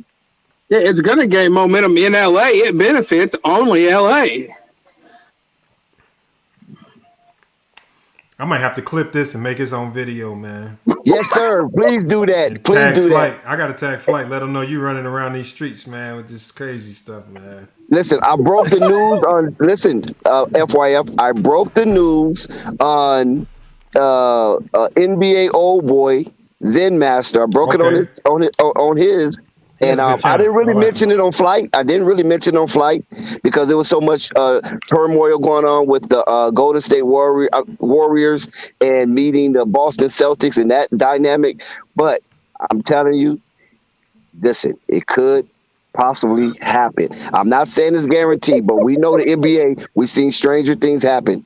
And we had to scratch our heads or even rub our chins to figure out what the hell is going on. Yeah, hey, you know what? I think I did a video about this, and I said the Lakers' reign of finessing other teams is over, and it's ended now with this Russell Westbrook move. The only way to get rid of Russell Westbrook is if they sacrifice those 2 draft picks that they have, and there's only a handful of teams that are even interested in those 2 picks, and that's OKC, that's the Pacers. The Pacers are interested in those 2 picks, and then the Houston Rockets are. But the only teams that are interested in Russ are the teams interested in the 2 picks that come with Russ, because they're in rebuild mode. And we know if the Rockets get Russ, they're not going to play him. The Pacers might, because they need a guard out there. He's going to sell tickets. And then same with OKC. They'll play him just because he's a hometown hero. He'll sell tickets. Thank you. I'm glad you. Yes, sir. Did you see what OKC offered? I'm going to tell you what OKC offered. They said we got, what's his name? The center. We got Derek Favors for Russ and the 2 draft picks. But listen to this, though. It could be a 3-team trade. I don't know. Oklahoma could rear their ugly head. That red clay out there in Oklahoma love Russell Westbrook. He will be a demigod back in OKC and definitely will have his jersey retired. So that could be appealing to Russ to get him off of that LA bench, because we know Russ is a homer. We know Russ is LA built, but you know, some things about Russ is just not too much acceptable from his humble upcoming in far as his alternative lifestyle and things of that nature. People are kind of freaking out because, you know, Russ don't really supposed to represent that style of LA. You feel me? He's supposed to represent the khakis, the Cortezes, and the golf hats and things of that nature. But he chose to do otherwise in his fashion ventures. Hold on. So you mad at him because he's a European fashion model? Because he wore dreads? I don't care about that. I'm just talking about the fan base. I don't care what he do. I mean, it's LA. You got a whole lot of weird stuff. It's Hollywood. I mean, you know what I'm saying? I've seen a whole lot of my 50 plus years living in LA. So that doesn't bother me at one bit. But I'm saying as far as the fan base, they look at that as a distraction, especially if you're not winning. So I just look, if that trade happens, you to go for calling it, but he probably just wants Westbrook gone. I just don't see it. It's not happening. I'm looking at the business side of it. For Brooklyn, it will completely eliminate their chances of winning a championship. You're going to trade a guy that's won a chip for a guy that hasn't won, and we've seen it not work with KD and Russ. Then you have to try to figure out if you're going to reconcile that relationship. We know that relationship was damaged. It looks good for LA, but Brooklyn, I don't know if they're that. They've been making a lot of good moves over the last couple of years. I don't see them making this bad move. One thing about Brooklyn, though, FYF, is that everywhere Kyrie has walked, it left an awful odor. So the Brooklyn fan base, the New York media is really pissed at Kyrie, and you know how Kyrie is. When people get pissed at him, he bones out. So if he's left an awful odor, why you want him in LA? Because he's with his big brother LeBron, and LeBron know how to manage Kyrie's ego. Mm-hmm. Hey, but he already left LeBron once. And he apologized for that. That's what I said. He was on a media merry-go-round, extending an overture as a peaceful olive branch to LeBron James. Well, hey, y'all tried anything to get rid of Russ, ain't y'all? They tried anything. Man, look, man, y'all can't sell it no more. Look, y'all exposed. That's y'all what you were Portland Trailblazer. You don't want the Lakers to be formidable. I understand. No. You are gloating that the Lakers are in the bottom of the cellar. They're bottom feeders right now. You're gloating in this. No, hold on. The Blazers are one of the teams that made phone call for Russ. They actually have called with Nurkic, because Nurkic has openly come out and said he wants to be in LA. If you can make a deal work and you can get Nurkic over there with another player that's salary filler, and they get Russ and those 2 draft picks, the Blazers would take that trade all day. But that's a realistic trade because it helps both teams. It doesn't just help Portland with the draft picks, right? It gives them Russ where they can sell tickets and Russ can do his thing. And then it gives the Lakers some much needed added presence to the post with Nurkic. And AD can go back to playing power forward, small forward where he really wants to be. So, but Portland doesn't feed Russell Westbrook hubris. He has to go back to Oklahoma City where he can be a demigod. He'd be comfortable there. He'd be away from the LA media circus.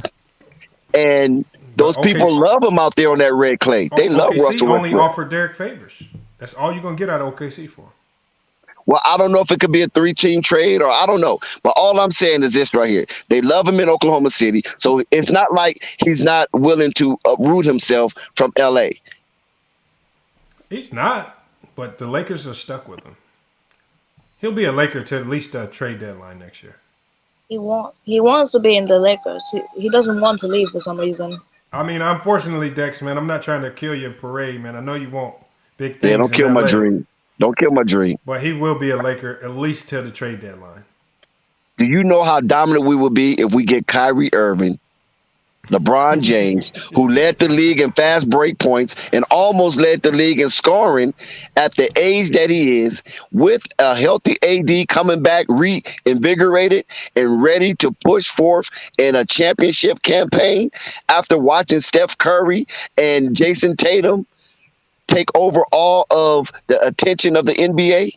This pisses LeBron off. Hey, look, I'm right with you. I know it's a great trade for the Lakers, but it's not great for nobody else.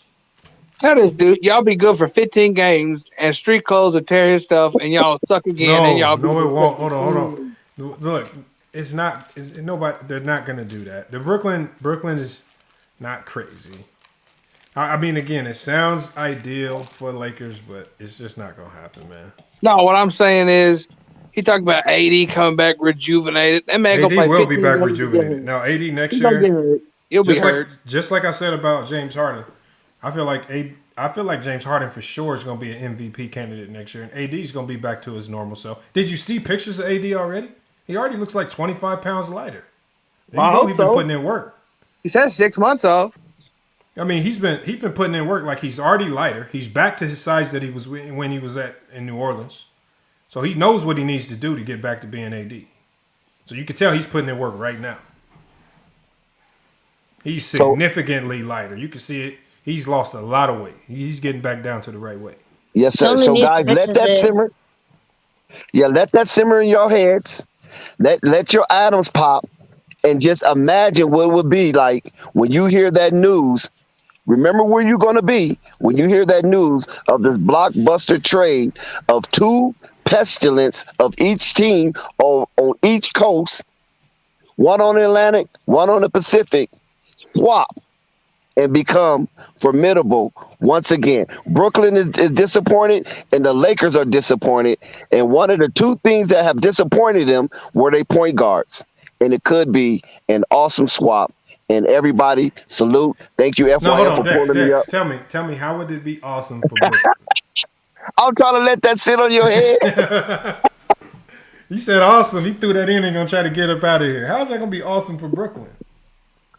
Well, like I said, they get rid of the peevishness of Kyrie Irving, in his quirky approach to sports and life. There's no balance there. You follow what I'm saying? And you get a committed player. A committed player, as we all know, as A1 always say on Flight Sports TV, the best ability is availability. So therefore, Russell is going to play 82 games. If not 82, 79. He trying to sell it, man. He trying to sell it. He's like, remember them Kirby vacuums? Were you selling them Kirby vacuums? Of course I was. Listen, you laughing, but I make good money selling them vacuum cleaners now. You don't sell Kirby's for real. Not now. I'm talking about when I was a kid, when I was younger. Okay, so he got experience in selling stuff because you got to be a great salesman to sell one of them. And Kirby's. I'm black too, knocking on them white folks' door in them high-end homes, letting me in.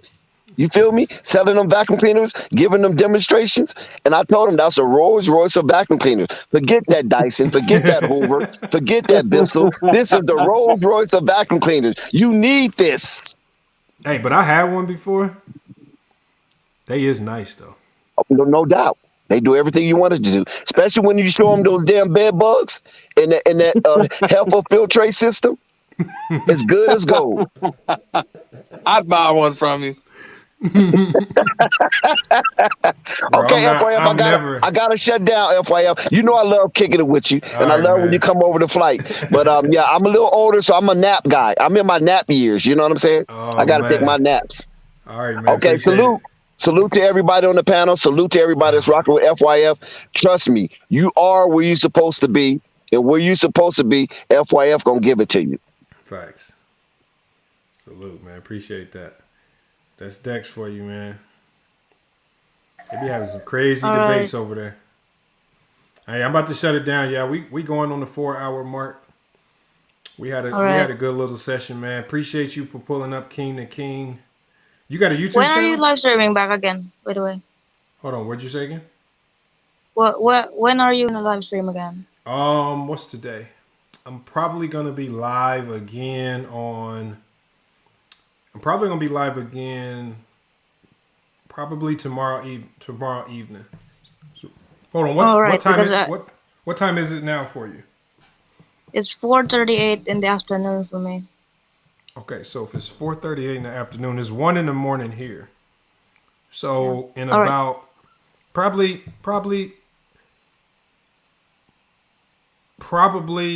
this live today started about 4 hours ago. So for you, that might have been around noon your time. So we normally maybe 1. Yeah, probably like 10 in the morning your time is usually the time. Just subscribe and hit the notification bell.